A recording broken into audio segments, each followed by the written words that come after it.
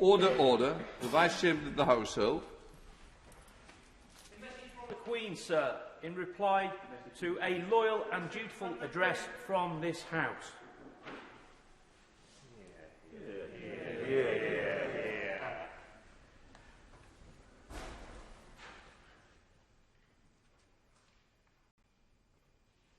I have received your humble address, praying that I should appoint John Pullinger, CB, as the Chair of the Electoral Commission with effect from the 1st May for the period ending on the 31st April 2025. I will comply with your request.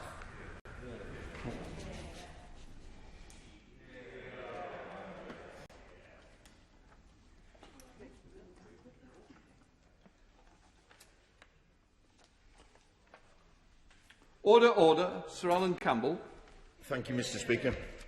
I beg to move that Mr. Speaker do issue his warrant to the Clerk of the Crown to make out a new writ for electing of a member to serve in his present Parliament for the borough constituency of Batley and Spen in the room of Tracy Lynn Braben, who since her election for the said borough constituency has been appointed to the office of Steward and Bailiff of Her Majesty's 3 Chiltern Hundreds of Stoke, Desborough and Burnham in the county of Buckinghamshire.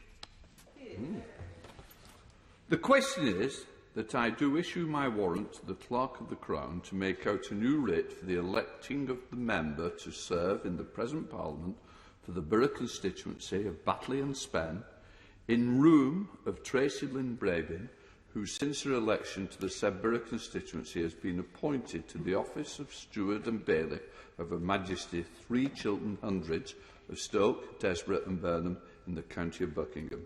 As many of that opinion say aye. Aye. Contrary, no. I think the ayes have it. The ayes have it. We now come to questions to the Duchy of Lancaster, Minister for the Cabinet Office. I call Minister Penny Mordaunt to answer the substantive question number 1 from Dr Philippa Whitford. Thank you, Mr. Speaker. With your permission, I will take questions 1, 2 and 3 together. We have been working closely with businesses to help them adjust to any new requirements for trading with the EU. Monthly ONS trade figures have shown that exports to the EU have rebounded strongly and have been above average monthly 2020 levels. Right, let us go to Dr Philippa Whitford. Philippa. Thank you very much, Mr. Speaker. But on top of the impact on our local fishing fleet, Brexit is driving businesses to move operations to Europe. Foxglide, a sportswear company, isn't just facing shipping delays and having to pay VAT on the materials they import, but due to rules of origin also now face tariffs on the garments they export to the EU. So does the Minister accept that, contrary to the Prime Minister's claims, the deal does not deliver tariff-free trade and is damaging local economies? Well, I thank the Honourable Lady for raising that particular case, and as she will know, we are always happy to talk directly to businesses or through their members of Parliament to see what we can do to help their particular circumstances. But all the issues she raises, my noble Lord Frost is working through, and of course we're setting up new structures to work with our counterparts in the EU, as well as the opportunities we have with Member States to resolve these matters. Let's go to Anne McLaughlin. Anne. Thank you, Mr. Speaker. But UK trade exports to the EU fell 23% in the first quarter of the year, compared to 0.8% to non-EU countries. It's clear to everyone that this is a consequence of the Tories' Brexit deal. Everyone, that is, except this government. Will the Minister finally accept that her government's deal has harmed exports? In other words, harmed business in my constituency, in her constituency, and right across these islands? I do not accept that. Businesses have had to contend with a huge amount, and they have done a tremendous job to get this far. There are remaining issues, but on the trade figures, as I said in my opening remarks, they have rebounded. They're actually above average levels compared to what they were in the beginning of last year. And what the Honourable Lady does not refer to is the 63 trade deals that we have done elsewhere in the world, and that will bring huge opportunities for businesses in her constituency and across the UK. Mr Speaker. 5 months ago, I raised with the Cabinet Secretary the case of a local business who are facing significant problems importing from Belgium, I do believe. They are now reporting a doubling in time before products arrive, significant extra costs and significant extra red tape. These aren't just teething problems. Isn't it clear, Mr Speaker, that the TAC requires whole-scale dental treatment, starting with a far closer alignment with the single market, starting with an urgent veterinary agreement on sanitary and phytosanitary rules? Well, I would be very happy to look at any cases that honourable members raise. We can put them in touch with the subject matter experts to work through what mitigations we can bring in, also what financial support we can give them and make sure that they are accessing those schemes. As I say, my noble Lord Frost is very focused on these issues. We have done a huge amount of work with businesses directly, but also through their trade bodies, and we're also going to be bringing forward new support for them as we go further to give them the bespoke advice that they need. Let's go to SNP spokesperson. Thank you, Mr Speaker. In February, I raised with the Chancellor of the Duchy of Lancaster the issue of Wild Mode, a company in my constituency, and the increases in shipping costs they had had. In the last week or so, they have confirmed they are still being quoted around €1,000 to ship in from Poland, when pre-Brexit it was effectively zero. So let me ask the Minister, what concrete action is this government going to take to resolve these problems, to end that uncompetitiveness, or to mitigate these massive Brexit-driven cost increases? Well, in addition to the work that my noble Lord Frost is leading on, which the right honourable gentleman will be aware of, and also the financial support we have put in place, we are also monitoring what businesses are being charged, whether it is through particular trader support services or whether it is through particular aspects of the supply chain. We are monitoring those costs. And that has factored into our work and the work that Lord Frost is taking forward. Sure, Hudson. Monitoring's fine, but we need action. So let me raise the issue of another business, ATL Turbines. They bring into Scotland to repair turbine parts from around Europe and the world. They have told me their post-Brexit admin costs are now 10 to 15 times greater than they were last year. They cannot use the revenues post-VAT accounting processes. They're encountering significantly more shipping errors, not just costs. And most damningly, they have said that while the high-level structure has been put in place, the details of how it works in practice are basically non-existent, where it is falling short. Cost increases, administrative burdens, shipping errors, no useful guidance. When will this government finally take seriously these issues? And would it not be better to admit, finally, that the truth is for business, Brexit isn't working? Well, I have been doing a large amount of work with Lord Frost on looking at what advice and support is there for business and what their needs are. And they do need, at this stage now, more bespoke support. And we are standing that up and putting it in place. And we will be informing members of this House about that in short order. What I would also say to him is that as well as mitigating the difficulties that we are having as a nation to work through, we also want people to maximise the opportunities as well. Those trade deals that I refer to represent £217 billion worth of business. That we want all businesses across the UK to be maximising, and we will be providing bespoke support for businesses to do that in the future. Patrick Reddy. To number 6, Mr Speaker. Thank you very much, Mr Speaker. Following the ratification of the Trade and Cooperation Agreement, we are working with the EU to set up the Partnership Council, the Trade Partnership Committee and the specialised committees that form part of the treaty infrastructure to ensure that new trading arrangements are implemented and are working effectively. Patrick Reddy. I think from the testimony we heard at the Joint Select Committees yesterday and the answers we've had today, we know the government is just in complete chaos on all of this. It went into Brexit with its eyes wide shut. Isn't it the case that once we're clear of the COVID pandemic, the chaos and true cost of Brexit will become clear? Well, I would gently say to the honourable gentleman that Lord Frost and his team are working through these issues. We are just, next month we will be hopefully having the first Partnership Council, and those structures will be stood up. So we will have other methods where we can work through these issues. But when Lord Frost goes into bat on those issues, it would be helpful if members of this House would stand up for all nations of the United Kingdom in those negotiations and get behind him. I think that would improve our chances. But we're not relying on that, Mr. Speaker. Successive question to Minister Gove. With your permission, Mr. Speaker, I will take questions 7 and 8 together. On the 12th of May, the Prime Minister confirmed to this House that a public inquiry into COVID-19 would be established on a statutory basis with full formal powers, and it will begin its work in spring 2022. And further details will, of course, be set out in due course. Go to Afzal Khan. Afzal. Thank you, Mr. Speaker. Earlier this week, I visited the covered memorial wall opposite Parliament to remember those I have lost to this crisis, including my mum and both my parent-in-laws. Yesterday, bereaved families like mine watched in horror as Mr. Cummings detailed the litany of failures and gross incompetence right at the heart of this government, which the proposed statutory inquiry will no doubt examine in much more detail.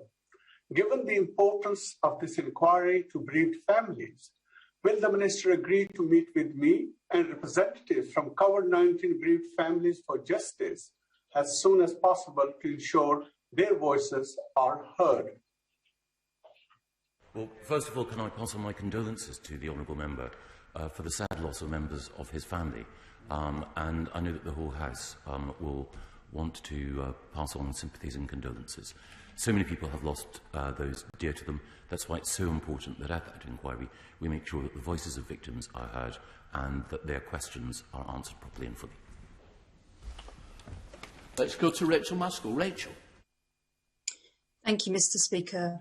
The healing won't start until the public inquiry begins. Yesterday's Select Committee's damning evidence clearly caused significant pain to grieving families. They need answers now to know if decisions by this government could have avoided the death of their loved ones, including the 396 families in my city of York. Does he understand why the commencement of the public inquiry must not be delayed until next year, especially following yesterday's evidence? And will he bring that forward so bereaving families first are consulted over the scope of the inquiry, but also have their questions answered? Well, the Honourable Lady makes an important point, which is that a statutory inquiry is obviously the right way to make sure that all the right questions are asked and that full answers are arrived at. But in making sure that that inquiry works, the experience, the voices, the views of those who have suffered so much must be a critical part in making sure that it's set up appropriately. Chair Minister Jack Drummond.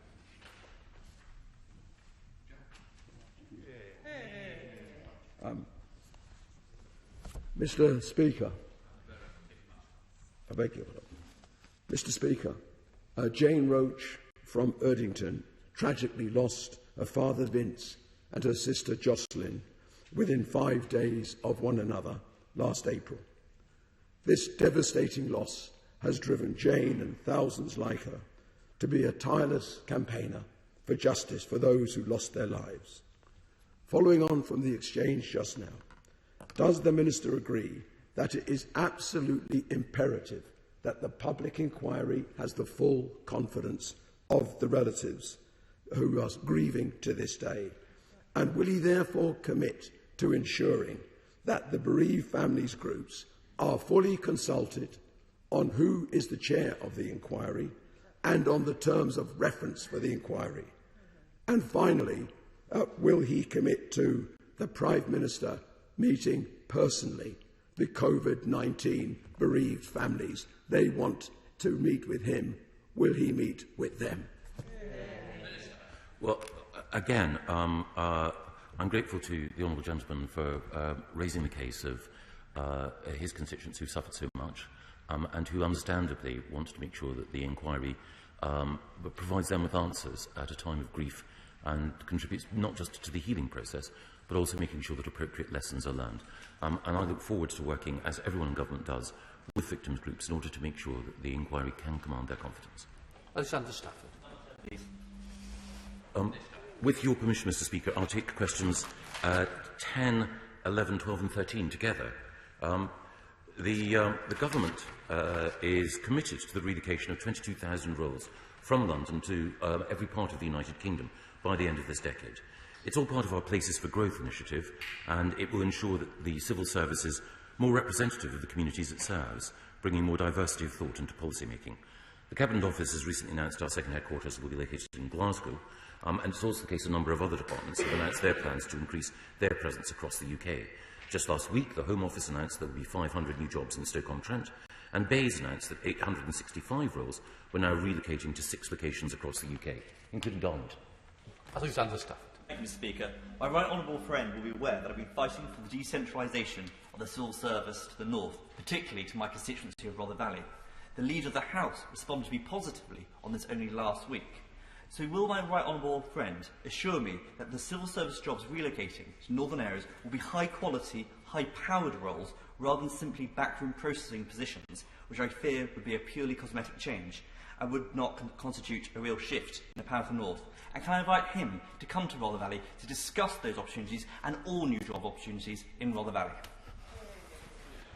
Well, my honourable friend makes a very important point, and it is absolutely critical that the jobs which are relocated include those in the senior civil service responsible for decision-making, and areas like South Yorkshire and his constituency not only provide a very high quality of life for individuals, it's also important that the talent that is there is deployed at the very heart of decision-making. And I hope to be able to visit Rother Valley in order to see my honourable friend and others in his constituency next month. Members shouldn't walk in front of members during the question. Can we go to Alicia Cairns? Alicia. Thank you, Mr. Speaker. This government's levelling up agenda will transform our nation. But does my right honourable friend agree that we can't deliver this agenda unless we level up both cities and rural areas like Rutland and Melton? So can I invite him and his officials to visit the rural capital of food, Melton Mowbray, to see why nowhere in the country makes a more compelling offer for a DEFRA office and the transformative Places for Growth programme than Melton, and why this would show the government's commitment to these Midlands and to rural areas? Well, Rutland and Melton couldn't wish for a more effective advocate than my honourable friend. She, I know, talked to my colleague Lord Agnew and myself in the Cabinet Office just last week in order to press the case for a relocation of jobs to Melton. It has a superb agricultural college. It's at the heart of our food-producing countryside. It produces superb products, and it also has many of the facilities, logistical and otherwise, which would recommend it to government departments, and I look forward to working with her on the prospect of relocation. Let's go to Jonathan Gullis. Jonathan.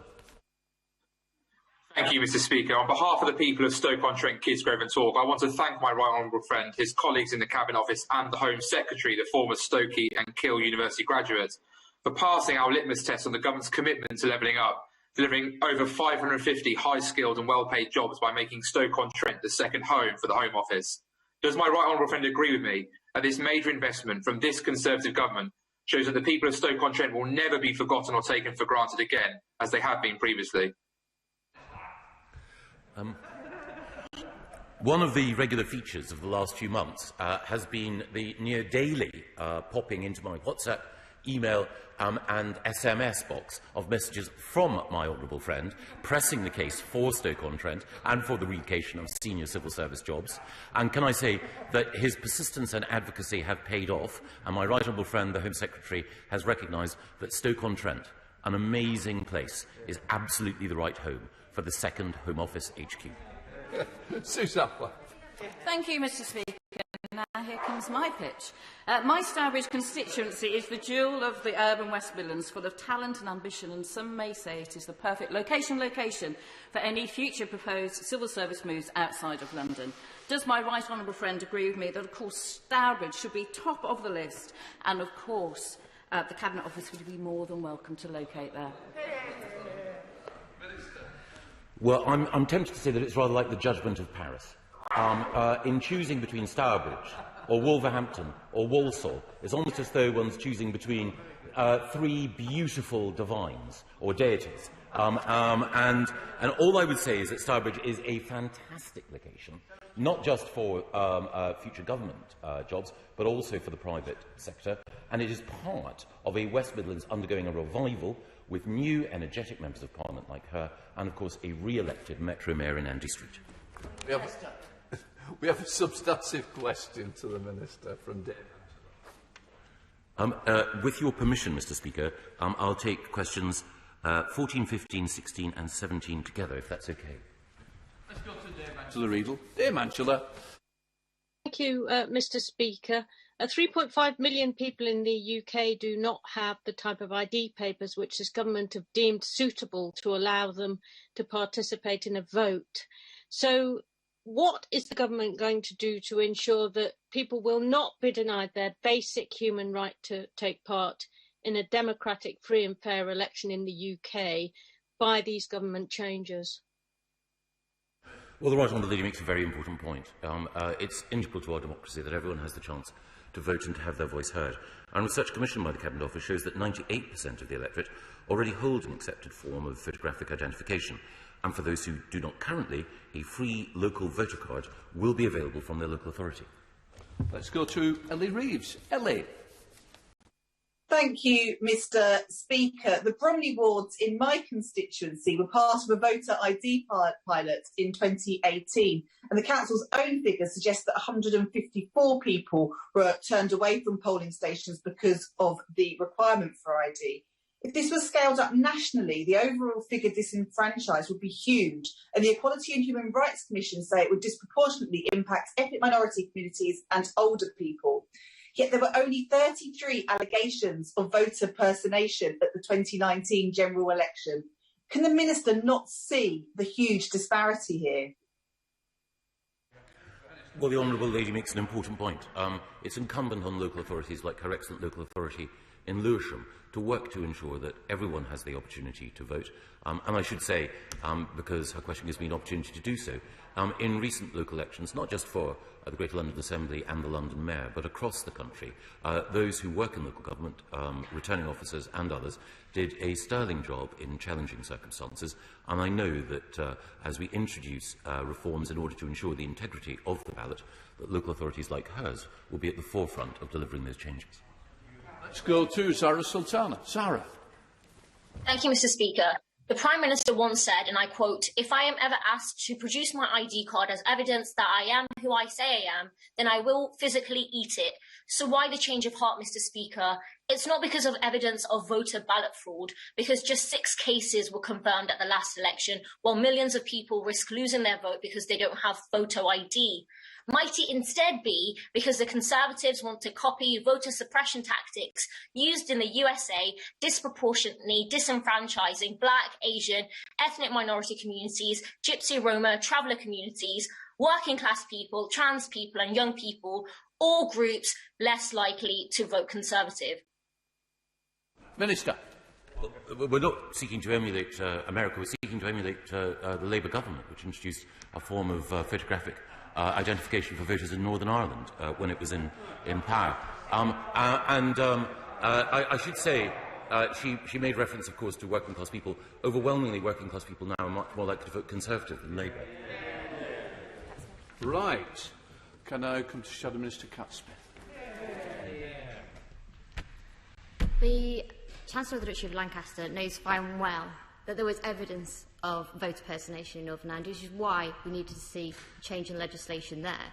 But he also knows that there's only been 4 cases of convicted electoral personation in Britain. So with £4 million of taxpayers' money already down the drain with testing this policy, that's £1 million per conviction. I've got to ask him, do you think this is really a good use of taxpayers' money? Oh, yes, absolutely. Cat Smith. I have to really question whether or not he thinks that is a good use of taxpayers' money when there are people waiting for mental health beds up and down this country. I have to ask him whether or not it's the government's priority when we have children needing to catch up on their education that they have been denied over the past year. This money, if you want to spend it, on electoral matters? Why not get the 9 million people that are not registered correctly in this country registered on the electoral rolls, allow them to use the vote, and consider introducing universal voter registration?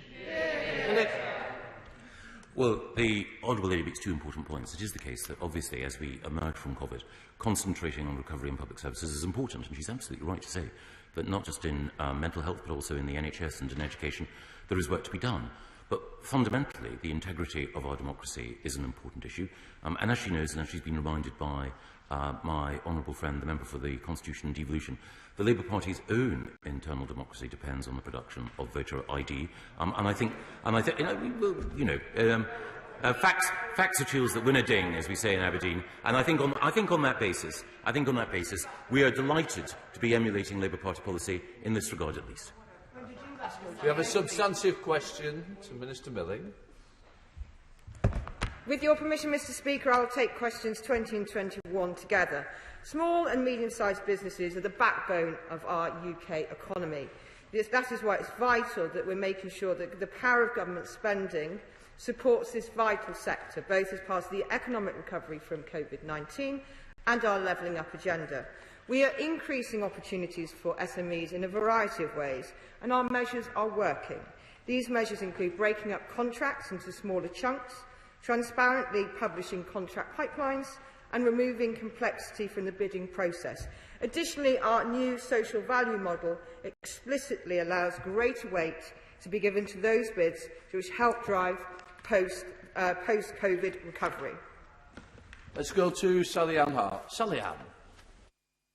Thank you, Mr Speaker. Hastings and Rother Federation of Small Businesses has highlighted the need for small business-led levelling up.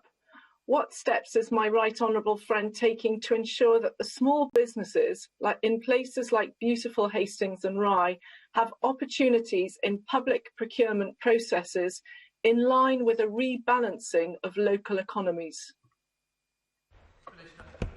I thank my honourable friend and agree that SMEs play a vital role in our levelling up agenda. We want to see greater variety of companies deliver government contracts from every corner of our country. I'm sure our new social value approach will mean more opportunities for SMEs and social enterprises to win government contracts by demonstrating the full extent of the value that they would generate, not just economically, but also taking into account the additional social benefits that can be achieved from the delivery of contracts. Greg Tracy. Mr Speaker, in its last report, the APPG for Women in Enterprise found that women-owned businesses added £115 billion to the UK economy, despite only securing about 5% of government and public sector contracts. So what more can government do to encourage these more female small businesses to come forward to apply for the contract and then have the confidence that they have an equal chance in the procurement process? I want to thank my honourable friend for everything that he does as the chair for the APPG for Women in Enterprise, and share his concern that SME owners of all backgrounds should be benefiting from investment that government contracts bring. We're doing more than ever to encourage all SMEs into public procurement, including those owned by women. Government spending with SMEs is also continuing to rise, with 26.7% of the £58 billion spent by the government in the 2019-20 going to SMEs. We have a substantive question to Minister Gill. With your permission, Mr Speaker, I'll take questions 22, 23, 24, 25 and 26 together. Levelling up is at the heart of the government's agenda to build back better after the pandemic and to deliver for citizens in every part of the United Kingdom. The government is going to publish a landmark Levelling Up white paper later this year, and it will set out bold new policy interventions to improve livelihoods and opportunity in every part of the United Kingdom. Let's go to Darren Henry. Darren. Thank you, Mr Speaker. The Levelling Up agenda set out by this government will ensure that long-forgotten communities across the Midlands are finally getting the investment they deserve. Levelling up in order to regenerate our town centres and high streets, support individuals into employment, improve local transport links and invest in local culture will have a hugely positive impact across our country and within my constituency of Broxtone. Does my right honourable friend agree that having the HS2 East Midlands hub in Towton is the only choice in line with the government's agenda to level up the East Midlands?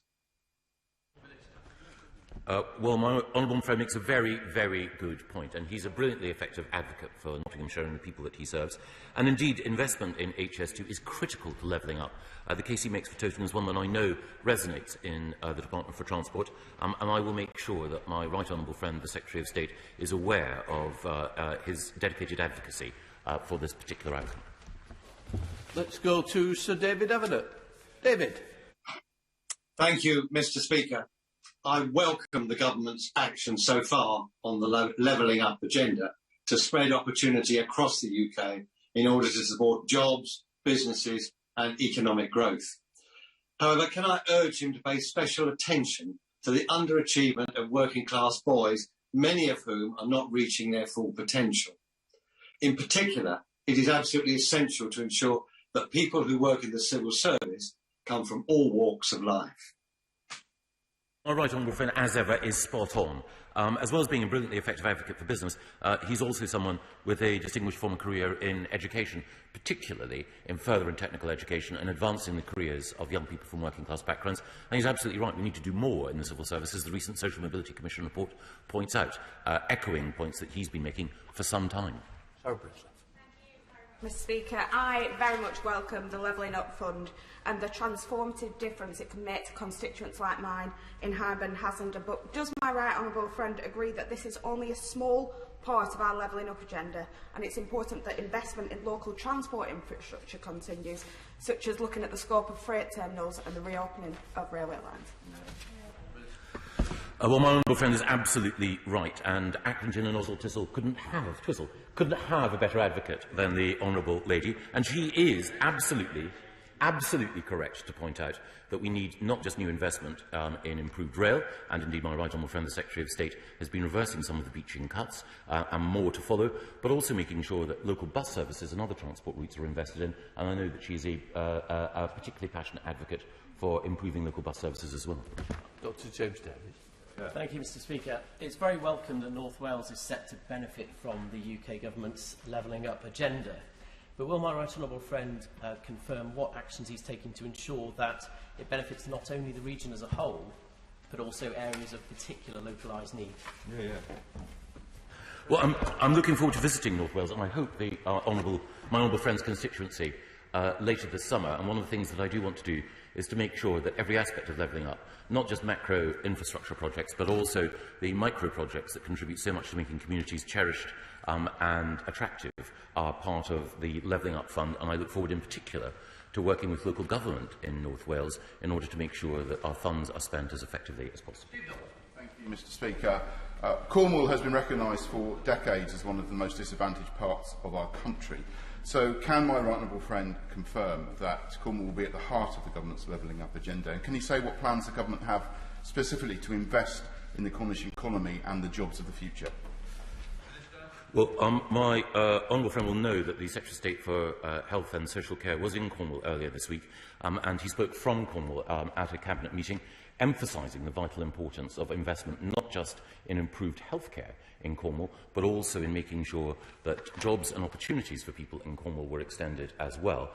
So the message is already being heard in the heart of government, but his continued advocacy for Cornwall makes the point that while it is perhaps one of the most beautiful parts of the United Kingdom, it also contains areas that desperately need government investment and support, and private sector investment and support for citizens to flourish. Number 27, please, Mr. Speaker. Thank you very much, Mr. Speaker. I will just turn to this page. It is already government policy to adopt and to encourage greater transparency in its commercial activity, and of course central government buyers must publish all their qualifying tender documents and contracts with a contract value over £10,000 on Contracts Finder. We recognise and regret, however, that there have been delays to publishing some COVID-19 related contracts, and teams continue to work on publishing them all as soon as possible. Thank you, Mr. Speaker. 72% of COVID-related contracts awarded between February and November 2020 were reported after the 30-day legal deadline, with £7.4 billion worth of this total reported more than 100 days after the contract was awarded. In comparison, it took Ukraine, which was trying to deal with a major conflict at the same time, less than 1 day to publish information on more than 103,000 COVID contracts. So, Secretary of State, I appreciate that Good Law Project, Every Doctor and other activists have taken the government to the High Court, which has confirmed that the government has acted unlawfully. But is it because of incompetence or because it's so imbued in cronyism that this government lags so far behind on transparency? And when will all public contracts finally be published? Well said. Yeah. All contracts will be published, and as I mentioned earlier, we're doing our very best to do that. But I'd say two things. The first thing is, of course, that he talks about cronyism. There's no evidence of that. What there is evidence of people in the public sector and in government working incredibly hard to make sure that PPE and other goods were there at the front line. So I'm sure on reflection he'll consider that particular choice of language might need revisiting. On the point he makes about the Ukraine, one of the things that, of course, the Department for International Development and others have been doing in the past is making sure that we invest in civil society capacity in the Ukraine. I'm delighted that the Ukraine is making strides forward, but that's partly thanks to the work that was done by my right honourable friend when she was Secretary of State for International Development, working with others. Anderson, the Shadow Minister. Thank you, Mr. Speaker. The Chancellor of the Duchy of Lancaster said in the last Cabinet Office oral questions that transparency drives everything the government does. But research taken by Transparency International has found that 20% of the UK's PPE procurement between February and November last year raised one or more red flags over possible corruption. There's too many secrets. Will the government now restore public trust and publish all communications between ministers and their business contracts over these PPE contracts? Will they publish the details of all the contracts that were awarded in the VIP lane and end the secretive emergency contracting? Well, the emergency contracting procedure to which he refers is one that was used by every administration across the United Kingdom, including the Labour administration in Wales, and that was because of the pressures that all of us were under.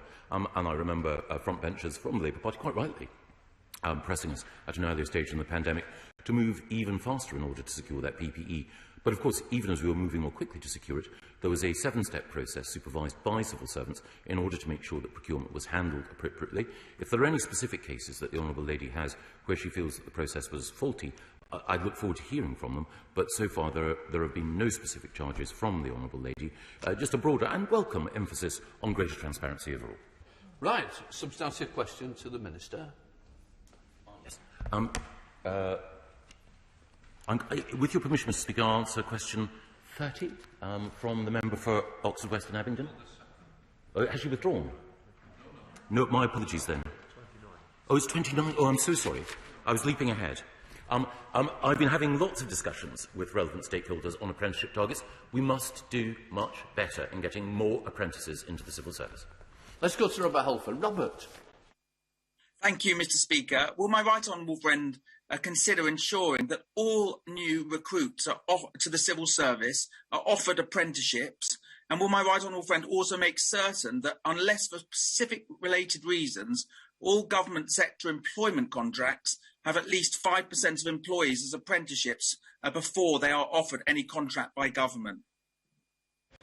Well, my right honourable makes a very, very important point, and we're currently reviewing, as part of preparation for new procurement legislation, exactly how we can ensure that there are a higher proportion of apprenticeships in contracts that government allocates, as well as making sure that the civil service itself extends the use of apprenticeship schemes, of which he has been such an effective champion.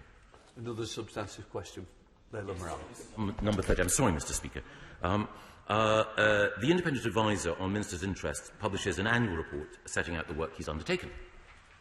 Let's go to Leila Moran. Leila. Thank you, Mr. Speaker. This week, the Home Secretary said on the Andrew Marr show, and I quote, "I think at this stage, this isn't about breaking codes or things of that nature. We're all just getting on in government, doing very difficult jobs, actually.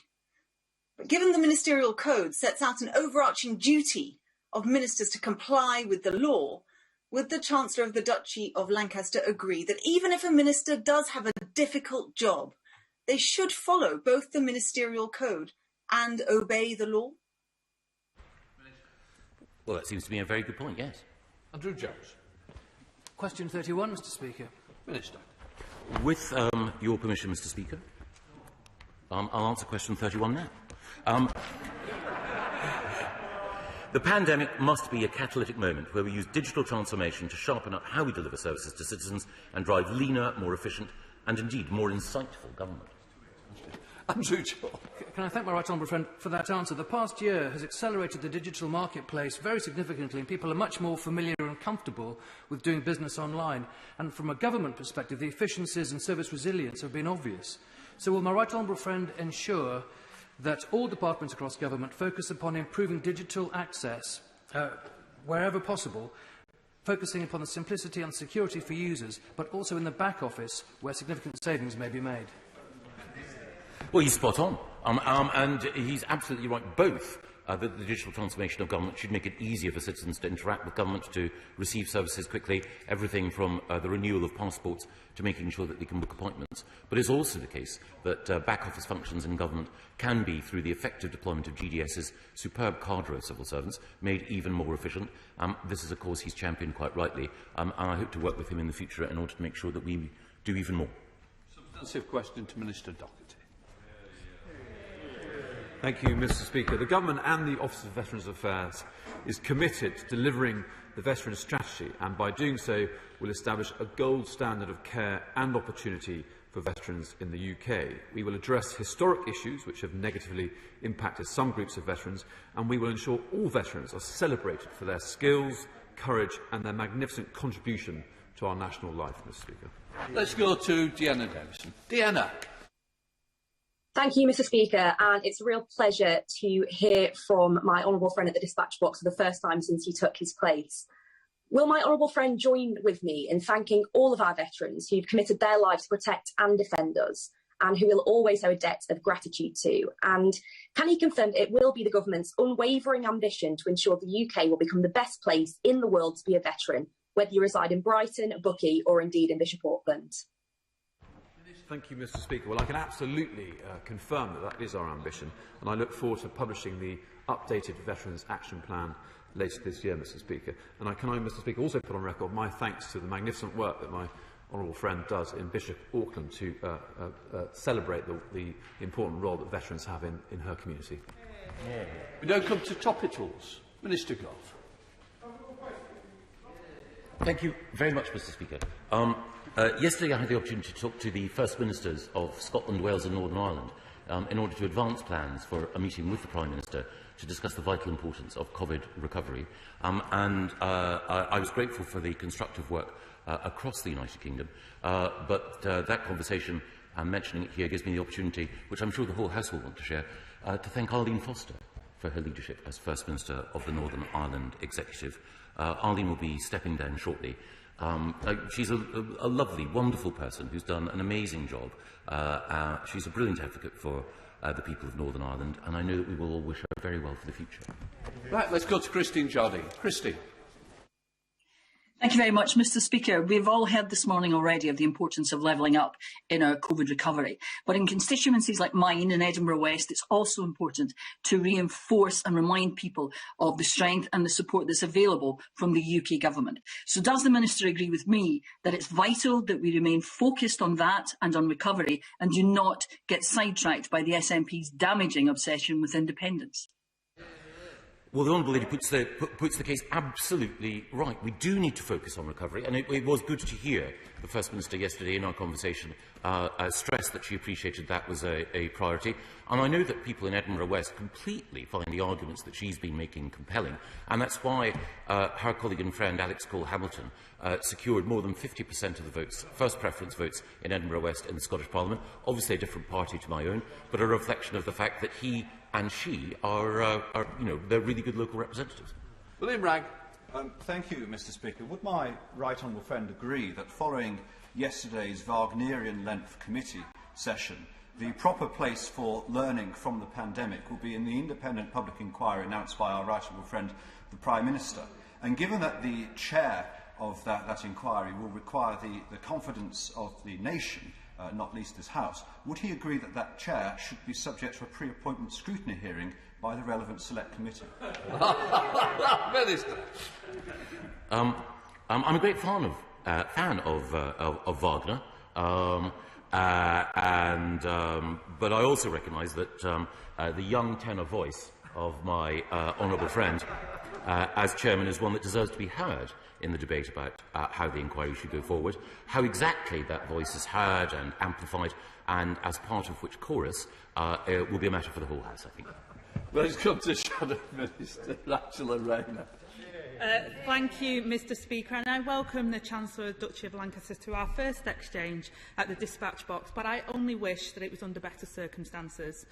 The testimony that we heard yesterday has left families across the country wondering why their loved ones, what happened to their loved ones and how they died, and all of us fearing that the government hasn't learnt the lessons or taken the action needed to prevent more avoidable loss. The Chancellor once said he had reluctantly but firmly concluded that this Prime Minister was not capable of leading the party and the country the way he would have hoped. The Chancellor knows the Dominic Cummings very well as his former Chief of Staff, better than anyone else in this House. Does he believe him to be a credible and truthful witness? Minister. Well, first of all, can I extend my welcome to the Honourable Lady, Right Honourable Lady, to her place. And can I say also, as someone who started her working life on the front line of social care, and someone who's been a highly effective trade union representative, and someone who in this House has spoken passionately and movingly about the need for greater social mobility and education reform, it will be a pleasure, I hope, to work with her over the weeks and months ahead. As far as yesterday's testimony went, people will make their own judgment on everything that was said then. I'd say only two things. I've worked closely, and it's been a privilege to work closely with both the Prime Minister and the Secretary of State for Health over the course of the last 12 months. They've given unstinting service. It's thanks to their leadership that, for example, we have a world-beating vaccination programme. It's a privilege to serve alongside them. I think the Prime Minister is doing a fantastic job, and I also think the Secretary of State for Health has shown unstinting... Order. Can I just say, topical questions are short and punchy, for making statements, and of course we all welcome the Honourable Ladies to the front bench, but we really do need to get to the answer to what's being posed. Angela Rayner. I thank the Minister for his comments, but learning the right lessons could save lives, and the truth matters to us all. So can he tell us which, if any, of the claims made by Dominic Cummings he is now prepared to refute at this dispatch box? Minister.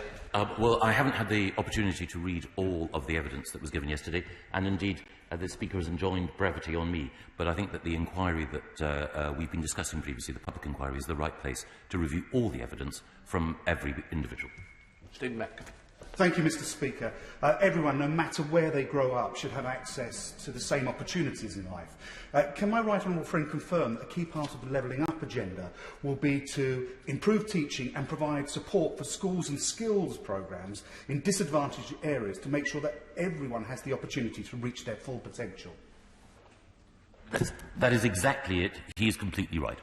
Just come on. Mr Speaker, there are real concerns that bereaved parents who lost their children to the contaminated blood scandal could be omitted from future compensation packages for victims, as they were with the ex gratia payments. Please will the Paymaster General meet with me, I've written to her, and the Smith family who tragically lost their son Colin, aged just 7, after he was infected with blood from Arkansas prison. This is about acknowledging their loss. It's the very least they deserve, given the injustices that they have endured. Minister. We say I'd be very happy to meet with the Honourable Lady and any of the victims of this appalling scandal. At the recent APPG meeting, I did raise this issue, and I wanted to let all of those people that have lost children know that just because we published the WMS, which made reference to other support for other individuals, does not mean that they are not at the forefront of our minds. And the compensation study that we recently announced will obviously be looking at many of the issues that they have raised, but I'd be happy to meet. Chris Craig. Mr Speaker, following Lord Pickle's report securing the ballot, I did a 10-minute rule bill to support the introduction of voter ID. So would my honourable friend do all he can to ensure that this is delivered by the local elections next year? Furthermore, he can be reassured of the support of Bolton West's vibrant trans, BAME, working class communities for this effort because they, which may surprise Labour, actually participate in the modern world? Minister. It's a great 10-minute rule bill. Bolton West is a wonderfully vibrant and diverse community. It's got a brilliant local MP, and we're on it. They got promoted. Absul Khan. Absul. Thank you, Mr. Speaker. Earlier this week, the Conservative Party finally published the much-delayed Singh report into Islamophobia and discrimination within their own ranks. Whilst the report is a damning indictment, the findings come as no surprise. The poison of Islamophobia continues to rise unabated in our society, and the latest hate crime figures reflect this. And yet, for years, the government has refused to meaningfully engage with the Muslim Council of Britain. So will the Minister correct this and meet with MCB and I to discuss what action is required to truly root out Islamophobia from our society? Minister. Well, the Honourable Gentleman makes an important point, and the Singh report, which I have not read every word, nevertheless is clear about the steps that we need to take in order to root out anti-Muslim prejudice, and it's absolutely critical that we do so. Thank you, Mr. Speaker. I think it's inevitable that as we continue to unlock, we will see the odd pocket of COVID hotspot and variants perhaps spread around the country. So will my right honourable friend say now that wherever possible, we will try to use local, well-communicated regional measures to suppress those hotspots, thanks to the fantastic vaccination rollout, so that we can avoid at all costs delaying the roadmap and also ensuring that we keep away from national restrictions. That's a very thoughtful point with which I completely agree. Let's go to Deirdre Bob. Deirdre. Thanks, Mr. Speaker. I must start by congratulating the Chancellor of the Duchy of Lancaster for being one of the few ministers in the thick of things to somehow avoid being mentioned in Mr. Cummings' evidence to committee yesterday. But the About Us section on the Cabinet Office website starts, "We support the Prime Minister and ensure the effective running of government." Given what Mr. Cummings said about the chaos at the heart of this government, will he commission an independent inquiry into the operation of the Cabinet Office during the pandemic? Minister. Well, the broad public inquiry that we have set up, with a consultation, of course, with the First Minister of Scotland, I hope will look at every aspect of our pandemic response. And while I didn't hear all of the evidence yesterday, I do understand that I was mentioned and the point was made that I got some things wrong. I've got lots of things wrong, but of course we will reflect on those in due course. Jones. Thank you, Mr. Speaker. My right honourable friend has earlier highlighted how levelling up is central to the government's agenda, but I've seen it portrayed as a north-south question, and it isn't. No. There are left-behind communities right across the United Kingdom, and then there are left-behind pockets within communities such as towns and cities, which would equally qualify. So can he confirm that he's working right across government, all departments, to ensure that the commitment to levelling up is reflected right across the UK in their policy agendas? Minister. My own friend is absolutely right, and we heard earlier from the member for St Austell about the particular challenges in Cornwall. The challenges exist across the United Kingdom as part of our levelling up drive, which we're committed to meeting. Let's go to Andrew Gwynn. Andrew. Thank you. The Chancellor of the Duchy knows that politics is a question of priorities, yet the government have insisted they simply cannot find the money to give our NHS heroes anything more than a 1% pay rise. But in the past year, the same government has spent £250 million on unusable face masks, £133 million on faulty testing kits, and £2.6 million on a briefing room at number 10. The government's priorities are all wrong, aren't they, Minister? Well, I don't think so, but I think he does raise an important point. I think that we should thank those at the front line of the NHS for the amazing work that they've done. Part of supporting them is making sure that they have the right personal protective equipment. This government, like governments across the globe, was under great pressure to make sure that we had the right PPE in the right places at the right time, and more than 99% of the PPE we procured was directed, usable and effective. Holly Mumbycroft. Thank you, Mr. Speaker. My right honourable friend will know that the UK steel sector is interconnected, and removing steel safeguards on certain products could affect UK steel businesses and jobs. At this really crucial time for the UK steel industry, will he outline what steps his department is taking to promote the use of our world-class UK steel in government projects and down the supply chain? Minister. Well, the Honourable Lady makes a very important point, and there's a proud tradition of steelmaking in Scunthorpe, and she's absolutely right to draw attention to the importance of this issue. My colleagues in Bays have established a new joint industry and governmental steel procurement task force, which was launched on the 12th of March. And, of course, as the government department that helps to coordinate procurement, we're working with them to achieve the goals that she quite rightly points out on behalf of her constituents. Let's go to Debbie Abrahams. Debbie. Thank you, Mr. Speaker. Mr. Speaker, I was rather taken aback by the Minister saying the government is doing all that they can to support small businesses earlier. The collapse of the construction giant Carillion in 2018 saw 780 businesses go into insolvency.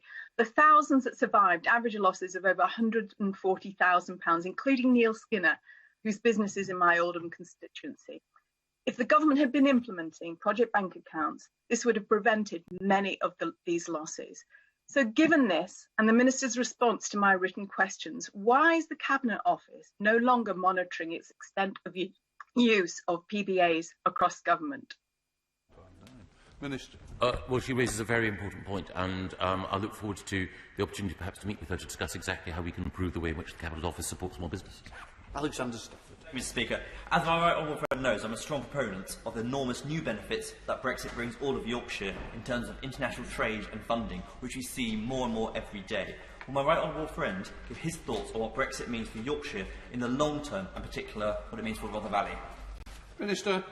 Well, Rother Valley is a centre of enterprise in South Yorkshire, and it contains brilliant businessmen like Mr. Don Whiteman, who is a manufacturing superhero, and I know that he, like his Member of Parliament, recognises that the new trade opportunities that Brexit brings, and indeed the new opportunities for smarter regulation, mean that enterprises in Rother Valley and across Yorkshire have a very bright future. Kevin Brennan.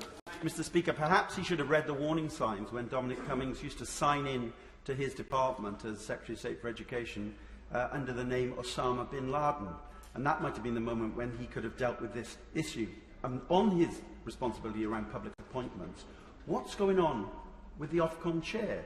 We read in the paper today, apparently, that the whole appointments process has been scrapped to be restarted again because Paul Dacre failed under the current rules, so they're being rewritten so he can reapply and be appointed a second time. Minister. Well, public appointments to Ofcom are, of course, a matter for the Secretary of State at the Department of Culture, Media and Sport. I should say that the Honourable Gentleman would be a superb chair of Ofcom, given the range of experience that he brings. It would mean, sadly, he would have to stand down from his position in this House. But I think that we would all welcome that sacrifice for the greater good. Peter Bone. Thank you, Mr. Speaker. Yesterday, Mr. Cummings said the Prime Minister was not fit for office and been lying. Now, I believe and support the Prime Minister. Does the Chancellor agree that the Prime Minister is right, or Mr. Cummings? Absolutely right. I think he's been doing a great job as the Secretary of State for Health and Social Care. And I think that if one just looks at the course of the last 12 months, everything we've done, from the rollout of the vaccine programme to the support that we've given those at the front line, I think we should celebrate the fact that at a time of challenge, we have in the Secretary of State at the Department of Health and Social Care a dedicated public servant. Let's go to Caroline Oakes. Caroline. Thank you, Mr. Speaker. Changing Faces has convinced the Welsh Government to sign up to their pledge to be seen campaign, including people with visible differences and disfigurements in government publications. Will my right honourable friend consider doing likewise so that government information campaigns across the UK are as inclusive as possible? Minister. Well, my honourable friend is a great champion of widening opportunity and has done a fantastic job in making sure that equality is taken more seriously across government. And the campaign that she outlines is absolutely right, and it is something that I will ensure in government publications we embrace. I now suspend the House for 3 minutes to enable the unnecessary arrangements for the next business.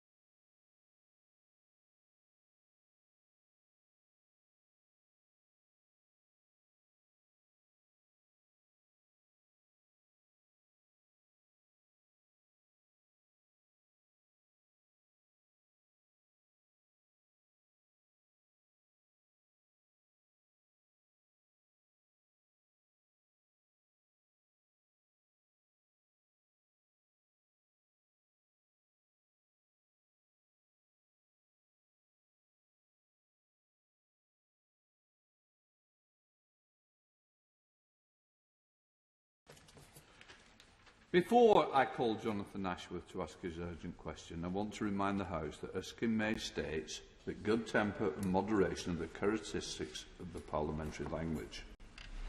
While the context in which particular phrase is used is important, Erskine May also says that there are certain expressions which, when used in respect of other members, are regarded with particular seriousness, generally leading to prompt intervention from the Chair and often requires on the member to withdraw the words.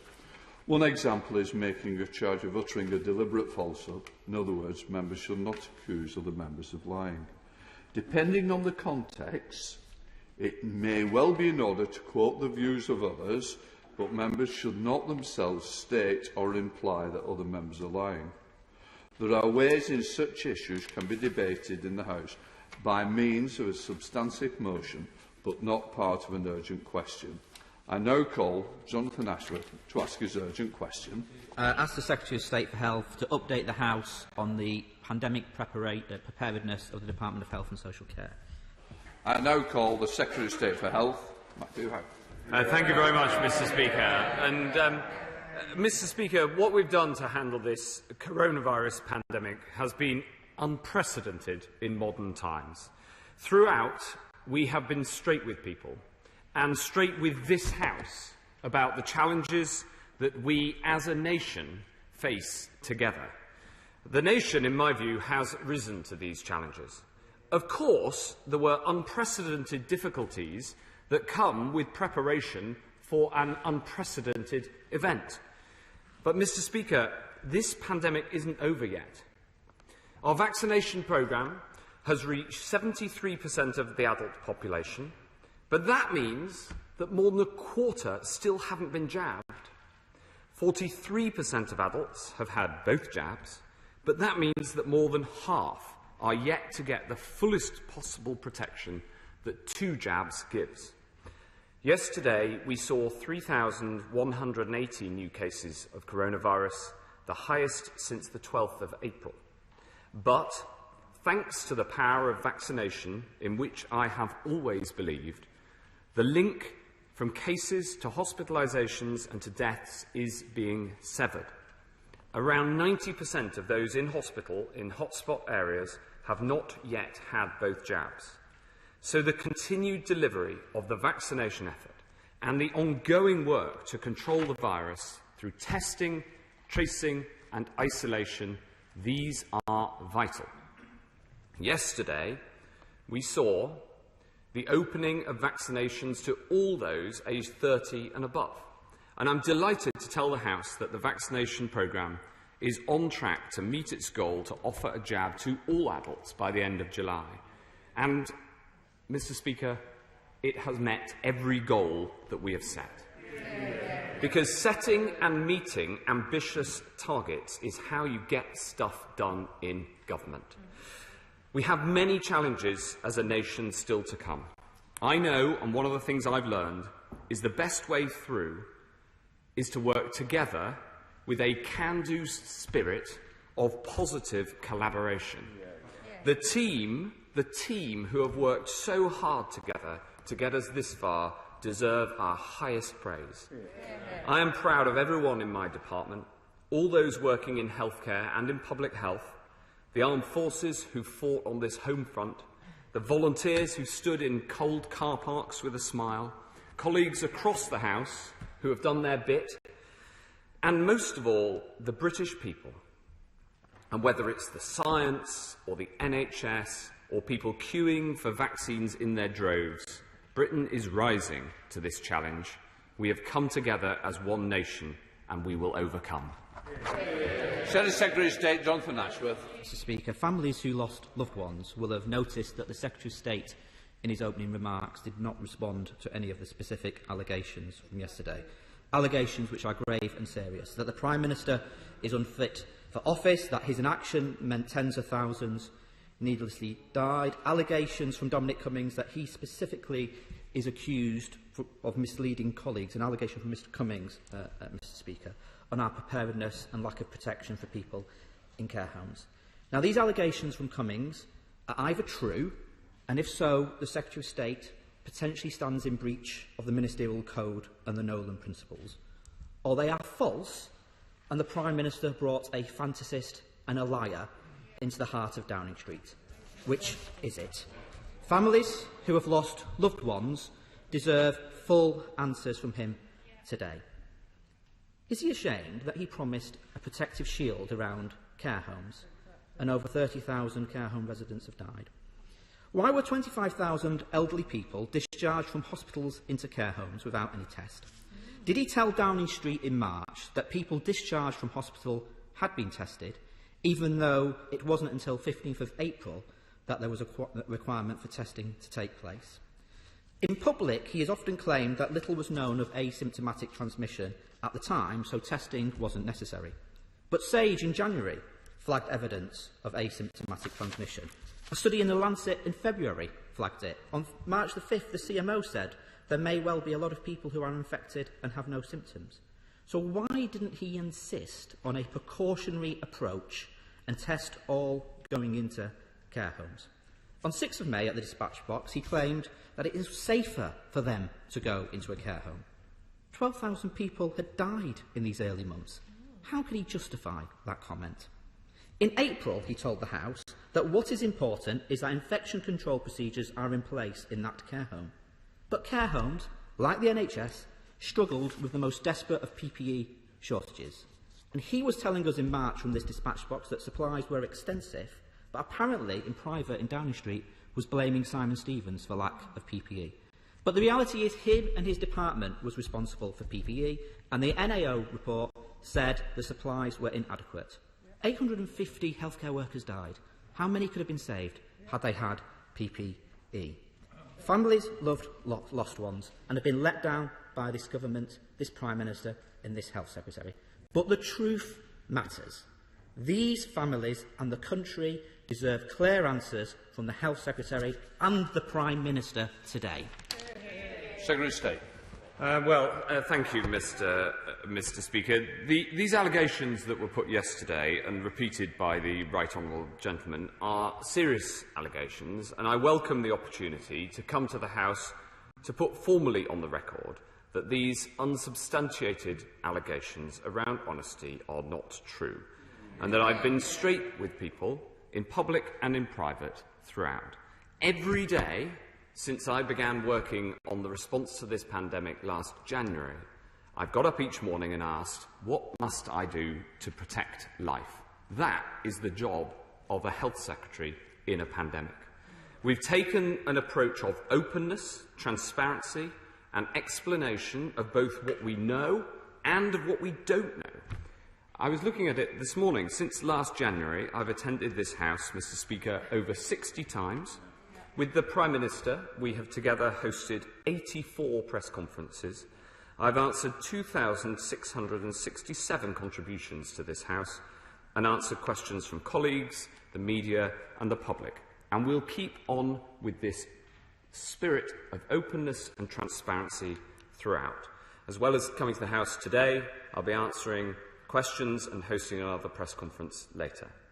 Now, sometimes what we've had to say hasn't been easy. We've had to level with people when it's been tough, when things have been going in the wrong direction. And also, we have learned throughout. We've applied that learning both to tackling this pandemic and making sure that we're as well prepared in the future as possible. But beyond all this, what matters remains the same. Getting vaccinated, getting tested, delivering for our country, overcoming this disease and saving lives. And that is what matters to the British people. Let's go to the Chair of the Select Committee, Jeremy Hunt. Thank you, Mr. Speaker. The House should know that when at yesterday's joint Select Committee hearing serious allegations were made, we asked for evidence to be provided, and until such evidence is provided, those allegations should be treated as unproven. In the meantime, we are in the midst of a pandemic, and we need the Health Secretary to be doing his job with his customary energy and commitment. So I want to ask him about comments made this morning by Neil Ferguson on the Today programme. He said that the Indian variant is now dominant in the majority of local authority areas and indeed is the dominant variant of the virus, and that June the 21st as an opening date was now in the balance. Given how desperate businesses are up and down the country to return to normal, what additional measures can he take in the short term to make sure, in terms of surge testing, in terms of the vaccine rollout, in terms of improvements to test and trace, that we really are able to open up, as everyone wants, on June the 21st? So State. Thank you very much, Mr. Speaker. Well, it is true that the Indian variant is spreading across the country, and estimates vary as to what proportion of the new cases each day are the variant first identified in India, which is more transmissible. Now, my assessment is that it is too early now to say yet whether we can take the full step 4 on the 21st of June. Like him, I desperately want us to, but we will only do that if it's safe. We will make a formal assessment ahead of the 14th of June as to what step we can take on the 21st, and in that we will be both driven by the data, we will be advised on and guided by the science, and we will be fully transparent both with this House and with the public in those decisions. That's the approach we've taken, that's the approach he and his Select Committee would expect, and it's what we'll deliver. Let's go to SNP spokesperson Martin Day. Martin. Thank you, Mr. Speaker. In Dominic Cummings' opening statement yesterday, he said that the truth is that senior ministers, senior officials, senior advisers fell disastrously short of the standards that the public has a right to expect of its government in a crisis like this. When the public needed us most, we failed. We then heard a litany of evidence that the disease wasn't taken seriously in February last year, further compounded by the ignoring of sage advice in September to lock down and resulting in a worse second wave. Does the Health Secretary agree that the UK government failed the public? And had he acted sooner, how many lives could have been saved or restrictions could have been avoided? Will he act urgently to prevent further unnecessary suffering and death in our immediate future by holding a comprehensive public inquiry immediately? So State. Thank you very much, Mr. Speaker. Well, I've been working on this pandemic since January of last year. That's when we began work, before the disease was even evident in this country. That's when we kicked off work on the vaccine. I was told at first that it would typically take 5 years to develop a vaccine, and I insisted that we drove at that as fast as we possibly could. And I'm delighted at the progress on that we've been able to make. Of course, it is right that we learn from everything that we understand and everything that we see and all of the scientific advances. We should do that all the way through. This idea that we should wait for an inquiry in order to learn is wrong. But of course it's also right that at the appropriate time we then go through all that happened in order to ensure that we're as best prepared for the inevitable pandemics of the future. Let's go to Sherilyn McCrory. Sherilyn. Thank you, Mr. Speaker. I'd like to thank my right honourable friend for his visit to the Royal Cornwall Hospital in Truro earlier this week, where we met with staff and toured the site of the new oncology wing, and also looked at the state-of-the-art plans for the new Women and Children's Hospital, one of our 40 new hospitals manifesto promise. Given the gravity of the situation the government faced at the beginning of the pandemic, and considering we now know there was a hugely disruptive force in the form of Dominic Cummings, I'd like to congratulate ministers, not least my right honourable friend, for staying focused on the evidence presented by the experts at the time as events changed quickly. Can my right honourable friend assure me that he will ignore unsubstantiated Westminster gossip and stay focused on delivering the vaccine rollout and our manifesto promises?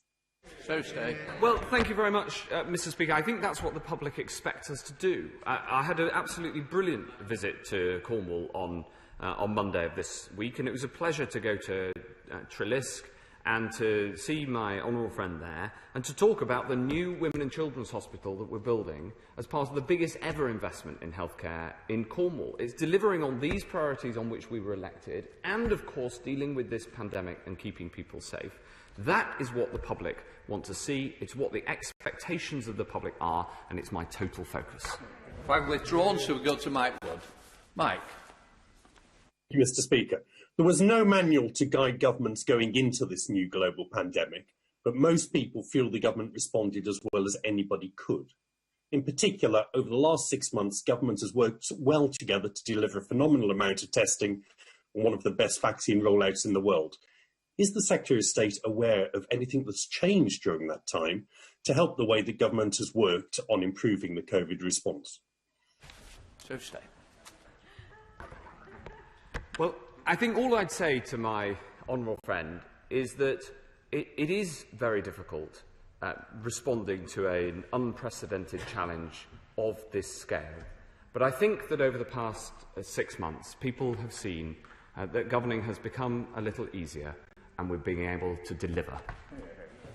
Let's go to Yasmin Qureshi. Yasmin. Mr. Speaker, in February, I called for localised community-based vaccination centres, and I want to pay tribute to Dr. Helen Wall, Bolton CCG, NHS, and the volunteers for the rollout of the vaccine.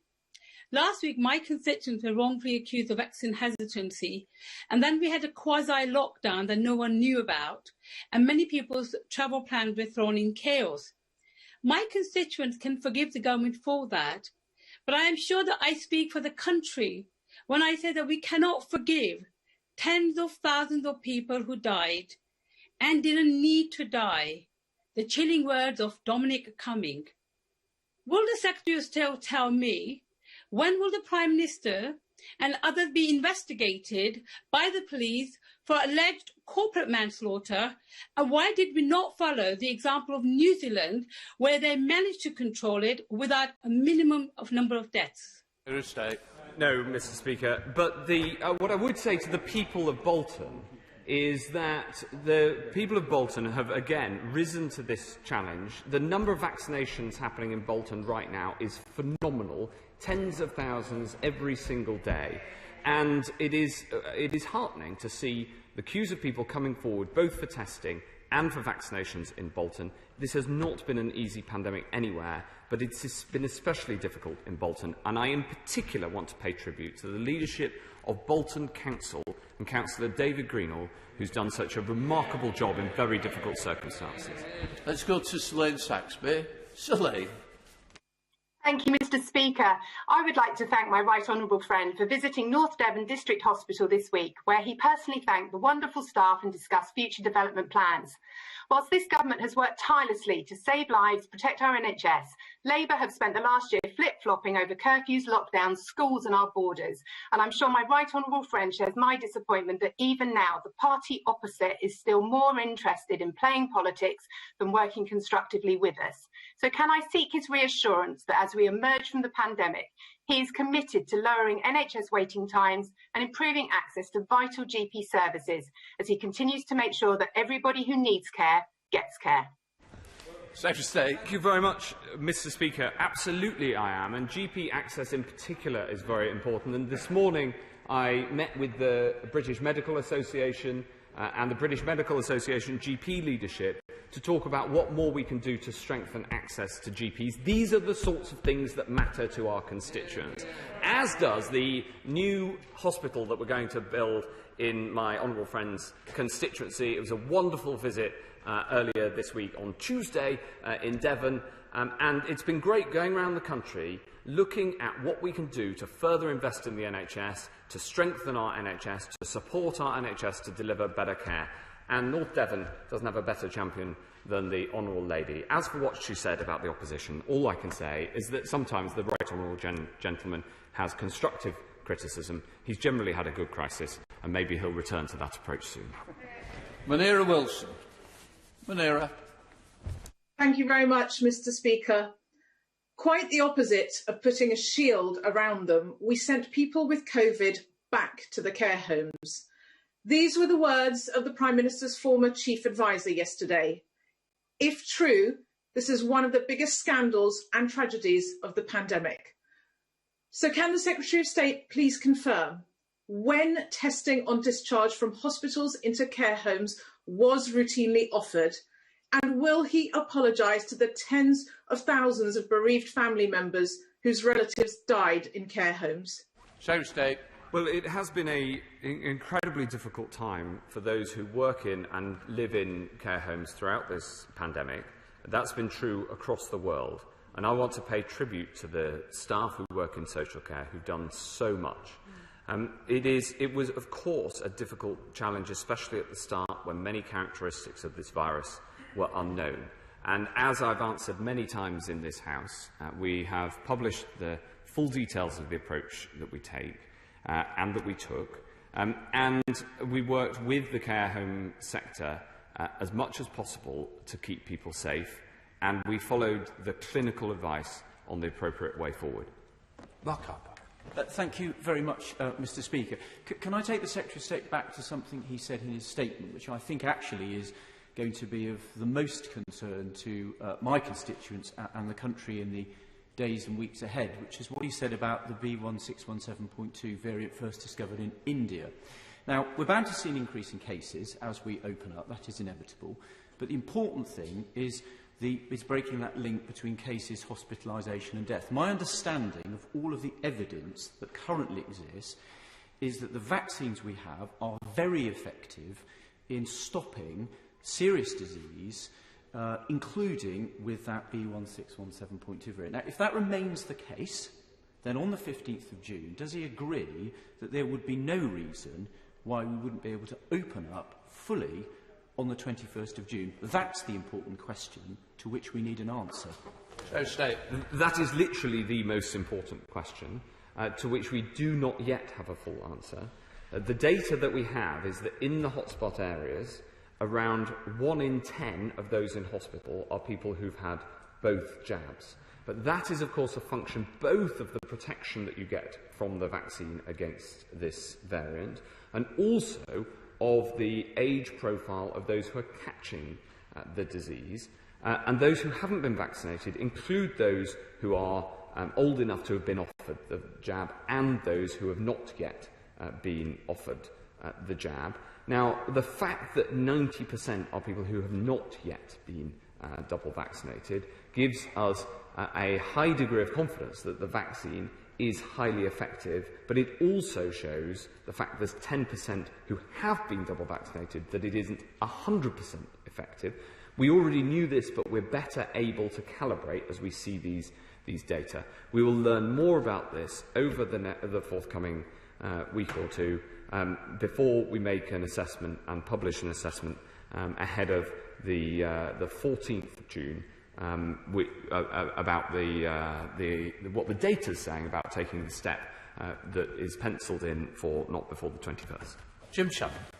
Thank you, Mr. Deputy Speaker. Can I first of all thank the Secretary of State for all that he has done to deal with the coronavirus disease and also for the rollout of the vaccine. Mr. Speaker, my mother-in-law died last year due to the coronavirus. On the Monday she was taken to hospital and 5 days later we lost her. Now, we don't blame anybody, Mr. Speaker, and I want to put that on record. But we do miss her every day, and we continue to do so. I just want to ask the Secretary of State this: there are others who have questions, and there are others who have questions that they need answers to in Northern Ireland. And I just want to ask the Secretary of State this question: our Prime Minister has committed himself to an inquiry. The Secretary of State has committed himself to that inquiry.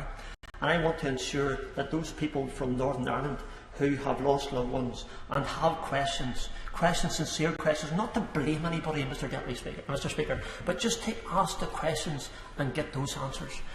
Can he assure us that people from Northern Ireland who have those questions can and will be part of that inquiry? Thank you. Secretary. Yes, of course, Mr. Speaker. I'm sure that he, like me, will welcome the fact that this morning Northern Ireland has been able to open up vaccination to all adults over the age of 18, showing the progress that we're able to make, working together with the UK vaccination programme and the local delivery through the Department of Health and Social Care in Northern Ireland. On the question of the inquiry, of course the inquiry must and will cover the entire United Kingdom. And in the 3 nations that have devolved administrations, of course, it will have to cover the activities both of the UK government and of the devolved responsibilities. Exactly how that is structured is yet to be determined and will be done in consultation with the devolved administrations. But as he rightly says, it is vital that we use the inquiry to ensure that people can ask questions and get answers in all parts of this United Kingdom. Let's go to Derek Thomas. Derek. Thank you, Mr. Speaker. We all everyone recognises there's lessons that can be learned as a result of this pandemic, and we don't necessarily need to wait for the inquiry to take place. Would the Secretary of State share my view that integration of health and social care is critical, is something that would absolutely be a lesson to be learned from the pandemic? And I was so delighted to welcome the Secretary of State to the Isles of Scilly on Monday, the first, we understand, of a health visitor of any time, and Health Secretary.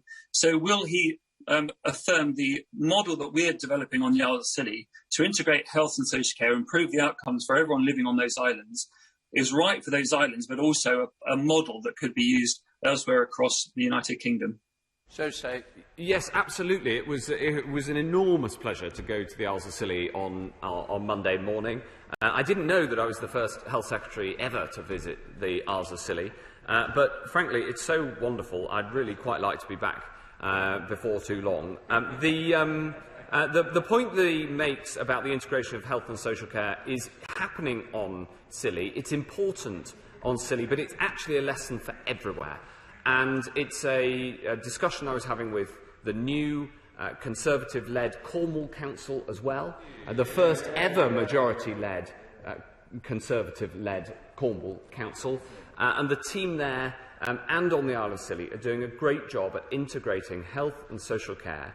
On Scilly in particular, where they need investment in their health infrastructure, the support, because it is more remote than almost anywhere else. These things we will deliver, and what I can tell my honourable friend is that throughout the length and breadth of this country, we will invest in the NHS and we will integrate health and social care, and the Isles of Scilly could hope for no better advocate than him. Right, let's go to Neil Hanby. Neil. Thank you, Mr. Speaker. Yesterday's revelations have only served to reinforce what many have suspected. A tale of chaos, deception, dishonesty and failure, including the reckless suggestion of herd immunity and chickenpox parties. While so many watched aghast, the Secretary of State chose to respond to these very serious allegations by claiming he had been too busy saving lives to even bother. My enduring memory of the Secretary of State yesterday will be of him quite literally running away from his responsibilities. I want to focus my questions on one vitally important matter that emerged yesterday regarding deaths in care homes. Did the Secretary of State, as alleged, categorically tell Mr. Cummings and unspecified others that people would be tested before being transferred into care homes? And if he did not, why then was transfer without testing the adopted policy across England and the devolved governments, including Scotland? On the 17th of October last year, I asked the Secretary of State to consider tendering his resignation. Surely, if all of these allegations are substantiated, he must do so. Secretary of State. Mr. Speaker, so many of the allegations yesterday were unsubstantiated. And I think the point that the most important point that the honourable gentleman just made was that the Scottish Government, with its responsibilities for social care, also had to respond to the same challenges and dilemmas that we did, as did other countries across Europe and across the world, when we were driving incredibly hard as one United Kingdom to increase testing volumes, and we successfully increased testing volumes, including through the important use of the 100,000 testing target, which had a material impact on accelerating the increase of testing. And because of this increased testing, we were then able to spread the use of tests more broadly. It was the same challenge for the administration in Edinburgh as it was here in Westminster, and the best way to rise to these challenges is to do so working together. We have a line connection with Dr Andrew Morrison, so we'll go straight to Caroline Lucas. Caroline. Thank you, Mr. Speaker. The families of the bereaved deserve better than the grotesque pantomime of the Cummings evidence session yesterday. At the very least, they deserve the publication of the internal lessons learnt review. My constituent, whose father died from COVID acquired in hospital, wrote to me to say that the refusal to release it is, and I quote, an insult to bereaved family members who, in the midst of our own suffering, are determined to prevent other families from experiencing the loss that we have. She's right, because the big question is not just about mistakes the government made last March, but why ministers never learn from those errors and continue on a path that risks lives and livelihoods. So he says he's being straight with the public in this House. So as continued government negligence risks a third wave of the pandemic, will he finally publish that review urgently, not least so that it can be scrutinised before restrictions are due to be lifted next month? Secretary of State. Thank you very much, Mr. Speaker. Of course, we learn lessons all the way through, and we follow the scientific developments that teach us more about this virus all the way through. And then we will also have a full inquiry afterwards to make sure that we can learn further lessons for the future. The thing I didn't quite understand about the Honourable Lady's question is why she didn't refer to the single most important programme that is saving lives, which is the vaccination programme. And she should be urging her constituents and others to come forward and get the jab, because that is our way out of this pandemic. It can be on. Thank you, Mr. Speaker. Thanks to this government and the Vaccine Task Force led by Kate Bingham, it is Britain who's led the way in vaccinations, and Britain who has given so much to the world through our vaccination technology and innovation. Globally, over 1 billion jabs have now been given, most of those either Pfizer, Moderna or Oxford AstraZeneca, and it is this government that backed Oxford University with over £60 million of funding to give the gift of hope to the world. So can I thank the Secretary of State for his efforts and his remarkable achievements in this regard? And if I may ask him this, when does he think the Teesside vaccine, Novavax, will be approved by the MHRA? So, the last point is very tempting, but I will leave it to the independent regulator to make that decision and to determine the timing of that decision. But we're all very excited about the progress of the Teesside vaccine, as he calls it, the Novavax vaccine. But he's also right to raise this point about vaccinations around the world. And this is a critical role that the UK can be very proud of having played. Because of the investment we made in the Oxford AstraZeneca vaccine right at the start of this pandemic, and because of the way that, along with Oxford University and AstraZeneca, we have decided together to make this vaccine available at cost around the world. And I can tell the House, with an update, that there have now been over 450 million doses of the Oxford AstraZeneca vaccine deployed around the world at cost. That is the single biggest gift to the world that we could make with respect to vaccines. It is because of the attitude that this government took, working with one of our greatest universities, working with one of our greatest industrial partners. It is another example of the big team effort that is helping, in this case, the whole world to get out of this pandemic. Let's go to Mohammed Jassin. Mohammed. Thank you very much, Mr. Speaker. In a PMQ in July, I raised the concerns of a care home owner in Bedford who was told as late as the 21st of May that if she refused to accept the return from hospital of a COVID-positive patient, they would be discharged to an unfamiliar home. I know the Secretary of State is desperate to dismiss Mr. Cummings' events on care homes, but to do so would mean calling the care home owner a liar. Who is responsible for these high numbers of unnecessary deaths? The Health Secretary or the Prime Minister?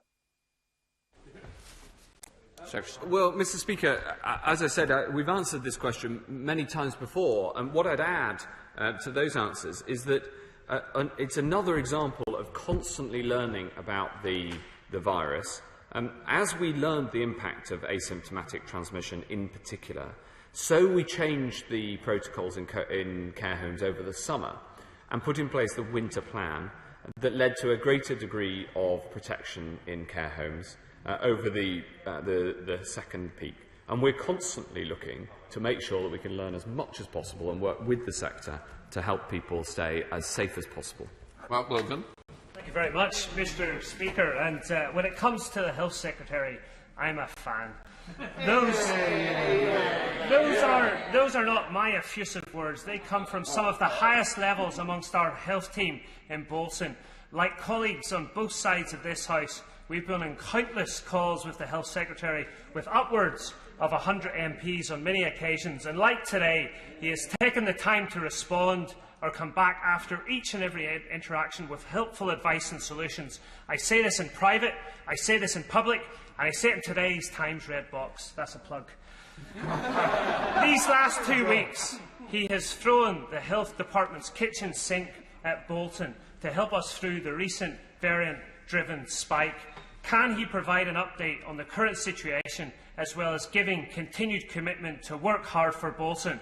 I presume it's your red box he refers to, Secretary of State. Well, there are issues around Bolton in my red box very regularly, Mr. Speaker. I was waiting on tenterhooks to find out if, as well as his constituent being a fan, my honourable friend is a fan, and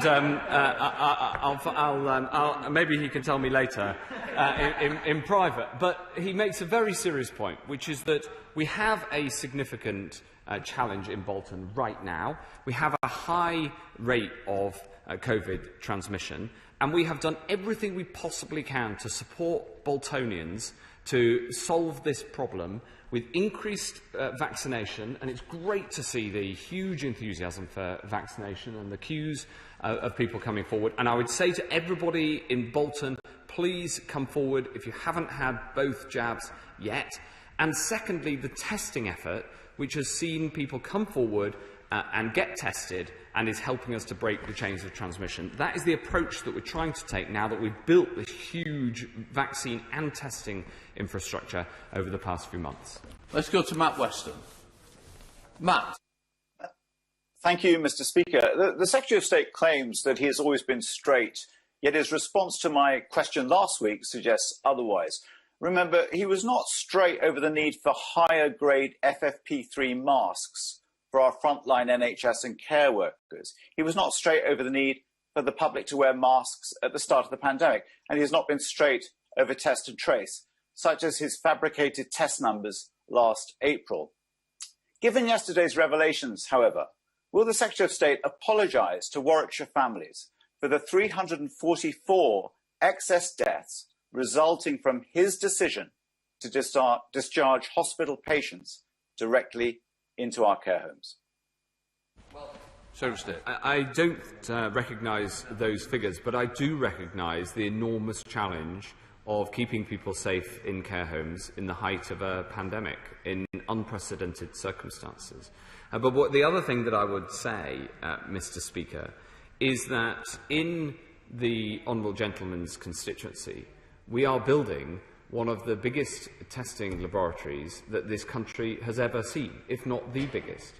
And the ability to have this huge testing capacity is an asset that this country has, which will mean not only we can help tackle the virus now, spot the new variants, and make sure that we have an understanding of where it might be popping up, like, for instance, in Bolton, but also that we're better prepared in the future.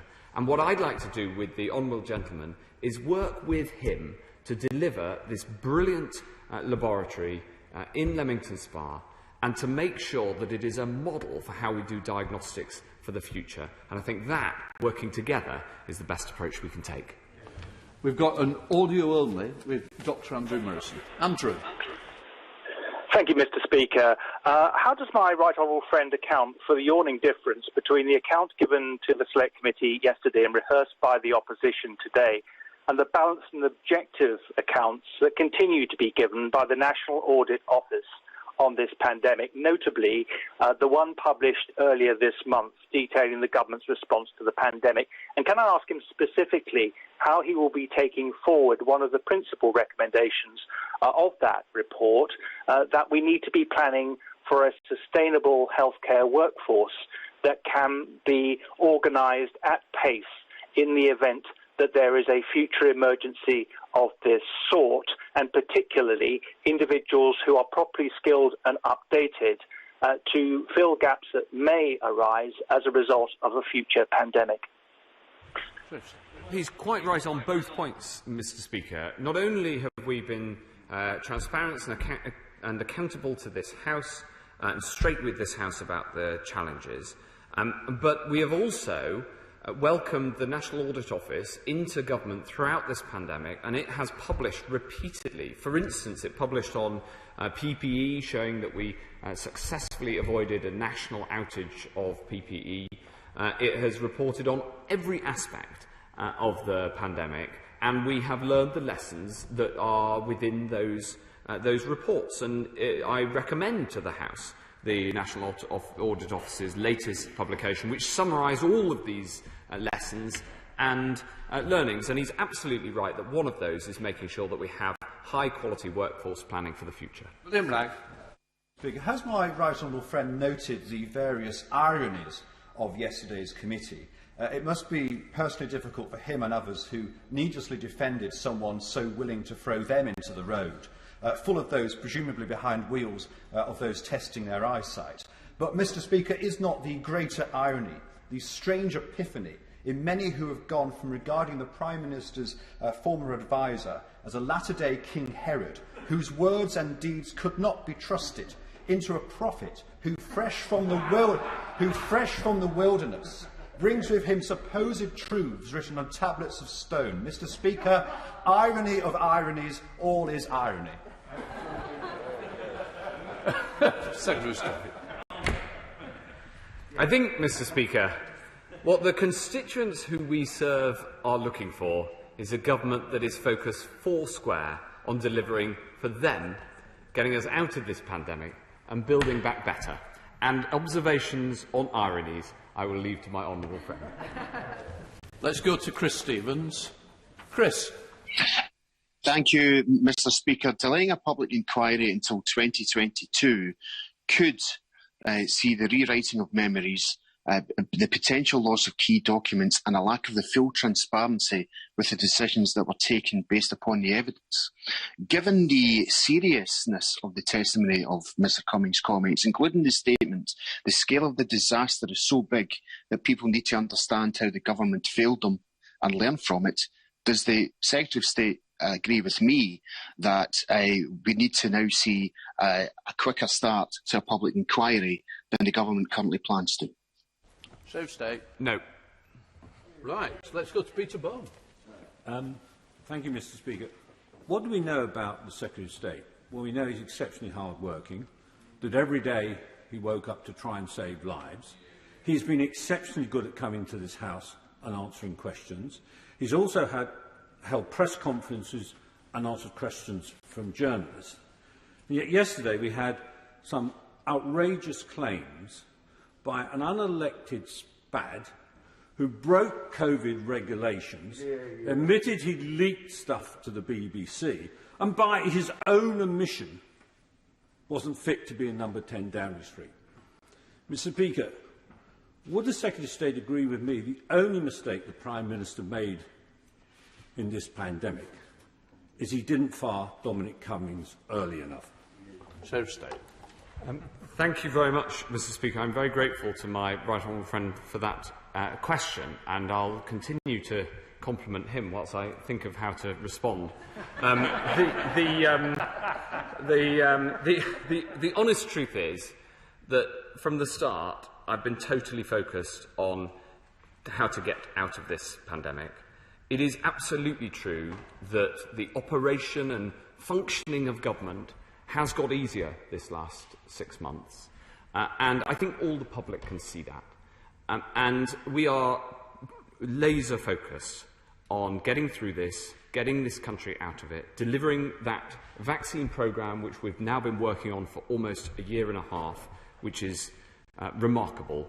And I pay tribute to all those who've been working on this effort. The way to fight a pandemic is by bringing people together and inspiring hope. Let's go to Rushanara Ali. Rushanara. Thank you, Mr. Speaker. 519 residents in my borough of Tower Hamlets lost their lives to COVID. In my own family, we lost 5 of our relatives, and their family members are grappling with that loss to this day. The hearings yesterday were incredibly distressing. Mr. Cummings has admitted to government failures in handling the pandemic and said it meant tens of thousands of people died who didn't need to die. Out of respect to those families, the over 128,000 families who've lost their lives, will the Secretary of State admit to the failures today and apologise? And will he, instead of a simple no to the earlier question, will he bring forward urgently the date for the inquiry? Because families like ours and my constituents and all those who've lost loved ones up and down the country deserve answers now, and they deserve for lessons to be learned so that these mistakes are never made again. Mr. Speaker, the pandemic has taken far too many people away far too soon, and that's happened in her family and it's happened in mine. And she's absolutely right that we need to ensure that we learn as a country how to prepare as well as we possibly can for pandemics in the future, because it is likely that pandemics will become more frequent, not less. And it is vital that people have the opportunity to get answers. And we must learn the lessons all the way through, not just wait till afterwards. And we must have a full inquiry afterwards so that we can ensure that every detail is assessed and that everybody has the opportunity to ask those questions. And I think that is the right approach. Thank you, Mr. Speaker. On Sunday, I had the absolute joy of going to the Winding Wheel in Chesterfield and receiving my first vaccine. Will my right honourable friend thank all of the volunteers and staff at the Winding Wheel for what they have been doing? And can he tell me what monitoring has been happening at the Department of Health of an outbreak of opportunism and revisionism that seems to be spreading through opposition politicians? And if it helps, I have an idea of who patient zero might be for that outbreak. Captain Hindsight, if you will. Be delighted my honourable friend has had his first jab. I didn't know he was old enough yet. But it is very important that you take decisions in government based on the information that you have at the time. And of course, afterwards, you can go and assess based on information you have afterwards. But you can only take decisions on the information that you have. And that's why an unprecedented crisis like this leads to unprecedented challenges. And what you have to do is tackle those challenges as best as you possibly can. Let's go to Barbara Keeley. Barbara. Thank you, Mr. Speaker. At the start of this pandemic, COVID-19 was seeded into care homes by a discharge policy which required care homes to take asymptomatic patients. A letter from Kent and Medway CCG to care providers dated 26th March 2020 made clear they were asked to take such patients whether they had been tested or not. Yesterday, the Joint Select Committee inquiry heard that the Prime Minister was told by the Secretary of State that testing would be in place for these patients. So I'm asking quite specifically, did he know that the discharge process did not require testing, and did he sign off this policy, which led to thousands of avoidable deaths of vulnerable people and many deaths of care staff? Well, I've answered this question many times, and the challenge is that we had to build the testing capacity. And at that time, of course, I was focused on protecting people in care homes and in building that testing capacity so that we had the daily tests to be able to ensure that availability was more widespread. That is at the heart of the importance of the then 100,000 target, and we're now up to a position where we have millions of tests available per day. Andrew Mitchell. Thank you, Mr. Speaker.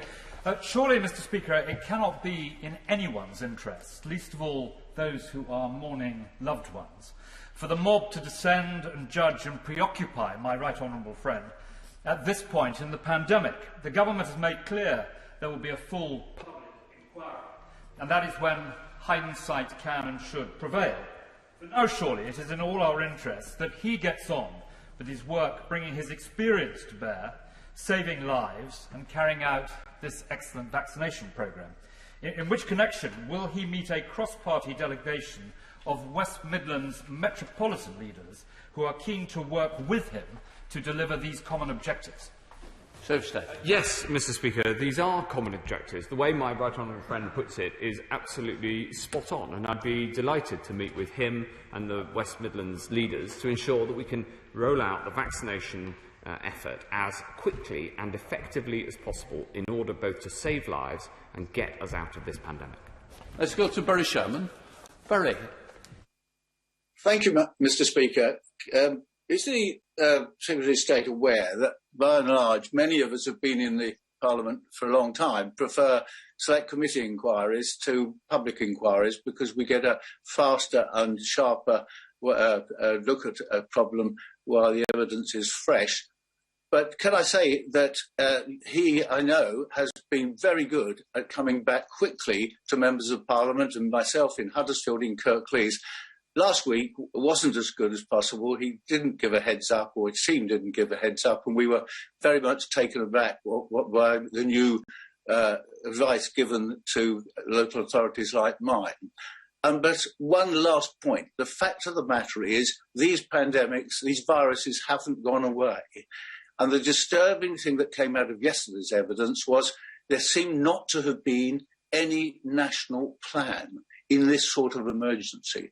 Every local authority has an emergency plan. Have we now got one?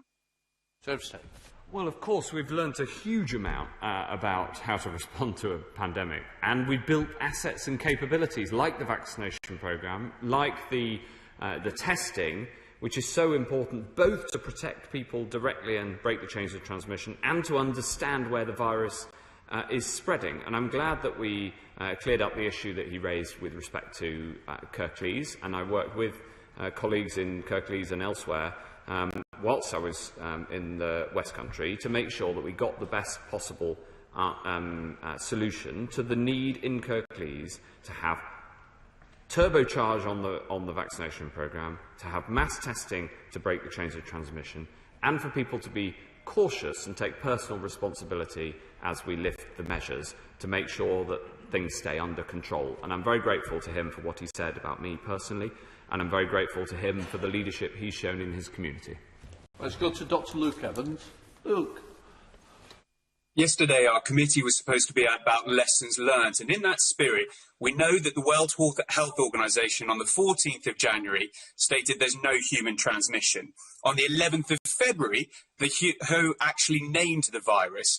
We then know that on the 14th of February, the European Centre for Disease Prevention and Control, in update number 4, stated that the risk to health systems in the EU and the UK was low to moderate and the risk to the population was low. We also know the UK had a plan, but it was mainly based around flu, not brand new viruses. Now, obviously, look where we are now. Isn't the biggest lesson learned is that we need a global response and a global resilience plan? So will the Health Secretary be pushing the Prime Minister to make this case at the G7 when we host it here in the UK in June? Thank you very much. I think that is one of the lessons. I don't need to push the Prime Minister on this. He's absolutely seized of the point. And we will be developing the work on this next week at the Health Ministers G7 that is being held in Oxford. And then, of course, at the Leaders' Summit being held in Cornwall later next month. My honourable friend is absolutely right in the view that he takes as to the importance of reforming and strengthening the global institutions as well as learning the lessons here at home. Patrick Grady. Thank you, Mr. Speaker. He spoke earlier about the donation of surplus vaccines and other PPE and medical equipment to India and other developing countries. How does that square with the government's determination to cut its overall contribution to international aid? Is those donations being counted towards the 0.7 or the 0.5% targets? And can you assure us that if it is, that's not going to be to the detriment of other projects that were already committed that are towards those targets? Of course, we're donating items directly, for instance, to India, to Nepal and others. But the single biggest global contribution that the UK has made is the Oxford vaccine which is being delivered at cost by AstraZeneca around the world, following funding from Oxford and AstraZeneca and the UK government.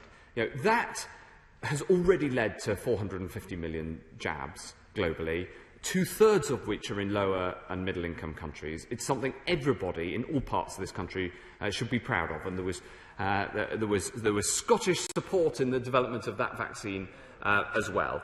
Of course, we'll do as much as we can within the ODA budget directly, but that decision to waive the IP charge has been called upon from others, from President Biden down, but it's something that we in this House and the whole country should be very proud of. Final question, Steve Bright. Thank you, sir. The vaccine rollout is going really well in my area, and I can't help but note the turning of the tide against COVID, exactly because of that rollout, seemed to exactly mirror the turning of the year.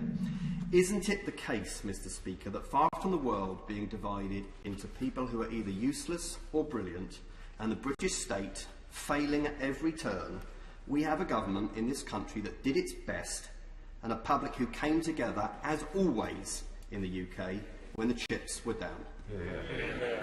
Seriously? My honourable friend served as a health minister, was a superb health minister, and has captured not just the spirit of what this country has been through in the last 18 months, but also the spirit of the debate today in this House. The truth of the matter, Mr. Speaker, is that we work best when we work together. And we work together when we have a common mission. And the common mission has been tackling this virus. And it is absolutely true that we must always, always do that with an open mind to how we do it better in the future. But in my view, the attitude you need to take is one where you welcome people in and you take things forward in a spirit of positive partnership. That's how you get stuff done, and that's how we've made the progress we've been able to make. Order. I'm now suspending the House for 3 minutes to enable the necessary arrangements to be made for the next business. Order.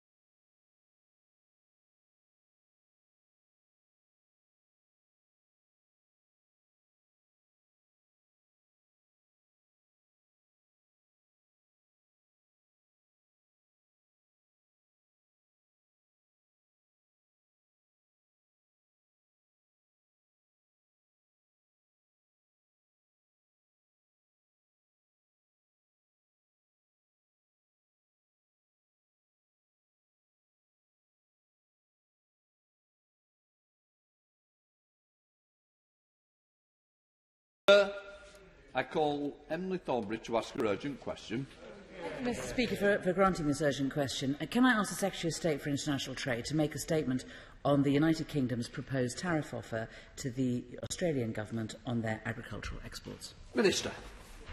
Mr. Speaker, our trade agreement with Australia is very likely to be the first from-scratch deal that we have struck outside of the European Union. This is a major milestone for global Britain and a major prize secured for our newly independent trade policy. It is on course to slash tariffs on iconic UK exports, saving business potentially around £115 million a year.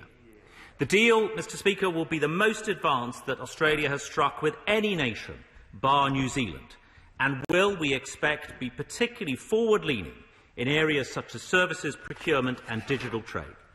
This will be a great deal for the UK, and our farmers will continue to thrive. The agreement is a gateway into the massive CPTPP free trade area in Asia-Pacific, opening doors for our farmers into some of the biggest economies of now and the future. Our food is among the best in the world and incredibly competitive. We should be positive, Mr. Speaker, not fearful of the opportunities that exist for our agriculture and our farmers. We give the EU preferential trading terms, which I don't recall the opposition benches objecting to.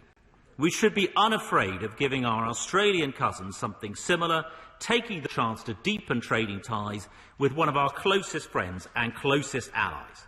Australian meat, Mr. Speaker, is high quality, produced to high standards and arrives here in low volume. Meanwhile, Australia has some of the highest animal welfare standards in the world. The UK accounts for just 0.15% of Australian beef exports, and our analysis suggests any increase in imports is more likely to displace food arriving from the EU. Any deal we strike will contain protections for our farmers, any liberalisation will be staged over time, and any agreement is likely to include safeguards to defend against import surges. Negotiators are now working to agree the outstanding elements with the aim of reaching agreement in principle in June. This is not the end of the process, Mr. Speaker. Later this year, Parliament will be given ample opportunity to scrutinise the agreement. We welcome scrutiny of this agreement, as well as any legislative changes that may be required before the agreement enters into force. Parliamentarians will also receive an independently scrutinised impact assessment. Mr. Speaker, you will know that our scrutiny arrangements are among the most robust and in line with other parliamentary democracies. Indeed, in some areas we go further still. Mr. Speaker, this will be a great deal for our United Kingdom. It will deliver big benefits for both countries and help us build back better from the COVID pandemic, and I commend it to the House. Should the Secretary of State end the Thornbury? Thank you very much, Mr. Speaker. Let me make clear at the outset that we support a trade deal with Australia which is designed in British interests, which will create jobs in our economy and increase our exports and growth. What we cannot support is a deal being rushed through in time for the G7 summit without proper debate or consultation, let alone the advanced scrutiny that the government promised by the Trade and Agriculture Commission. We cannot support a deal on agricultural tariffs that will cost jobs in our farming communities, undercut our food standards, increase our carbon offshoring and open the door to the destruction of our farming industry through further lopsided trade deals.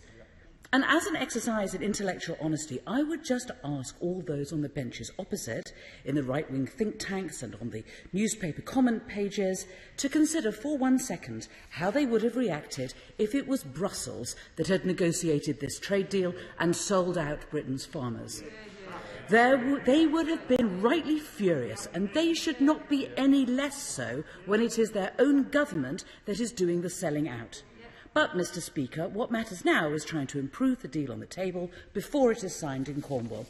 And assuming it is now too late to remove the offer of zero tariffs, can I ask the Minister of State to pursue 3 other changes? First, will he put in place a safeguard trigger, which, as I'm sure he knows, Australia was willing to accept in its deals with Japan, China and the United States? A trigger to protect British farmers against surges in cheap imports. Second, will he make clear that zero tariffs will only apply to Australian products that meet the same standards that British farmers are required to meet on food safety, animal welfare and environmental protections. And third, will he insert a review clause into the deal so that, if its impact is even more negative than forecast by the government last year, there is scope both to amend the deal and to learn from it in future trade deals? Those are the bare minimum changes that we need to mitigate the damage that this rushed and botched negotiation is inevitably going to do. So I hope the Minister of State will agree to pursue all of those three priorities today. Minister. I thank you, Mr. Speaker, and I thank her for the tabling this question again.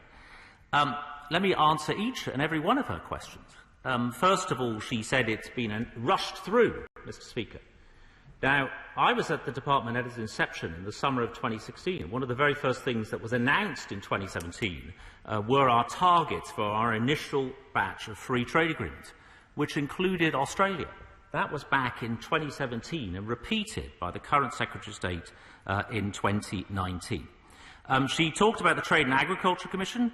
This will be up and running soon, Mr. Speaker. Perhaps she might, Mr. Speaker, if she'd be that keen to see it up and running so soon, she might have supported the passage of the Trade Bill becoming the Trade Act just before Easter, instead of her repeated manoeuvres at the time to delay and undercut the Trade Bill at that time. She talked about any deal potentially undercutting our food standards. Mr. Speaker, I was absolutely clear in the statement. There will be no compromise on our standards of animal welfare, food safety and the environment. That is in our manifesto commitment and has been repeated repeatedly. She made a point, Mr. Speaker, about emissions and food miles. Only around 5%. There is controversy, Mr. Speaker, in relation to meat production emissions, but only around 5%, or no more than 5%, of emissions are reckoned to come from the transportation across oceans of that product. Mr. Speaker, Australia is much more interested when you look at its current trade patterns. As I said, only 0.15% of our beef imports come from Australia. 1.5% of Australian exports come to the UK. Australia sells 75% of its beef, 70% of its lamb into Asia at the moment. That is where the fast-growing markets are, Mr. Speaker, and that is something the UK is seeking to get access to ourselves through agreements like the CPTPP, through other trade agreements. There is a big opportunity here for UK agriculture. She asked about a safeguard trigger. As I said in my opening statement, that safeguard triggers are indeed typical of free trade agreements. This is still a free trade agreement that's subject to a live negotiation, Mr. Speaker, but I would say that these things are typical of free trade agreements. She asked if we'd have zero tariffs if the Australian produce meets our standards. Well, Mr. Speaker, Australian lamb and beef coming into the market today meets our standards. There will be no change as a result of the free trade agreement to our standards. Australian beef and lamb will continue to have to meet our import standards. If that is her only objection, Mr. Speaker, if that is her only objection to zero tariffs, then I take that she would welcome such a situation if there were zero tariffs in the deal. Then she asked about a review clause. Again, Mr. Speaker, that is a typical feature of free trade agreements. But, Mr. Speaker, she has to do this. She has to explain why she is seemingly so opposed to such a trade deal with Australia, a key Commonwealth, Five Eyes and like-minded trade ally of the United Kingdom. She didn't complain, Mr. Speaker, at the zero tariff, zero quota access for EU beef and lamb, which had no staging on it at all. Why does she do so for Australia? And, Mr. Speaker, I believe her real problem is this. She still wants to remain in or rejoin the EU, like her neighbour, the Leader of the Opposition, and cannot see the benefits of doing any trade deal with Australia. I commend the prospective deal to the House, Mr. Speaker, and I invite more progressive voices on the opposite benches to join us in backing an FTA with our close friends and allies. Robin Miller. Mr. Speaker, we've all heard in recent days much about the threat posed by large-scale and low-cost Australian meat production.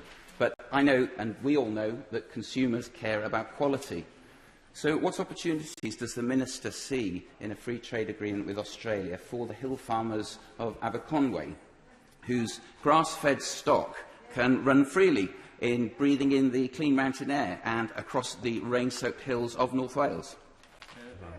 Minister. Thank you for that question. He is a doughty champion for his constituents in general, his farmers in particular. I think there are great opportunities worldwide for the Welsh lamb sector. For example, in America, British lamb is currently not allowed at all. We're looking at fast-growing Asian markets. I'm referring back to the importance of CPTPP as being a springboard, importance of the Australia deal as being a springboard to CPTPP. Half of the global middle class today is in Asia. Almost 90% of the next billion middle-class people in this world will be in Asia. That is where the growing demand for high-quality meat, like the Welsh lamb produced by his constituents, is. That is where I see great prospects, great opportunities for his constituents, his farmers and farmers across the United Kingdom. Let's go to SNP spokesperson Drew Henry. Thank you, Mr. Speaker. Everybody wants to see more trade deals done, but the Minister simply isn't listening to those at the sharp end. National Farmers Union Scotland President Martin Kennedy has said, and I quote, "Our seafood industry has already been hit hard by Brexit, and now Scottish farming is next to be sacrificed. And once again, it's Scotland's key industries which will bear the brunt of a Tory Brexit people here didn't vote for." End quote. NFU England have warned ministers that they would struggle to compete if zero tariff trade on lamb or beef went ahead. And the RSPCA have warned that if tariff-free access for Australia would betray the public, farmers and animals. Mr. Speaker, these are just some of the warnings to government from those affected, not from politicians. So will the Minister rule out tariff-free access for Australian agricultural produce? And Mr. Speaker, nothing must threaten our actions to mitigate climate change. Australia is home to large energy and mining firms and has lagged behind other advanced economies when it comes to addressing climate change. So can he guarantee that no deal with Australia will include ISDS or investor-state dispute settlement mechanisms? Or will he press ahead and not only betray today's public, farmers and animals, but also those of future generations? Minister. Well, Mr. Speaker, it's always good to hear from him. And I noticed in his series of questions that there was, for example, no mention of the £113 million worth of Scotch whisky sold into Australia at present, subject to 5% tariffs. Actually, Australia is the 8th largest market by volume for Scotch and has been growing 7% per annum. No mention of the opportunities for Scottish financial services, fintech or agri-food more generally. We actually have an agri-food trade surplus with Australia. He says that, he quotes the NFU Scotland, and they're great people, the NFU Scotland. I've met with Martin Kennedy personally twice in the last week, as well as with the Scottish Government, to actually discuss the prospect of this deal. On standards, let me reiterate, there will be no change of our standards as a result of this trade deal. Our standards we are absolutely committed to, no compromise on our animal welfare, food safety or environmental standards. He asked me, Mr. Speaker, to rule out tariff-free access to Australian agricultural produce. Well, Mr. Speaker, they already have tariff-free access through an autonomous tariff rate quota. I think he's seeking us to roll back the trade arrangements that we've already got with Australia. He asked about ISDS, Mr. Speaker. It is a live negotiation. There will be a chapter on investment. We are huge investors in each other's markets, and I'll remind him the UK has never lost an ISDS case. But, Mr. Speaker, he has serious questions to answer too. Never in 20 years has the SNP supported any trade deal done by either the UK or even by the EU, even though key sectors of the Scottish economy, like whisky, like apparel, like fisheries, are dependent on trade. They voted for a no-deal Brexit. They voted against deals with our friends like Canada, Korea and South Africa. They didn't support deals with Japan or Singapore. I don't think that whatever assurances I had given him today, or whatever turns out to actually be in the deal, would make him and the SNP support this deal. When it comes to trade, Mr. Speaker, the SNP are isolationist and against the best interests of Scotland. Greg Smith. Thank you, Mr. Speaker. With the proposed free trade agreement with Australia potentially removing tariffs on all UK exports to Australia, does my right honourable friend agree that this will save businesses across the United Kingdom, including in Buckinghamshire, millions of pounds, support jobs across the nation, boost exports on products such as whisky, gin, cars, cheeses, and bring huge benefits to our agriculture sector? Well, Mr. Speaker, I know how important his agriculture sector is in Buckingham, and I can say that the deal that we are trying to secure will be very beneficial to exporters of whisky, gin, biscuits, cars, cheese, apparel, ceramics, including gin makers in his constituency like Fox Denton, Bucks Brothers and Butler's Cross as well. Okay. Sir Alden. Thank you very much, Mr. Speaker. To support its agricultural industry, Australia has the highest rate of deforestation in the OECD and uses 71 hazardous substances that are currently banned in the UK. It's also one of the worst performers in tackling climate change. So how is the UK government using the offer of zero quota and zero tariff access to persuade Australia to improve performance in this area? Minister. Well, Mr. Speaker, of course, we are the COP26 chairs this year, and we look forward to a full Australian participation. The Australian government is absolutely committed to combating climate change. There may even be something in this agreement on it as well, Mr. Speaker, that we are negotiating at the moment. I think in terms of where Australia is overall, though, on our standards, it is worth bearing in mind, Mr. Speaker, that Australia does have high animal welfare standards. It is ranked 5 out of 5 by the World Organization for Animal Health on their performance of veterinary services evaluation teams. And it is, Mr. Speaker, worth pointing out that Australian standards are high, but I repeat, there will be no compromise, there will be no change as a result of this free trade agreement on our own food standards.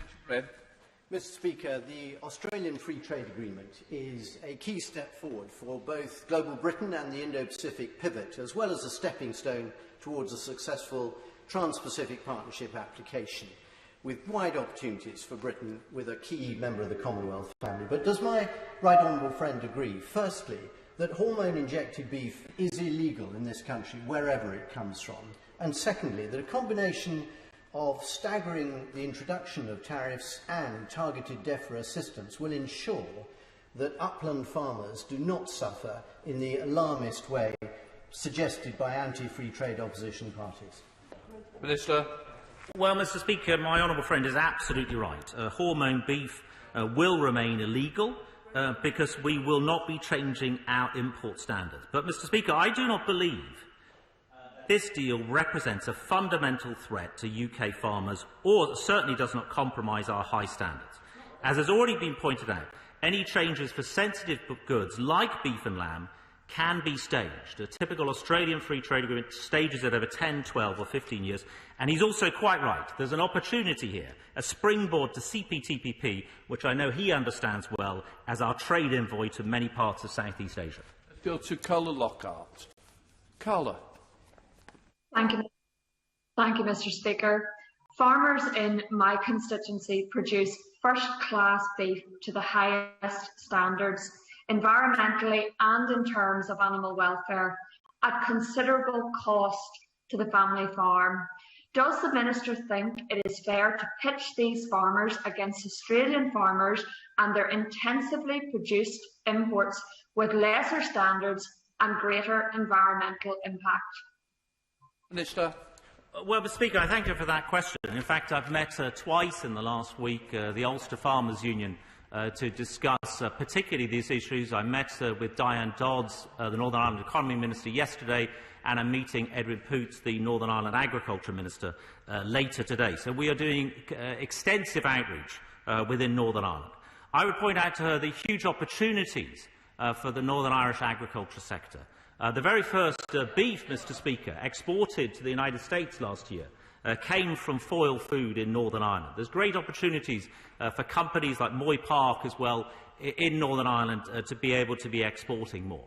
We are absolutely confident, Mr. Speaker, of being on the front foot and making sure that Northern Ireland also benefits from our free trade agreements as it is written into the Northern Ireland Protocol and is able to sell more of its high-quality meat into markets all around the world, including to the CPTPP 11. Let's go to Aaron Bell. Aaron? Thank you, Mr. Speaker. Mr. Speaker, free trade has mutual economic benefits, not just for producers, as we've been discussing, but also consumers who get more choice, and we must not lose sight of that. As the Minister said, the understanding is that this proposed free trade agreement with Australia would be a gateway to joining the CPTPP. And does my right honourable friend agree that joining the CPTPP, which is a high standards free trade agreement of 11 Pacific nations, will actually mean lower tariffs for British exports to those markets, and this will be an incredibly beneficial economic opportunity for British businesses? Minister. Well, Mr. Speaker, my honourable friend is absolutely right. CPTPP is also very right to focus on consumers, which is a vital part of our trade agenda. But he's right. Under CPTPP, 95% of tariffs between members will be removed. We already do £110 billion worth of trade with CPTPP. It's also got very liberal rules of origin, gold standard data and digital rules, an SME chapter, and very favourable conditions for business visas as well. Will be a great agreement for the UK, and a key stepping stone to get there is this free trade agreement with our great friends in Australia. Howell Williams. Thank you, Mr. Speaker. In an answer to me last Wednesday, the Prime Minister lectured Welsh farmers that they should be selling their beef and their lamb to China and the United States. He seemed unaware of one minor detail, in that we don't have a trade deal with either country. Now, so when will Welsh farmers be able to sell their lamb and their beef to China and the United States? And what should Welsh farming families do in the meantime, as this government thrashes their income with this bad Australia deal? Minister. Well, Mr. Speaker, again, we've done extensive outreach in Wales in recent times. I've met twice each of NFU Cymru and the Welsh Farmers Union, and also met with the Welsh Minister Vaughan Gething just yesterday. And I have to say to him, Mr. Speaker, there already is British exports of beef and lamb to China and to the United States in beef. I've already mentioned the first consignment arriving of beef last year. Getting our lamb into the United States is one of our key priorities of our trade agenda moving forward. But the China example shows you don't always have to have a free trade agreement to be able to open doors for our high-quality agricultural produce. We've also opened doors for British beef into Japan and British pork into Taiwan, Mr. Speaker, in recent years as well. Because Thank you, Mr. Speaker. Alongside our farmers, car manufacturers like Nissan play a key role in constituencies like mine, helping to secure high-skilled jobs and create new opportunities for people across Stockholm South and the North East. In 2019, Nissan UK exported around 10,000 cars to Australia and another 10,000 in 2020. Can my honourable friend tell me what impact this free trade agreement with Australia might have on UK car manufacturers like Nissan? Minister. Well, Mr. Speaker, he's right. 10,000 cars from Sunderland alone each year to Australia. That is a big volume of cars and a big amount of receipts as well. Cars are actually just under 8% of all of our UK exports to Australia. They currently attract a 5% tariff. We are looking to reduce or remove that tariff in this agreement, and I look forward to making progress precisely on that issue to bring joy to his constituents soon. Kenny McCaskill. Thank you, Mr. Speaker. Over 200 years ago, the Highland clearances saw people shamefully replaced by sheep for landlords' profits. Now this trade deal threatens to supplant those sheep with cheap imports for Tory dogma. What does it say about this Tory government that they don't even care about the Scottish sheep, let alone Scottish crofters and farmers? Minister. Well, Mr. Speaker, let me just say a few things about that. I think we have to understand the trade flows in beef and lamb from Australia already. We have to understand, Mr. Speaker, that beef prices, production prices, are twice, or production costs are twice in some of these Asian markets what they are in the UK, which makes it very competitive for Australia to sell into. For example, markets like Japan, markets like Korea, where the domestic production price of beef, for example, is twice that in the UK. On the lamb quota, it's not even fully used at the moment, Mr. Speaker, the Australian lamb quota into the UK. Let's go to Angela Richardson. Angela. Thank you, Mr. Speaker. Compromising on the high food standards we enjoy here in the UK must never be allowed, and this is something we must never compromise on. Can my right honourable friend confirm that a free trade agreement with Australia will not allow hormone-fed beef into the UK and will never be allowed to enter the UK under any free trade agreement?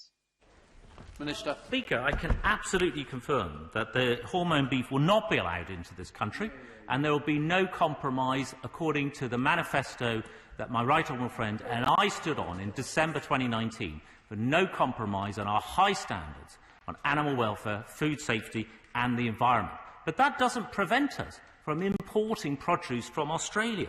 We already receive Australian beef and lamb into this country. It is high quality, and I do have strong belief that Australia will continue to sell good, high-quality produce into this country, which, of course, must continue to meet our unchanged import standards. Let's go to Stephen Farry. Stephen. Thank you very much, Mr. Speaker. I recognise that the Minister is keen to highlight new markets for UK agri-food producers. However, the EU will remain by far the largest partner for exports and imports of food into the UK. To what extent will any Australia free trade agreement complicate or even preclude a UK-EU veterinary agreement on SPS issues, which for the government surely should be a greater priority to both assist UK food exporters and to address some of the tensions around the Northern Ireland Protocol? Well, Mr. Speaker, I thank you for that question. And of course, he's right that the EU will remain a large and important trading partner for us, particularly in agriculture. His question about what impact an Australia FTA would have. Well, look, there will be no change in our standards as a result of the free trade agreement, no change in our import standards. That should not have any impact on the EU. We already have, of course, a comprehensive free trade agreement with the EU, the Trade and Cooperation Agreement. I'd also point out to him that the EU has a very extensive veterinary agreement with New Zealand, which is also actually a very interesting agreement in terms of recognising the equivalence of New Zealand veterinary outcomes, which I think is of great interest. So I would just say to him, I don't see any danger here in an Australia free trade agreement in being able to maintain our trade with the European Union. Mr. Speaker, without doubt, British farming is one of our nation's finest industries, and I know we all want to ensure British food production has the very best opportunities available to it. So, could my right honourable friend outline the role the newly created Trade and Agriculture Commission will have in scrutinising this FTA, but also comment on the opportunities this FTA will have for our British food producers in Australia and the wider Asia-Pacific area? Well, Mr. Speaker, he's absolutely right, and he is right. This is about opportunity for the UK overall, and specifically agriculture. It's a gateway to joining CPTPP. New trade deals will bring new export opportunities to British farmers.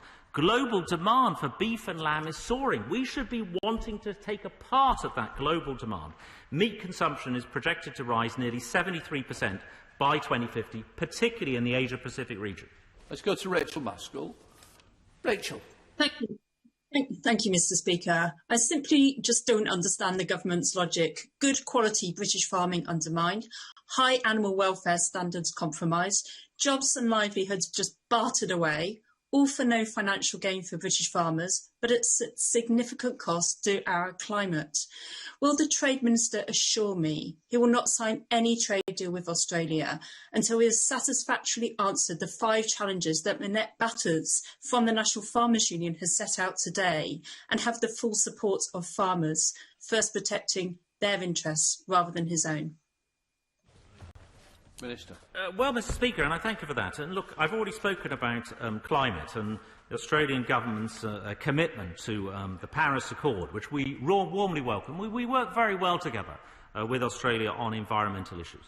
On standards, I've already answered there'll be no compromise on our standards. But can I just say something about Australian animal welfare standards? Because I think they sometimes get a little bit maligned in the press. But they are ranked 5 out of 5. By the body concerned, the World Organization on Animal Health, the OIE. They already sell naturally grown beef and lamb into the UK.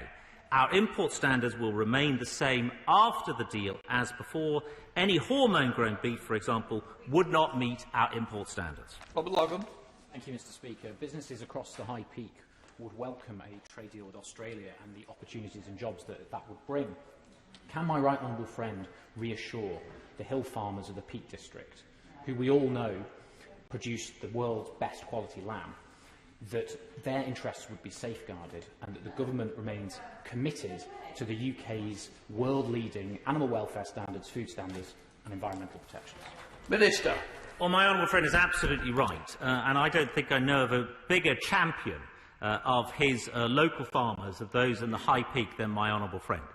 He's absolutely right that there are opportunities here in exporting for his farmers. I've already mentioned the United States, where British lamb is currently not allowed in at all. CPTPP, again, those big, fast-growing Asian demand for high-quality meat. The UK will be seeking a piece of the action by joining CPTPP, which I know will bring benefit to his excellent farmers. Let's go to Angela Crawley. Angela.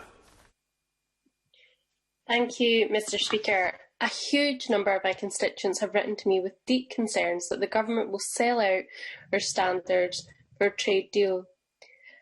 So while the UK is a world leader in sustainable farming and high animal welfare standards, Australian agriculture lags far behind.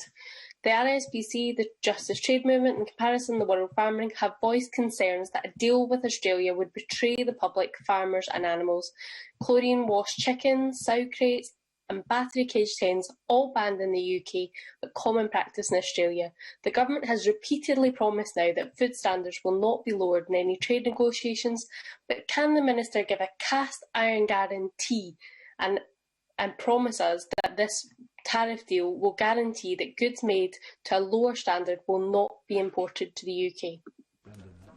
Minister. I thank her for that question, and there is a cast iron guarantee that our standards will not be compromised on. Can I just say to her, though, I think she's a member of the SNP, but the SNP, it would be high time, I think, for the SNP to actually start thinking about whether they will ever back any trade deals. They never backed any trade deals promoted by the European Union, let alone by the UK. They aspire to rejoin the EU, Mr. Speaker. So when it comes to that, just on Australian standards, look, she might want to have a word with the RSPCA Australia as well. I've already pointed out Australian animal health standards are rated 5 out of 5. They also have practices, for example, that aren't banned in the EU, like the castration of chickens or the production of foie gras. So I think if she sat down with the RSPCA on Australia, they might give her a robust view of how good Australian animal welfare standards are. Let's go to David Simmons. David. Thank you, Mr. Speaker.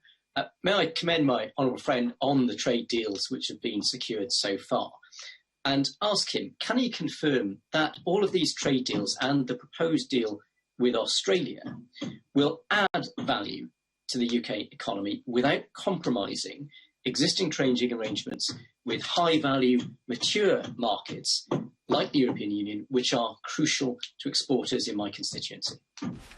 Minister. Well, Mr. Speaker, he's quite right, and he's also quite right to highlight that this is not an either-or. This is not either you've got trade with the European Union or you've got trade with non-EU trading partners. It is absolutely our objective, going back to the manifesto he and I were both elected on, 80% of UK trade to be covered by free trade agreements within 3 years. That includes the EU, but it also includes new trading partners as well.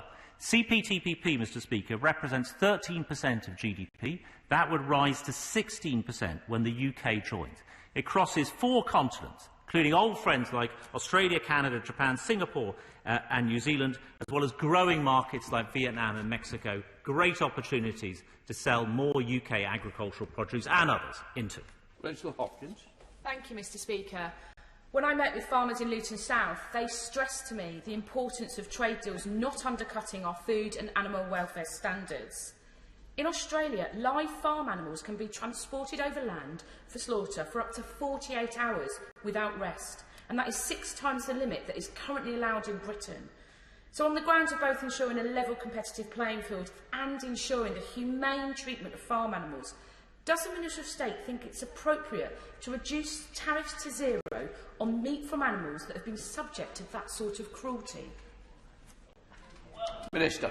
Mr. Speaker, I refer her back to the fact that Australia is highly rated by independent bodies for its high quality of animal health, rated 5 out of 5 by the World Organization on Animal Health. And our import standards, Mr. Speaker, would not change as a result of this or any other free trade agreement. Baker. Thank you, Mr. Speaker. It seems that the animal welfare and food standards scaremongering is absolutely out in full force again. Would my right honourable friend agree with me that given the Australian food standards are better than the European Union's and that their animal welfare is equivalent to the United Kingdom's, that actually a free trade agreement with us will absolutely have negligible impact on our own high UK standards? Minister. Well, Mr. Speaker, my honourable friend is absolutely right. As we have said repeatedly, there will be no compromise on our own standards. But I would agree with him that Australia ranks very well overall. Obviously, their standards are different, but overall, their animal welfare standards rank extremely highly, 5 out of 5. As I said, they ban practices that are prevalent in the EU, like the castration of chickens and the production of foie gras. It is not a simple like-for-like comparison. The most important thing to note, though, is that our import standards will not be changed as a result of the deal. Tony Antoniazzi. Thank you, Mr. Speaker. I just do wonder, Mr. Speaker, whether the Minister is actually aware that New Zealand and Australia are actually different countries. But the farmers in Wales are very, very concerned with this deal, and rightly so in Gower. What reassurances can he give that unilateral trade liberalisation with Australia will not set a precedent for future deals? Well, Mr. Speaker, I have to say I am well aware that Australia and New Zealand are different countries. I'm the parliamentary president of the Conservative Friends of Australia, and I'm pretty familiar with our two great friends and allies on the other side of the world. Look, I think she's exaggerating the threat, as she sees it, from Australian agriculture. Australia is already exporting hugely into Asia. That is also where our opportunities lie as well. And when it comes to British beef in our supermarkets, Mr. Speaker, there's strong Buy British branding in the UK. I don't see that changing overnight. 81% of beef sold in the UK has got either UK or other nations, other home nations branding, and 100% in many of our major supermarkets. I don't see that changing as a result of any trade deal. Mr. Speaker, I'm sure my right honourable friend will agree that this trade deal shouldn't be seen as the end of the conversation, but indeed the start of an ongoing one. So can you assure my constituents in the Black Country and also businesses in the residual supply chain that his strategy going forward and that of our right honourable friend for South West Norfolk will ensure that it places them at the heart of that negotiation strategy going forward? Mr. Speaker, he's absolutely right. In any trade deal, you have to look across the whole piece. I understand this question is just about agriculture. But if you look at the Black Country, the opportunity for the Black Country to benefit from, for example, cars, 5% car tariffs, machinery. A huge amount of machinery is sold by this country into Australia, including from Northern Ireland, I note. Financial services. There's other great opportunities. Gin, vodka, and other industries. Cheese, for example, very high. Australian cheese tariffs can be as high as 21%, Mr. Speaker. There are big opportunities for UK exporters, not limited just to agriculture. Patricia Gibson. Thank you, Mr. Speaker. Farmers in Scotland and across the UK fear this trade deal with Australia could put them out of business and flood our supermarket shelves with inferior quality products. Now, I know that the Minister rejects that and doesn't recognise those fears as being valid. So can the Minister explain why it seems to be the case that our farmers and consumers simply don't understand how fabulous this deal is? Or could it be the case that this government is being disingenuous about the impact this deal will have on our farmers and our food? Minister. Well, Mr. Speaker, she used the word disingenuous, but I noticed that her neighbouring SNP-run council, South Ayrshire Council, she talks a good act about supporting British meat farming. But her neighbouring SNP council put out a tweet just recently encouraging residents to eat 75% less red meat. So she can't have it both ways, Mr. Speaker. She can't be encouraging less red meat consumption and then complaining with a trade deal that she thinks will import a lot more of it. Mr. Speaker, I would remind her that Scotland will benefit from this deal very strongly overall. I notice again from the SNP she didn't mention anything about Scotch whisky and the huge amount of Scotch and other Scottish goods that we're selling into Australia through this deal. Tom Randall. Mr. Speaker, the deep historical relationship we have with Australia is perhaps exemplified by the fact your chair is a gift of Australia. Would my right honourable friend agree with me that this agreement is an opportunity to deepen the relationship with our kith and kin in Australia and should be celebrated and championed and not denigrated? Well, Mr. Speaker, he's absolutely right. I have relatives in Australia, right the way across Australia. My aunt emigrated. I can't remember what they were called, the 10 bob poms or the something like that, in about £10 poms, Mr. Speaker. Thank you. In what must have been the late 50s. And I have relatives there. Many of us have relatives there. We have an incredibly strong and close relationship. It's not just a family and kinship, of course. It's across defence, security, culture and sport, and also on trade. Australia is a major, major country when it comes to promoting global free trade. That is exactly the right place for this country to be in as well. Let's go to Gerald Jones. Gerald. Thank you very much, Mr. Speaker. There is concern from farmers in Wales and across the UK who face the potential of losing out from an unlevel playing field as a result of this deal. So could I ask the Minister if he'll publish a rigorous economic assessment of cumulative impact on our farming communities if zero tariff and zero quota deals are agreed not only with Australia but with other countries such as New Zealand, Canada, Brazil and others? Minister. Mr. Speaker, he asks a fair point. In the last week, I have met twice now with NFU Cymru and the Farmers Union of Wales to discuss particular points. What we do is we publish before each negotiation a scoping assessment. Obviously, that scoping assessment doesn't have any idea what may or may not be in the deal. It looks at what a concept of a deal would be.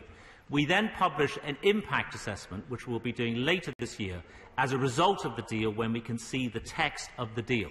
And we will be involving Parliament in the way that we've set up the Trade and Agricultural Commission in that way to inform that debate when it comes to Parliament. And that is the right way to proceed, and I'm confident that our scrutiny arrangements, Mr. Speaker, are absolutely robust.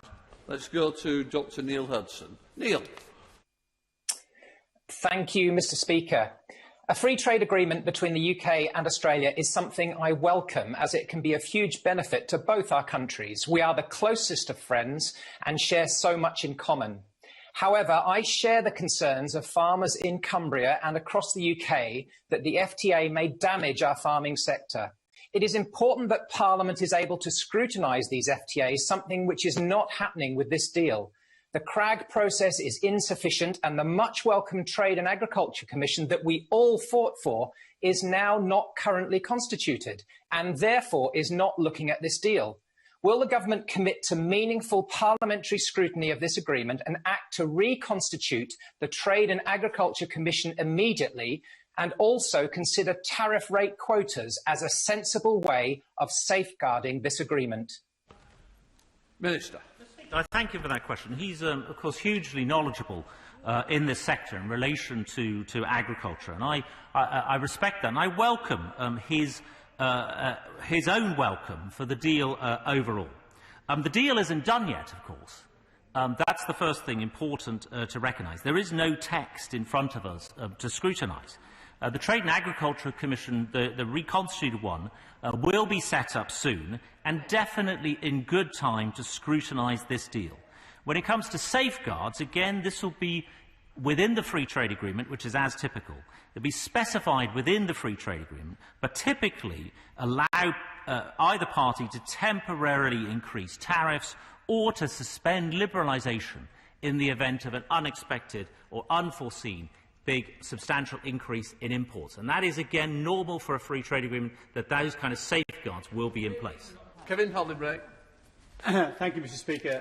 Well, contrary to what the right honourable lady said, I am not a member of a right-wing think tank. I'm a son of a farmer and I represent a farming constituency. Nevertheless, I am very supportive of any trade deal with Australia that maintains a fair and level playing field. Would my right honourable friend set out what exact role the Trade and Agriculture Commission will play in making sure that this is the case? Minister. Yeah, Mr Speaker, and I thank him and also for his expertise in the sector. The role of the Trade and Agriculture Commission is set out in statute, in both the Agriculture Act and also in the Trade Act. We are expecting it to be set up soon. We also have to respond Mr Speaker, to the report from the original Trade and Agriculture Commission set up last summer. I would expect it to be a panel of experts who will provide this Parliament, both Houses, with an expert insight into the terms of this free trade agreement, or indeed any other free trade agreement, particularly in relation to agriculture and standards. Let's go to Deirdre Bob. Deirdre. Thank you, Mr Speaker. Does the Minister appreciate that doing this deal with Australia would wreck the UK's reputation on environmental issues, since Australia has the highest rate of deforestation in the OECD, driven by the livestock industry, and Australian agriculture uses 71 highly hazardous substances that are banned in the UK, including neonicotinoids and hormone injections for beef? Does he think losing that reputation is a price worth paying for this trade deal? Well, Mr Speaker, I must say I was slightly surprised by her question. And again, I repeat the fact that the SNP has never supported any trade deal. So I'm slightly doubtful, by whatever reassurances I give her, will make her change her mind. But I will say it again, that the UK, there will be no compromise on our food safety, animal welfare and environmental standards in relation to this or any other free trade agreement. Hormone-injected beef will not be allowed into this country. It is not allowed into this country today. Our standards will be unchanged. It will not be allowed in the future. But Australia does sell us beef and lamb, and that will continue to be the case, I expect, under this agreement. Stephen Metcalfe. Thank you, Mr Speaker. As my right honourable friend has said, global demand for lamb and beef is rising rapidly, particularly for British meats around the Asian Pacific market. Does he therefore agree that the free trade agreements that he has already made and is currently pursuing are creating fantastic opportunities for British farmers, as confirmed by Minette Batters in her email to us, President of the NFU, earlier today? Minister. Yeah, he is absolutely right. This is about opportunities. And this is about opportunities for using UK free trade agreements to enter fast-growing markets around the world. The opportunity provided by the gateway of joining the CPTPP, a high-standards free trade agreement of 11 Pacific nations. But we're not just waiting for free trade agreements, Mr Speaker. We are using talks on market access to make sure that our agricultural produce gets sold into the likes of China, Taiwan, Hong Kong and others using our JETCO, and making sure that wherever possible we can meet that growing demand for high-quality meat products, in particular in Asian markets. I said earlier, meat consumption is projected to rise nearly 73% by 2050. The vast majority of that will be in those fast-growing Asian markets. I'm now suspending the House for 2 minutes for the necessary arrangements to be made for the next business. Order.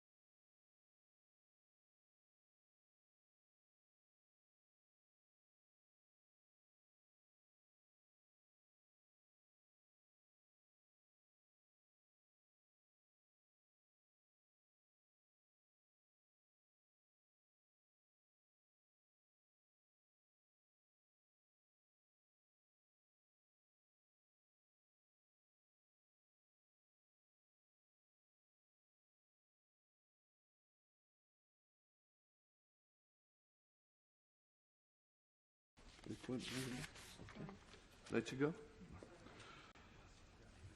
I now call Thangun Debonair for business questions. Shadow Leader. Thank you, Mr Speaker. Will the Leader of the House please give us the forthcoming business? Leader of the House. Thank you, Mr Speaker. The business for the week commencing the 7th of June will include Monday, the 7th of June, remaining stages of the Advanced Research and Invention Agency Bill. Tuesday, the 8th of June, second reading of the Compensation, London Capital and Finance plc and Fraud Compensation Fund Bill, followed by a motion relating to the appointment of external members to the House of Commons Commission, followed by a motion relating to the membership of the Parliamentary Works Estimates Commission, followed by a motion relating to the membership of the Speaker's Committee for the Independent Parliamentary Standards Authority. Wednesday, 9th of June, an opposition day, the first allotted day, there will be a debate on a motion in the name of the official opposition, the subject to be announced. Thursday, the 10th of June, a general debate on support for the aviation, travel and tourism industries, followed by a general debate on world press freedom. The subjects for these debates were previously recommended by the Backbench Business Committee. Friday, the 11th of June, the House will not be sitting. The provisional business for the week commencing the 14th of June will include Monday, the 14th of June, second reading of the National Insurance Contributions Bill. Tuesday, the 15th of June, the second reading of the Rating, Coronavirus and Directors' Disqualification Dissolved Companies Bill.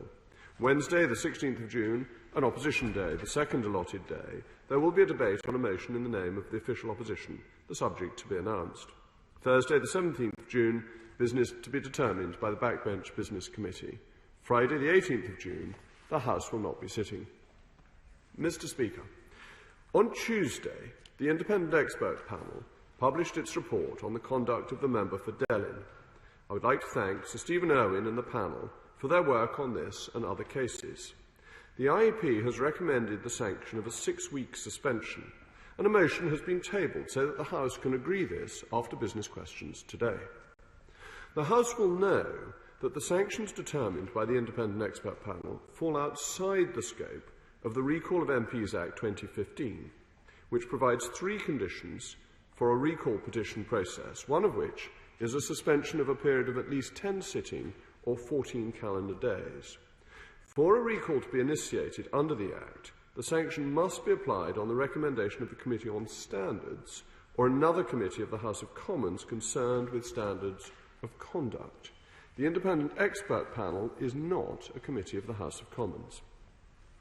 It may help if I remind the House of the background to this approach. This arrangement was widely accepted at the time of the creation of the IEP.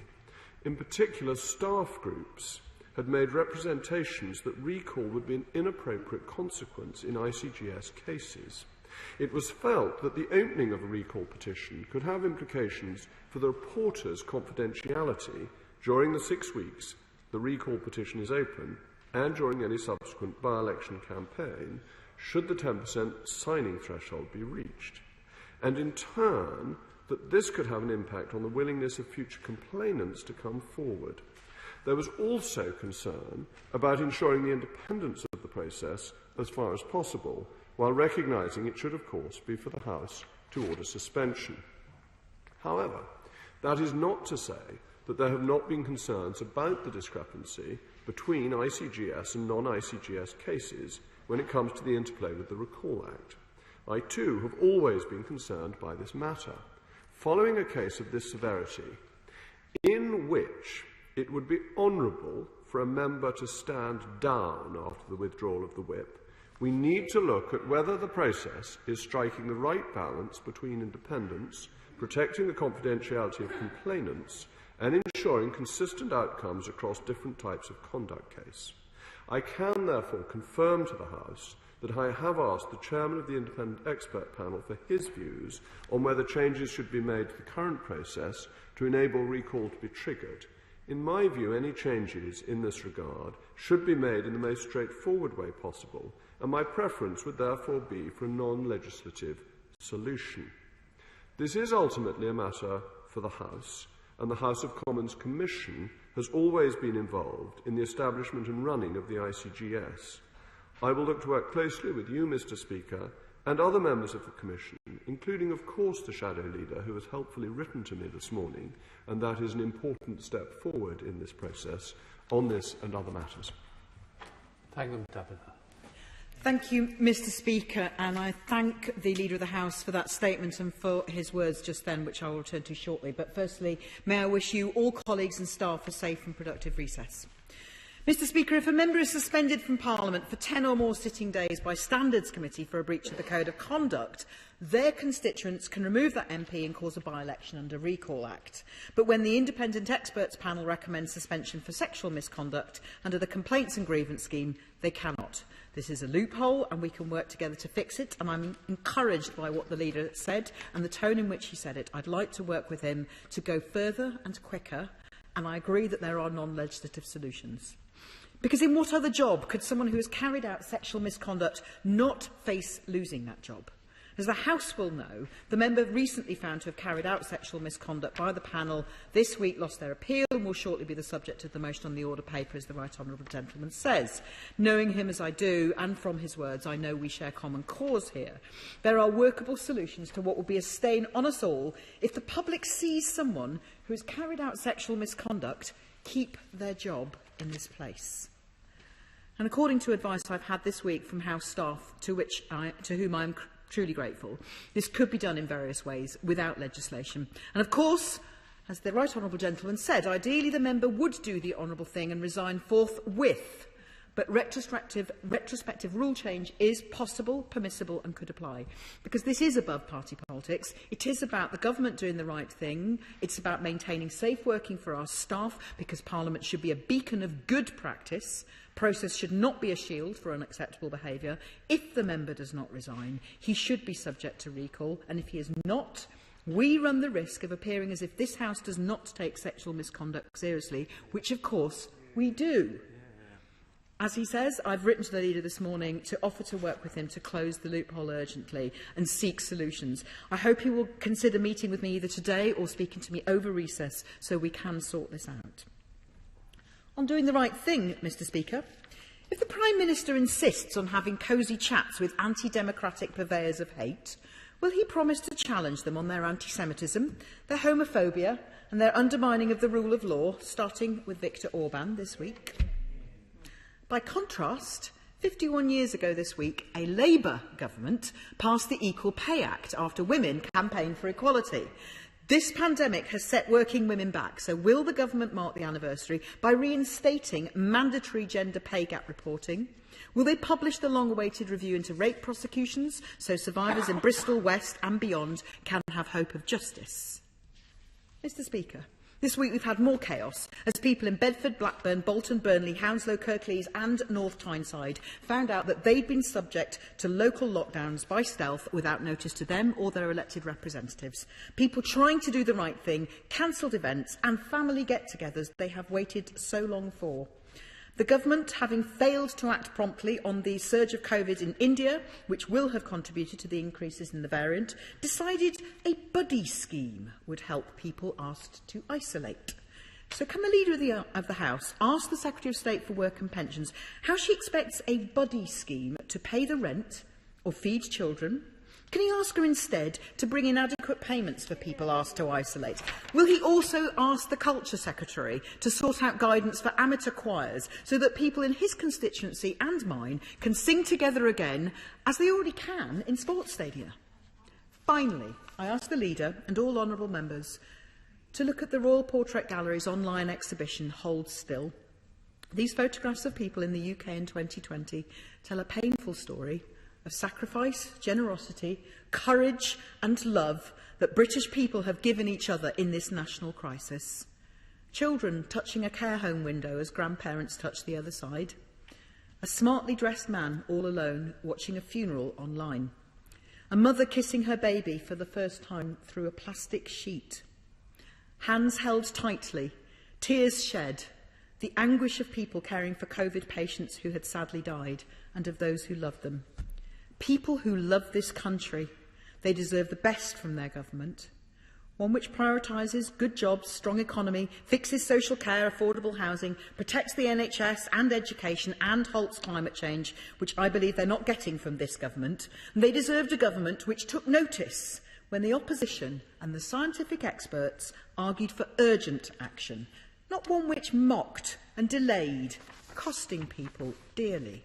One which heeded all the recommendations of the pandemic preparedness exercise. So finally, that this government can learn as quickly as possible the lessons of the last 14 months so people can trust what they do next, will the leader now ask the Prime Minister to give us the date, scope and timetable for the public inquiry into his government's handling of the COVID crisis, with survivors and bereaved people at its heart?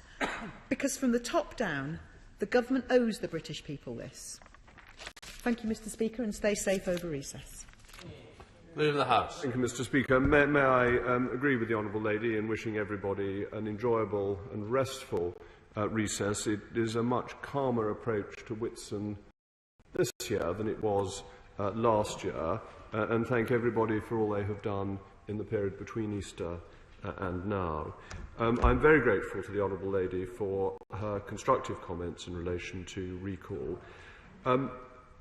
It is not so much a loophole as an active decision that was made in response to the views expressed by staff groups that they were concerned about issues relating to confidentiality if recall were allowed on ICGS cases, and they were also worried about the requirement to involve a committee in the House of Commons.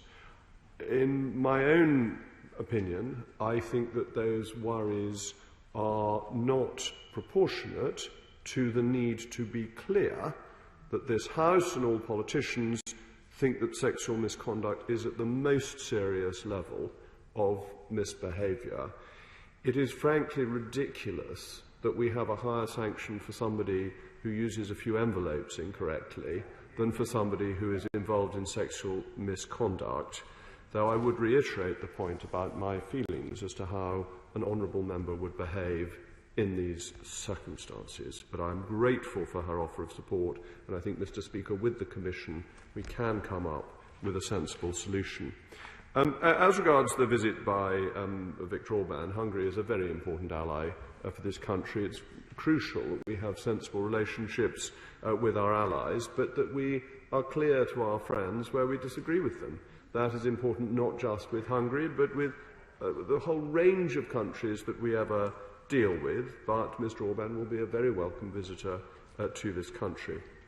And the Honourable Lady refers to the pay gap between men and women, though that has been narrowing recently. The government has been pushing forward with a considerable number of strategies to continue the equalities work that has been going on in this country for many, many decades now, and has seen very considerable improvement, and is a major part of the government's levelling up objective, that we should level up across the country and across every part of this country and ensure that we have economic prosperity. The Honourable Lady mentioned stealth lockdowns. I think stealth lockdown is an odd way, there is an eccentric way, Mr. Speaker, of looking at it, that what is changing is that we are moving from a situation of absolute law, that, you know, like the Ten Commandments, you know what you can do and what you can't do, to saying there are guidelines that wise people will follow. We are trusting the people as the lockdown comes to an end. And that is the right way to be going, with both guidance and that clarity of law passed by this House. The Honourable Lady makes a fair point about amateur choirs. I would remind the House that I am the patron of the Mendip Male Voice Choir, something I take great pride in, and I'm looking forward to hearing them being back in full voice in due course, but that is currently under stage 4 of the lockdown process. But then the Honourable Lady challenges the record of this government, and I think this is a record of which we can be very proud. That's not to say that no mistakes were made at stages during the pandemic, a pandemic that nobody knew about, nobody had predicted, which came upon us like a thief in the night. But nonetheless, enormous strides were made. The economic provision that was made so that our economy is bounding back as well as almost any economy in the world. £407 billion of taxpayers' money, ensuring that the structures of the economy were maintained, so that businesses, when demand comes back, as demand comes back, have the supply to meet it in a non-inflationary way. The rollout of the vaccine, a decision taken directly by the Prime Minister, with the vaccine czar reporting directly to the Prime Minister, a terrific success, one this nation can be proud of. The ability that we have had to ensure that the NHS was not overrun, that the NHS was able to cope, and the fantastic work that the National Health Service has done in supporting this country. Our ability to send vaccines to some of the poorest countries in the world, despite funding to help some of the poorest countries in the world. So not only have we done it for ourselves, not only have we got a record of which we can be proud in this country, but we are helping globally. And I think we should recognise that. But of course, there is a continual learning process about what went right and what went wrong, and to do more of what went right and less of what went wrong. And that is what is happening, and there will, of course, by the end of this session of Parliament, be an inquiry established to look into it all. Felicity Duffy. Thank you, Mr. Speaker. 2 police stations in my constituency are under threat of closure, one from the lease expiring, the other is likely to be sold by the Mayor of London. Given this government's enormous investment in the police, does my right honourable friend agree with me that it is important to keep a physical police presence in North Kensington, and would he contemplate a debate on police stations generally in central London? Leader of the House. Madam Deputy Speaker, my honourable friend raises an exceptionally important point. It is vital for MPs to campaign to ensure the safety of their constituents. And we are recruiting, as a government, as a nation, 20,000 additional police officers, and the latest published figures show we have recruited 6,620 of them so far. It is worth remembering that the Mayor of London is the Police and Crime Commissioner for London, so I welcome my honourable friend scrutinising his distinctly poor record in office. The safety of Londoners should be his absolute priority, when it seems he likes to prefer to spend his time hiring press officers. Marvellous though press officers are, but I think police officers may be better at keeping the streets of London safe. So I would recommend an adjournment debate in the first instance. But yes, she is right to hold the Mayor of London to account and hold his feet to the fire. Owen Thompson. Thank you, Madam Deputy Speaker, and I welcome the statement from the Leader in regards to the independent expert panel. I think it's critical that there's confidence of all that the processes that are in place are robust and there's an equality of outcome, and that it's central to all of that is the importance of confidentiality. I think that is such an important point in all of these such cases. Madam Deputy Speaker, earlier this week the Government published a number of statutory instruments regarding the space industry regulations. Obviously we're very keen in Scotland to see space taking a key part of the economy moving forward. However, the industry have been waiting for many, many months now for the Government's space strategy. With these new regulations laid before Parliament this week, some clarity about the strategy would go a long way to helping ensure that we knew where we were going. So could we have a debate in Government time to actually discuss the space strategy to see where and what that is actually going to look like? Madam Deputy Speaker, I have had a constituent get in touch with me regarding their elderly grandfather and his settled status documentation. He doesn't have biochipped documentation, and obviously being in Scotland for a long, long time, this is now very unsettling to them. So could the Leader help me in securing assurances from the Home Office that a lack of biochipping will not prevent my constituent's grandfather from receiving a settled status outcome? And Madam Deputy Speaker, though I fear I may be giving a long shot here, I wonder if the Leader might join with me in welcoming the findings of the Scottish Government's Social Justice and Fairness Commission. Perhaps not, but I'm sure that the proposal will be welcomed by all of my constituents who are keen to see a fairer and more socially just future for Scotland. Could we have a debate in Government time to consider how the UK Government might learn from the lessons of the approach of the Scottish Government in this regard to help to deliver a fairer society? Leader of the House. Madam Deputy Speaker, I'm very grateful to the honourable gentleman for his comments on the independent experts panel and on confidentiality. I think it's very encouraging to see how much desire there is to work across the House to come to a sensible solution about this. The space industry, well, Madam Deputy Speaker, all the world's a stage. But beyond it, there's an even bigger stage for the honourable gentleman and others to investigate. And I hear that there are reports in the newspapers, I think the Telegraph, that the Americans are getting frightfully excited about people coming from outer space and UFOs, and that even former President Obama is getting interested in this. So I don't know if the honourable gentleman wants a debate on little green men. Or whatever else may come from outer space, but the government is developing a strategy. It is an important part of the future that so much space investment is going on, and that will be a United Kingdom-wide activity. With regards to his constituent, the grandfather who requires settled status, yes, of course, if he writes to me with the details, I will take that up with the Home Secretary on his behalf. The system has provided 5.4 million people with settled status. It has worked well, but it's obviously important that it is fair to everybody. Now, the honourable gentleman then finished by saying, would I join in the Scottish Government's social justice and fairness scheme? And he thought that probably I wouldn't. But what I thought we might have a debate on, perhaps, if you would like to ask for this, is not on the policy of the Scottish Government, which they can debate in the Scottish Parliament, but on the amazing contribution the United Kingdom has made, and the United Kingdom taxpayer, to supporting all parts of the United Kingdom during the pandemic. The £14.5 billion of extra UK taxpayer spending that has gone to Scotland via the Barnett formula, the £1.2 billion for the self-employment scheme for 430,000 claimants, and the nearly 900,000 jobs that have been saved by the furlough scheme. I think this is something we could debate at considerable length. So should there ever be time for an opposition day of the SNP, I hope this is what they will bring forward. Sir David Amos. In the absence of the Whitsun adjournment debate, I also wish everyone a very happy recess. Will my right honourable friend find time for a debate on forced adoptions? On Tuesday of this week, on behalf of the Movement for Adoption Apologies, I handed in a letter to the Prime Minister's office simply asking for an acknowledgement of the wrongs which have been done, also including to a constituent of mine, and asking for an apology on behalf of the government institutions who were involved in all what went on. Leader of the House. Thank you, Madam Deputy Speaker.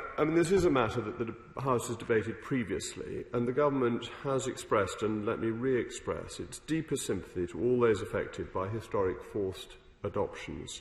Successive governments have amended legislation to ensure that this practice cannot happen again. The Children Act 1989 and the Adoption Act 2002 changed the law so courts have to agree to adoption, including being certain that any written consent is real. Adoption agencies, now mainly local authorities, are covered by statute and inspected by Ofsted, so the situation that did prevail cannot prevail again, and that is quite right and proper, and that the distress caused to families is a matter of the gravest concern. We now go to the Chair of the Backbench Business Committee, Ian Mearns. Very grateful, Madam Deputy Speaker, and could I inform the House that the Backbench Business Committee has been re-established, met yesterday, and is now open for business for this parliamentary session. And can I welcome the announcement of the first day of backbench debates announced for Thursday the 17th of June. We anticipate another round of estimates day debates before the summer recess, and the committee will be inviting applications for those slots shortly after the Whitsun recess. But if members are wishing to submit applications for debates for consideration by the committee's next meeting a week on Tuesday, please ensure that they submit their applications by no later than 2 p.m. next Friday, the 4th of June. And can I place on record my thanks to members who sat as members of the Backbench Business Committee during the last session, but who are not now members of the committee. The members for Leicester East, Great Grimsby, Congleton, and for the cities of London and Westminster. And I'd also like to thank them for their service on behalf of members of this House. And can I also welcome to the committee my constituency neighbour, the Honourable Member for Jarrow, who's joined the committee this week. Thank you, Madam Deputy Speaker. Leader of the House. Thank you, Madam Deputy Speaker. It is so nice to have a satisfied customer. We now go to Henry Smith. Thank you very much, Madam Deputy Speaker. Now that the UK has left the EU, we are free to change the VAT system and introduce a new sales tax regime, possibly localised, which would put a downward pressure on taxation. Can we have consideration of a debate on ending VAT and introducing a more flexible sales tax system? Leader of the House. Thank you, Madam Deputy Speaker. I do agree with my honourable friend about the importance of our newfound freedoms from the EU to set taxes how we please. We are no longer bound into a complex agreement with the European Union, and therefore we can have our own competitive tax system. And I'm certainly intrigued by his idea that we should have local competition in tax systems, which they have in the United States, with some states having high sales taxes and others having lower sales taxes, and so on. It may be more difficult in a relatively small island, but it is worth noting that VAT is a broad-based tax on consumption, and that it's designed to ensure the fair treatment of both consumers and businesses, and has been adopted not just in the European Union, but by, I think, 170 countries. So it may be that going away from VAT would not just be a statement of our Brexity independence, but might be going against something that is a system that actually works quite well globally. Maria Eagle. Thank you, Madam Deputy Speaker. The final criminal trials relating to the 1989 Hillsborough disaster collapsed yesterday. 32 years after 96, wholly innocent children, women and men were unlawfully killed by the negligence of others, primarily the South Yorkshire Police, who should have been protecting them. No one responsible has been held accountable by our criminal justice system for those deadly failures. This catastrophic failure of justice seriously compounded the grief, pain and anger of the families who yet again yesterday had to endure hearing on national media outlets the very slurs that the police statements at the heart of this prosecution were being changed to promote, namely that the Liverpool fans attending the match caused the disaster, something that has been utterly disproved comprehensively by the 2016 inquest verdicts. Does the Leader of the House accept that the law now needs to be changed to prevent this utter failure over 3 decades from ever happening again to any families bereaved by public disasters? And there will be more families bereaved by public disasters. And will you arrange a statement from the Lord Chancellor and a debate in this House so that those of us who have proposals that would stop this kind of thing ever happening again, for example in the Public Advocate Bill and in the Public Authority Accountability Bill, can again bring them to the House? Leader of the House. Madam Deputy Speaker, the Honourable Lady is so right to raise this. It is the greatest scandal of British policing of our lifetimes, and the pain is still with those families, and the thought of the number of children who were killed is something that makes the whole House grieve. And when nobody is held to account for that, it surely indicates that something has gone wrong in our criminal justice system.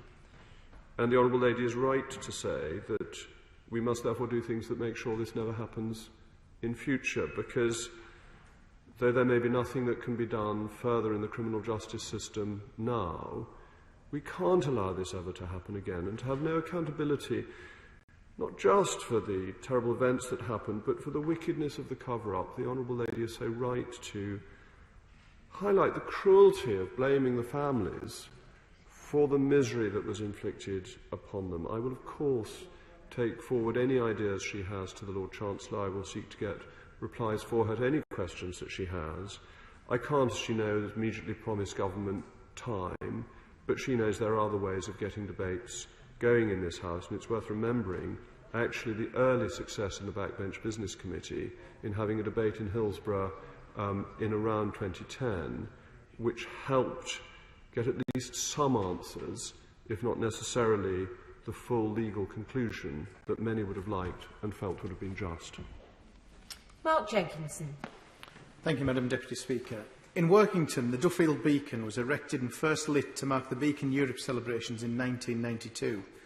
Built by British steel apprentices from a Workington rail, it stands today as a monument to our steel industry. Independent councillors who now run the Town Council have launched a sham consultation on fictitious health and safety grounds, offering Workington constituents a Hobson's choice as to whether the beacon now remains and is never again lit or is chopped in half. Could we have a debate in government time on the protection of important local monuments such as the Duffield Beacon? The House.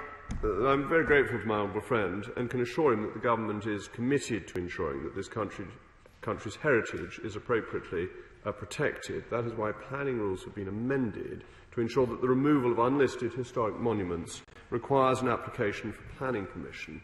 Local planning authorities are responsible for determining such applications, and local people will be able to make their views known through the application process. But there's nothing worse than pettifogging bureaucracy trying to stop a local monument being lit and used and admired and enjoyed, and he's absolutely right to bash his local council for its silly behaviour. Chris Elmore. Thank you, Madam Deputy Speaker. Can I place on record my thanks to the Leader for the integrity he's shown this morning in setting out his own view that if a member is found to have committed sexual misconduct, it's a curse on all our houses, and it is the right and honourable thing to do for that member to resign, and I pay tribute to for that. I know he cares deeply about this House and about the members in it and the purpose of why we are all elected to serve our constituents. Can I ask the Leader to provide a statement from CLG ministers to gain an update on what's happening with the government's much-celebrated Levelling Up Fund? Can only be described today as an embarrassing session at the Welsh Affairs Select Committee, where ministers seem unable to clarify how the additional streams of funding will work into years 2, 3 and 4, whether funding will be available in the long term beyond the first year, and whether or not members of Parliament can support one substantive bid, one transport bid, 3 additional bids. What happens if a bid fails? It just seems to be continuous confusion. So I'd be grateful if the Leader could provide some clarity from ministers. Well, Leader of the House. Madam Deputy, I'm always happy to take on individual questions and pass them through to ministers, but the levelling up of the country is a major ambition of this government. 45 new town deals worth £1 billion are already there. The UK Community Renewal Fund has been launched, and the first round of £4.8 billion levelling up fund has been announced. And I seem to remember from last week that the deadline for applications is Waterloo Day. So at least we know when the deadline for applications is, and I would suggest MPs support lots of applications for their local areas. Always support your local area in trying to get money out of central government. It seems wise advice to members of Parliament. We now go to Fiona Bruce. Thank you, Madam Deputy Speaker. Can we have a statement on whether churches and other places of worship will be able to operate without any mandatory restrictions from 21st June, or when England moves to step 4 of the government's roadmap? And in the meantime, with regard to choirs, and I have many wonderful choirs in my constituency, can choirs be brought into line with the current guidance for other non-professional music activity indoors, as was the case between August and December last year? Thank you, Madam Deputy Speaker. On choirs, it is essentially the issue of the budget of risk, and that when people sing, and particularly if they sing loudly, there is a greater risk because of the more droplets that are spewed out into the atmosphere. So the restriction on choirs is a well thought through and proportionate one. But the hope, obviously, is that on the 21st of June, when we get to step 4, that choirs will be able to come back and that church services will be returning to normal. And step 3 has seen some improvements in church services getting back to normal. It has to be said that some of the things that were banned and considered dangerous were some modern excretions into church services that I wasn't too sorry we didn't have for a bit. House. Thank you, Madam Deputy Speaker, and I'm intrigued that the question that I asked the Leader of the House last week has widespread support. I hope he got his birthday song sung to him, and happy birthday again in retrospect. In my constituency in Bath, Madam Deputy Speaker, GP practices are under severe pressure. Firstly, I want to pay tribute to their dedication and commitment during these past 14 months. But as we come out of lockdown, GPs are facing a tsunami of cases, as so much of routine practice had to be put on hold. And the extra pressure will hit a workforce that is already on its knees. So can we have a statement from the Health Secretary? I realise he is rather busy at the moment. What the government is planning to do to support GP practices with extra resources, including mental health support. House. Thank you, Madam Deputy Speaker. I mean, mental health issues are ones that the government is tackling seriously, and there is very considerable additional funding being provided for mental health care. That it is at the heart of the NHS long-term plan. There will be £2.3 billion extra by 2023-24 to support 380,000 more adults and 345,000 more children. As regards GP practices, things are beginning to get back to normal. People are entitled, if they need them, to face-to-face consultations. Over the last year, 56,900 more people are working in the NHS, and the government is recruiting 6,000 more doctors in general practice during the course of this Parliament, so that steps are being taken very much in line with what the Honourable Lady is asking for, and she pays tribute to her local GP practices and the local NHS. As we share an NHS area, may I join her in that? We are extraordinarily lucky in the dedicated and hard-working people that we have, and it's an opportunity to thank Ian Orpen, who was the chairman of the area and who did such a sterling job for a long time before retiring recently. Scott Benton.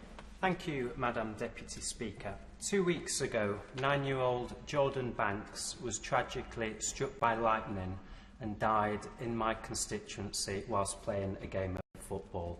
I'm sure that my right honourable friend will join me in passing on heartfelt condolences to his family and friends, and thanking those in Blackpool who are now organising events to celebrate his life.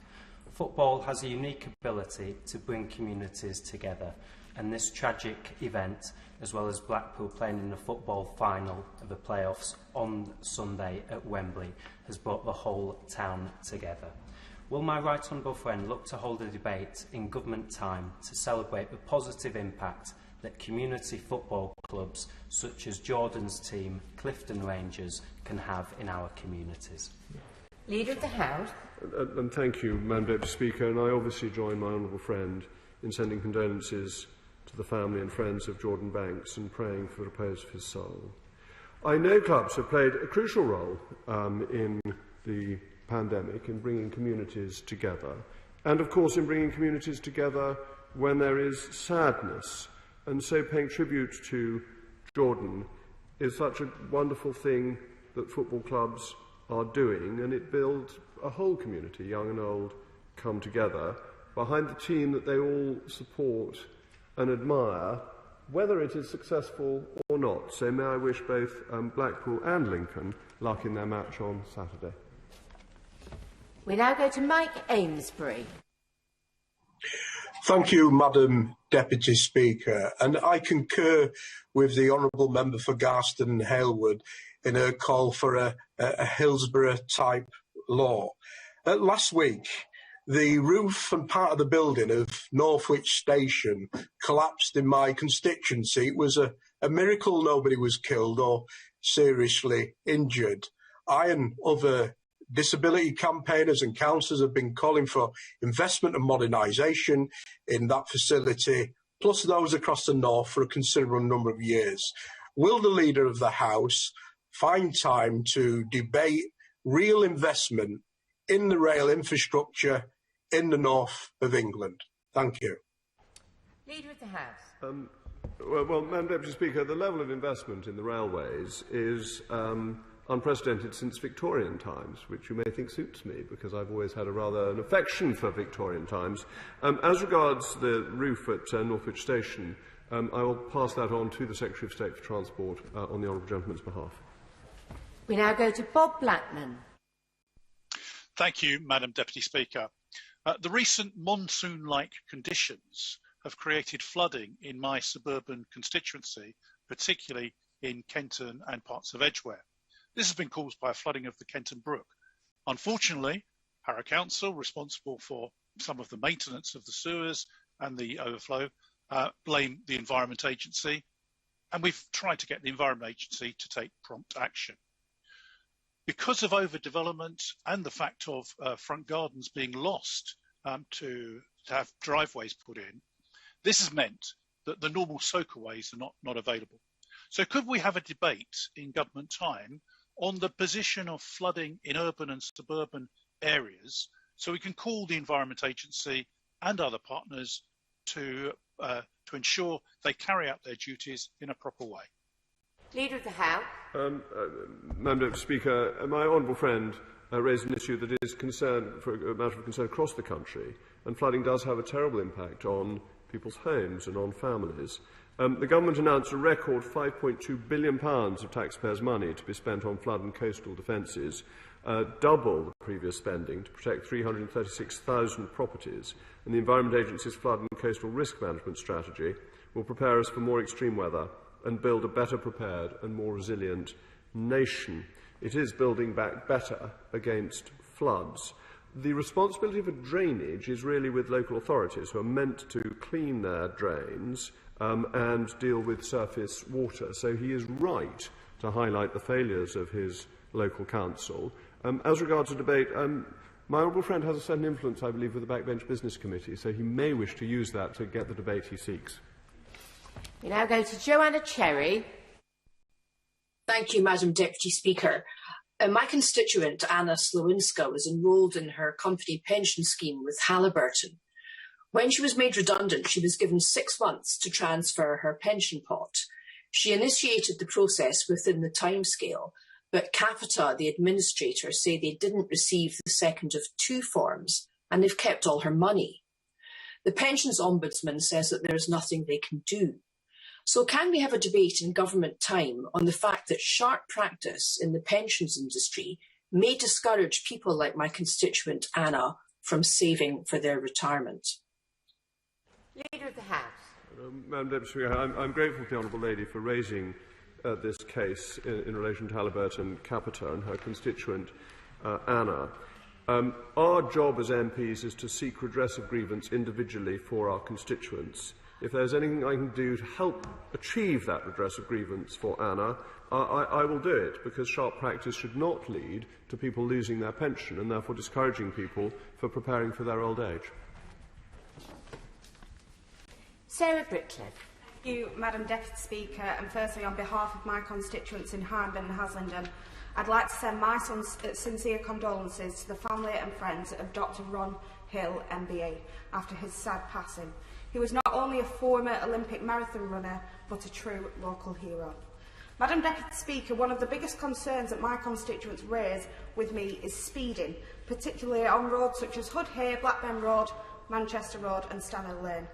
Will the Leader of the House allow a debate in government time so that we're able to discuss what further measures can be taken to stop careless drivers from putting residents' lives at risk, like mine in Harden and Haslingden? Leader of the House. Thank you, Madam Deputy Speaker, and I do join my honourable friend in sending condolences to Mr Hill's family and know that he was a very important local figure, well-known local figure. Drivers should not only obey the speed limit, but the honourable lady was right to highlight careless driving. It's not always speed, it's the carelessness of drivers sometimes that leads to the greatest numbers of accidents, and the lack of consideration for the area that they are driving through. Now, the enforcement and the advertising and the decision-making on speed limits is a local matter. So, in her constituency, it's a matter for Lancashire County Council, and then the local police force has the responsibility for enforcement. However, it is worth pointing out that the Department for Transport launched a call for evidence last autumn as part of a wider roads policing review, an examination of roads policing in England and Wales and its relevance to road safety. So the government will publish its responses in the summer, and I hope that they will be reassuring to my honourable friend. We now go to Ian Paisley. Thank you, Madam Deputy Speaker. I'm sure the Leader of the House agrees with me that Lord Hall has very serious questions to answer regarding the re-employment of Mr Martin Bashir at the BBC. Can the Leader of the House let me know if there's any mechanism that can be deployed or is indeed being examined that would allow for the removal of Lord Hall's title and privileges here at this House because of the alleged serious breaches that he has been engaged in? Is that actually being examined and looked at, and is there a process, given the serious nature of his misdemeanour. Leader of the House. Madam Deputy Speaker, I notice a slightly raised eyebrow, or a slightly furrowed brow, Madam Deputy Speaker, because by convention we would not talk about individual peers in a disobliging way. There is an ancient practice for removing peerages, which is by bill of attainder, but looking at the clerk, I don't think that has been used in at least the last 200 years, and probably not beyond the earlier part of the 18th century. So it may be that a bill of attainder is an unlikely procedure. There is a procedure for removing peerages for lords who go to prison for a certain period of time, which came in relatively recently, and the House of Lords has exclusive cognizance of its own affairs and can, of course, suspend peers under certain circumstances. It was on the cusp of suspending all sorts of peers for not attending the Valuing Everybody training, but it seemed to step away from that in the end when a particularly distinguished noble baroness was one of the people who hadn't done it. So there are mechanisms, but they are at the highest end of our constitutional activity for the most serious misdemeanours, and whether it would be right to go into them in a specific circumstance is a matter I can't go into at the dispatch box. We now go to Caroline Noakes. Thank you, Madam Deputy Speaker. In the last week, 2 of my constituents, both British citizens, have received letters from the Home Office telling them they will lose their pensions unless they apply for EU settled status. Please will my right honourable friend do his best to extract a statement from the Home Office as to what data sharing is going on across government that has led to these errors, which have alarmed pensioners in my constituency and I assume elsewhere. Leader of the House. Thank you, Madam Deputy Speaker. May I begin by congratulating the Honourable Lady, because the settled status scheme, I remember her being examined by the Brexit Select Committee when I was on it, has been an absolute triumph, and it started with the work of the Honourable Lady. And 5.4 million people have now settled, have got settled status, and she has done a service to 5.4 million people. And I think that is an amazing achievement to have, and has given certainty to all those people. Mistakes happen, and when they happen, they must be put right. The case that my right honourable friend raises sounds particularly ridiculous, that a British citizen should not have to apply for settled status. I cannot understand why that would have happened, how that information has been shared, but I will certainly take up the specific cases she raises with the Home Office. Christine Matheson. Thank you, Madam Deputy Speaker. The scandal of fire and rehire continues, and there seems to be no movement at all from government to address it. It's been 3 months since the government received the ACAS report. So if we can't have legislation brought forward to ban this outrageous practice, can we have a statement from the government responding to that ACAS report so that we can understand where the government is at on this scandal? Thank you, Madam Deputy Speaker. I'm very sympathetic to what the honourable gentleman is raising. We've discussed this in the House before, and I think there is a considerable degree of agreement that fire and rehire is a disreputable negotiating tactic and gives capitalism, of which I am a great supporter, a bad name. The Department is considering the ACAS report, and I'm afraid my line is the same as before, that information will be brought forward soon, but unfortunately soon is rather an elastic concept in the bureaucratic world. We now go to James Daly. Thank you very much, Madam Deputy Speaker.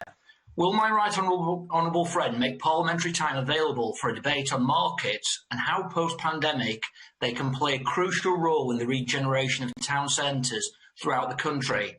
And would he join me in welcoming the Levelling Up Fund bid from my local council to ensure the world-famous Bury Market not only continues to play a crucial role in the economic and social life of my town, but develops as a multi-purpose community hub?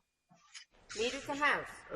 Yes, Madam Deputy Speaker, I'm very sympathetic to what my honourable friend is saying, that local town markets do draw people in. They are a highlight for people to go into a town to use. They often offer all sorts of attractive things for people to buy. And as we normalise after the pandemic, I think they will be a great attraction. And the Bury Market, as he says, is an historic one. And I wish him every success in the Levelling Up Fund bid. I can't necessarily add my imprimatur to it because I feel I would then get endless questions at business questions asking me to support bids across the country, and that might exceed the amount of money available. Five effort. Thank you, Madam Deputy Speaker. Those people who have been bereaved during the pandemic and those that have been left with long-term illnesses can't have not been alarmed by the evidence of the Prime Minister's former close advisor yesterday. These matters are in the public domain now. Allegations about the government adopting herd immunity, that the government ignored the scientific facts and delayed lockdowns, leading to the loss of tens of thousands of avoidable deaths. Now, what the truth of this is needs to be examined in the future. I accept that. But surely those people deserve some answers now. And if we are not to get an immediate public inquiry, shouldn't the Prime Minister come here to make a statement about that decision not to hold a public inquiry soon? So at least we can represent our constituents and ask him questions based on the evidence that was given to the Select Committee yesterday. Leader of the House. Thank you, Madam Deputy Speaker. The Prime Minister was asked about the inquiry yesterday, and the inquiry will be set up in this session of Parliament, and it's right to do that. It is right to do that at the point at which events are more under control. It wouldn't be right to do it in the midst of the pandemic, or whilst the pandemic is still raging. And evidence was given yesterday by somebody who played a very important role within the government, who was a very active part of the decision-making process, who now seems to have turned himself into a Kitterfell. The lines that come to mind are: in friendship false, implacable in hate, resolved to ruin or to rule the state.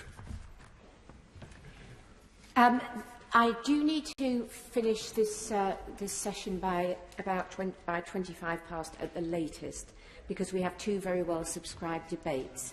So I would ask the remaining speakers, if I'm to get everybody in, to ask short questions, and I'm sure the leader will respond with shorter answers. David Johnson. Thank you, Madam Deputy Speaker. Last week was, of course, Dementia Action Week, and when I recently met with the Alzheimer's Society, they presented a number of worrying statistics, one of which was the rise in the use of antipsychotic drugs. Based on the stats in Oxfordshire, fewer than 1 in 5 of the people who'd been prescribed antipsychotic drugs actually had a diagnosis of psychosis. So could the leader please get a statement from the Department for Health and Social Care about what lies behind this rise in the use of antipsychotic drugs for people who don't actually have psychosis? Leader of the House. Madam Deputy Speaker, I'm grateful to my old friend for raising this deeply concerning issue. NHS England and NHS Improvement continue to monitor the monthly data that are published by NHS Digital on the prescribing of antipsychotic medication for people diagnosed with dementia. But the issue that he raises is one that needs a fuller answer, and I'll take it up with the Department on his behalf. Patrick Grady. Thank you, Madam Deputy Speaker. Will he arrange for a debate and votes in this House before the hybrid proceedings lapse on the 21st of June? We can't just have some return to the status quo ante as if the last year and a bit hasn't happened. He was once a champion of backbenchers and the right of this House to decide its procedures for itself. So will he make sure that that happens in good time and we can plan the way forward for the House and the estate more generally? Deputy Speaker, the emergency powers were brought in, the emergency provisions were brought in on the basis that the status quo ante would be restored, and then the House could decide in an orderly and proper way what, if anything, it wished to keep. I think it would be cheating members who supported the temporary measures if they were to be made permanent before they had lapsed and we'd gone back to normal. Tom Hunt. Thank you, Madam Deputy Speaker. A few weeks ago, I received a letter from Sammy Stephen, who is a customer at the Papworth Trust on Foundation Street in Ipswich, which is a trust that does fantastic work supporting the disabled community in Ipswich and adults with learning disabilities. When the lockdown started, they were very down, and they didn't know how they were going to cope. Because of the exceptional work done by the staff and volunteers, they made it work, and they created this lockdown journal.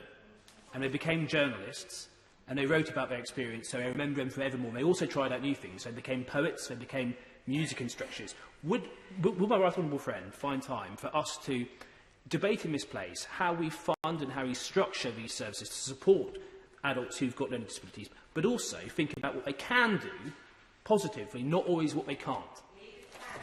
Madam Deputy Speaker, my honourable friend puts it absolutely correctly. We should always think about what people can do. We should always be positive as a society, and I'm so glad to hear about the work of the Papworth Trust. Organisations like that are a lifeline of support to some of the most vulnerable in our communities, and everything that can be done to support them should be done. 25 withdrawn. So Dean Russell. Thank you, Madam Deputy Speaker. Does my right honourable friend agree with me that if essential local services such as a post office have a need to close temporarily, that there should be measures such as transport links like a minibus to other nearby post offices, or a temporary solution placed nearby so that elderly residents are not cut off from this important service? And may I please request that we have a debate on this subject? Thank you. Leader of the House.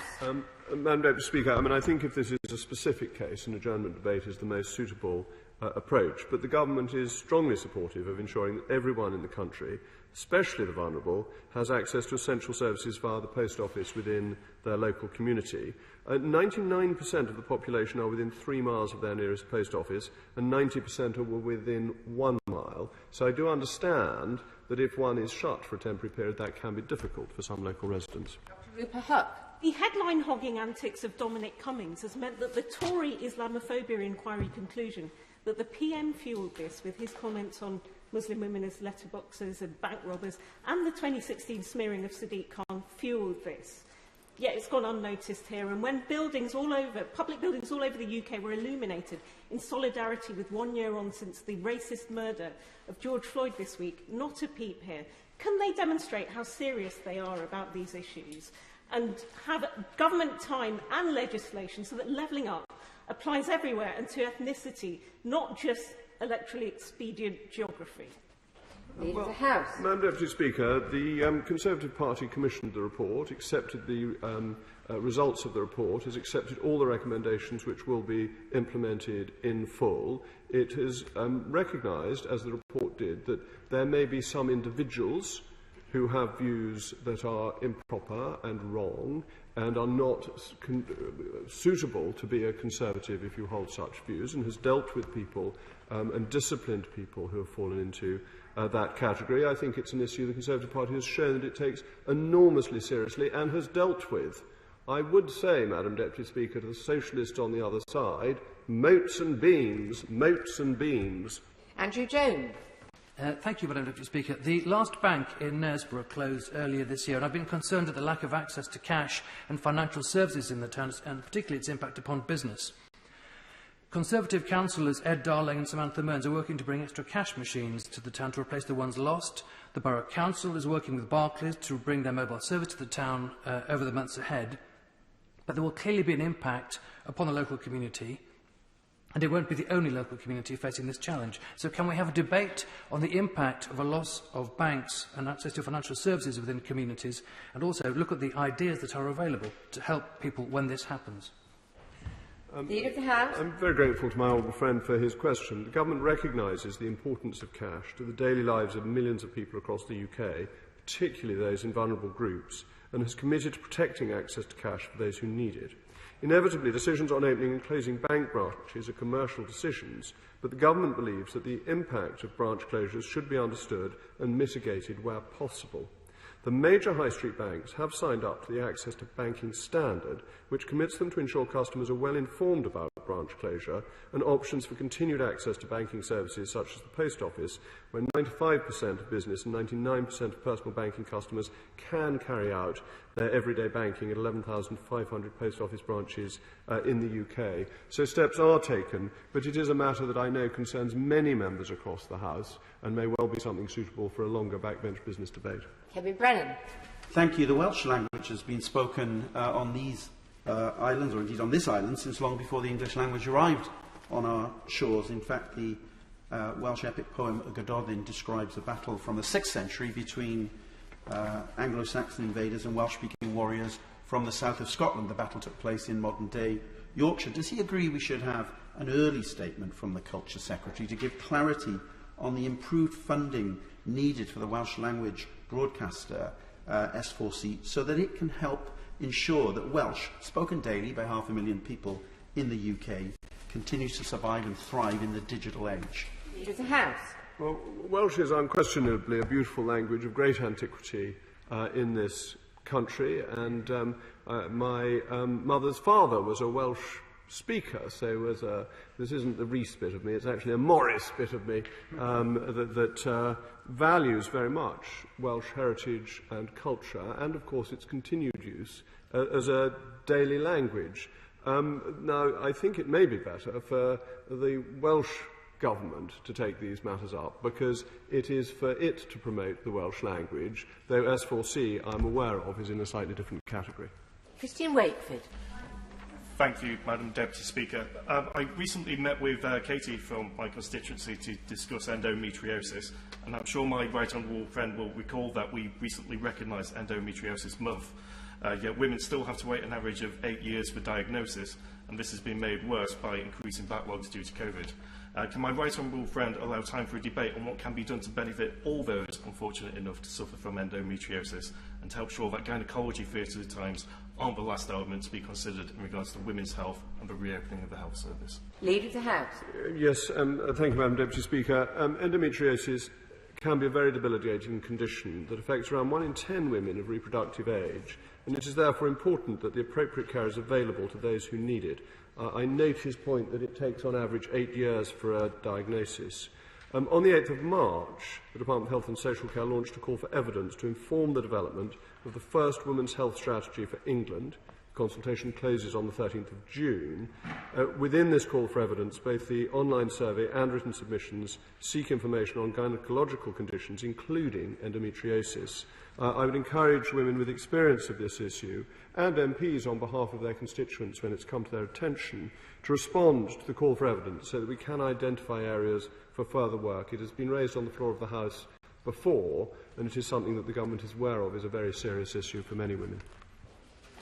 I thank the Leader of the House for his statement and am suspending for 2 minutes to make arrangements for the next business.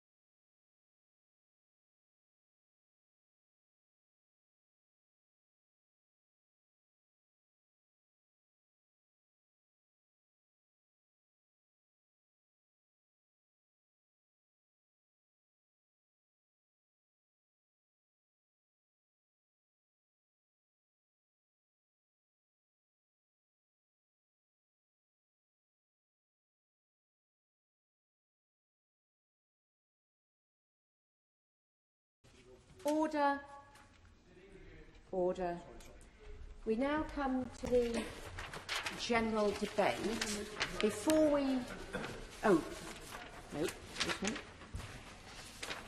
We now come to the Business of the Day Independent Expert Panel. Standing Order number 150D says the Speaker shall put the questions necessary to dispose of proceedings of a motion to implement a sanction recommended by the Independent Expert Panel forthwith. I therefore shall call the Leader of the House to move the motion formally and then put the question. I beg to move. The question is as on the order paper. As many as are of that opinion say aye. Aye. Of the contrary, no. I think the ayes have it. The ayes have it. We now come to the general debate on Dementia Action Week. And before I call the Minister, this is a heavily subscribed debate, as is the next one. So what we intend to do is divide the time equally between the two debates, which means that this debate will need to finish by 3:15. at the latest, perhaps a little before. There is a 3-minute time limit on backbench speeches. I know the front benchers have agreed to be as succinct as they can be, but that is how we will proceed. It may not be possible to get everybody in, but we will do our best. I call Minister Helen Whately to move. Thank you, Madam Deputy Speaker, and I would like to congratulate the Honourable Member for Oldham East and Saddleworth for securing this debate to mark Dementia Action Week. And I'd like to pay particular tribute to the work of the Honourable Member as co-chair of the All-Party Group on Dementia and to the charities that she and I both work with, including the Alzheimer's Society. And I want to say how hard I know the last 12 months have been for those living with dementia and their families. Living with dementia is hard in normal times, but harder still during a pandemic. It has been an incredibly difficult year. I know that, and I have seen that. There are over 850,000 people living with dementia and around 670,000 carers looking after them. Thank you to all of you who are caring for someone with dementia. Madam Deputy Speaker, while those many thousands of people have dementia, we must not see dementia as an inevitable part of ageing. I do not see it myself as an inevitable part of ageing. While 1 in 6 of those over 80 have dementia, 5 in 6 do not. Around a third of dementia cases are estimated to be preventable. I am ambitious about preventing dementia, ambitious about developing treatments, ambitious about one day developing a cure. But first, Madam Deputy Speaker, I want to update the House on what we've been doing under the umbrella of the Challenge on Dementia 2020 and in response to the pandemic. Last year, we assessed delivery of the 2020 Challenge, which showed that we now have over 3 million dementia friends, with thanks to the Alzheimer's Society. We have 437 areas across England and Wales signed up as dementia-friendly communities. We have 137 trusts signed up to the Dementia-Friendly Hospital Charter and, thanks to Skills for Care and Health Education England, over 1 million care workers and another million NHS workers have received dementia awareness training. Added to this, our commitment to spend £300 million on dementia research over 5 years was delivered a year early, with £344 million spent over 4 years. Timely diagnosis of dementia is really important to help people understand what is going on, find out what support is available, and get advice on what happens next. Since 2016, we have consistently met the Challenge on Dementia target of 2/3 of people living with dementia to receive a formal diagnosis. However, at the start of the pandemic, many memory assessment services had to close, and the dementia diagnosis rate has dropped below the national ambition for the first time since 2016. While we have supported remote or virtual memory assessment services, I recognise this isn't for everyone. I want to see in-person services fully functional as soon as possible, because a diagnosis can make such a difference so that people can access the support they need. I will indeed give way. We're giving way. Minister, one of the things that I'm aware of in recent is the charity for music for dementia. Does the Minister believe that that particular charity, because it says here that those who have started to sing or listen to music on a daily basis have doubled their quality of life while having their depressive symptoms. Could I ask the Minister if that charity, Music for Dementia, could be introduced to the strategy the government has? Thank you. Minister. And well, the Honourable Member makes a really important point, that music is one of the things that is known to really help people who are living with dementia, help improve the quality of their lives. And that's been one of the things that has been hard to access during the pandemic. And I'm determined that we should see that kind of support be restarted and develop further support along those lines in the months and years ahead.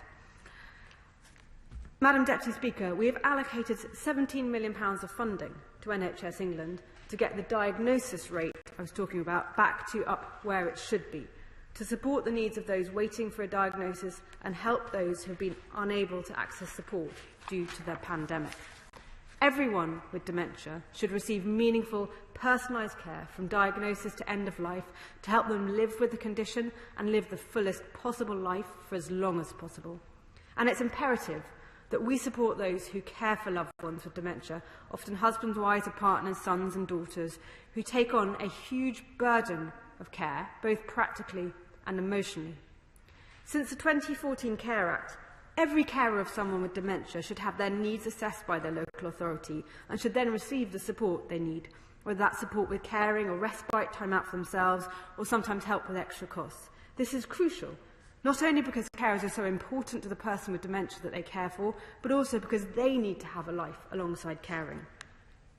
Throughout the past year, we've worked with the Alzheimer's Society, Age UK, Carers UK, other charities, care providers and local authorities and the NHS to work out how best to support people with dementia and their carers during the pandemic and to put that support in place. We provided over £500,000 funding to the Alzheimer's Society for their Dementia Connect programme, £500,000 to the Carers Trust for their support to unpaid carers, £122,000 to Carers UK to send their helpline opening hours, and £480,000 to the Race Equality Foundation. We provided free PPE for carers where they live separately to the people they care for, in line with clinical advice. Priority to vaccines in line with JCVI prioritisation, considered carers time and again in guidance, worked to better identify carers and supported local authorities in the restoration of day and respite services, including with nearly £12 million of funding from the Infection Control Fund. As we come out of the pandemic, not only do we want to make sure we restore and improve early diagnosis and support for people living with dementia and their carers, but we also want to go further, to prevent people from getting dementia in the first place, to support research to develop effective treatments, and ultimately to find a cure. The National Institute for Health Research is right now supporting several studies into dementia, and the 2019 Conservative Party manifesto committed to doubling funding for dementia research. It also committed to deliver a moonshot of ambitious goals. The moonshot will expand the UK's internationally leading research effort to understand the mechanisms underlying the development and progression of dementia, to develop new therapies and help prevent the condition.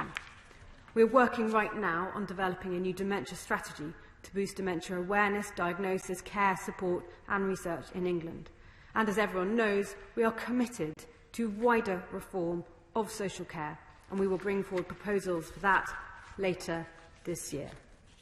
Madam Deputy Speaker, to sum up, we want a society where the public thinks and feels differently about dementia, where there is less fear, stigma and discrimination and more understanding.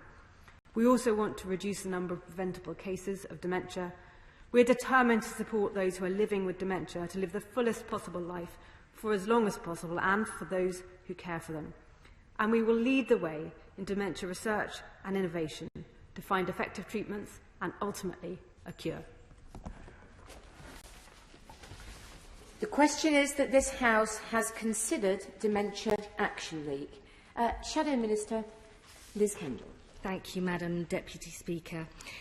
Dementia affects the lives of hundreds of thousands of people in this country.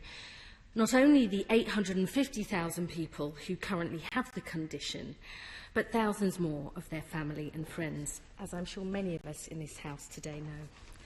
It is the leading cause of death in England and the only condition in the top 10 causes of death for which there is currently no known treatment or cure. And our ageing population means the number of people with dementia is set to increase to 2 million by 2050, with the cost of caring for dementia more than doubling to almost £60 billion a year. Madam Deputy Speaker, over the last 15 months, people with dementia and their families have suffered perhaps more than anyone else because of COVID-19. A quarter of all deaths from this awful virus have been amongst those with dementia, predominantly because of the tragedy in our care homes. Tens of thousands more have seen their condition deteriorate, and families have been pushed to breaking point, banned from seeing their loved ones in care homes for more than a year, and if they look after a relative in their own home, providing even more care than usual. Now, dealing with this pandemic was always going to be extremely difficult.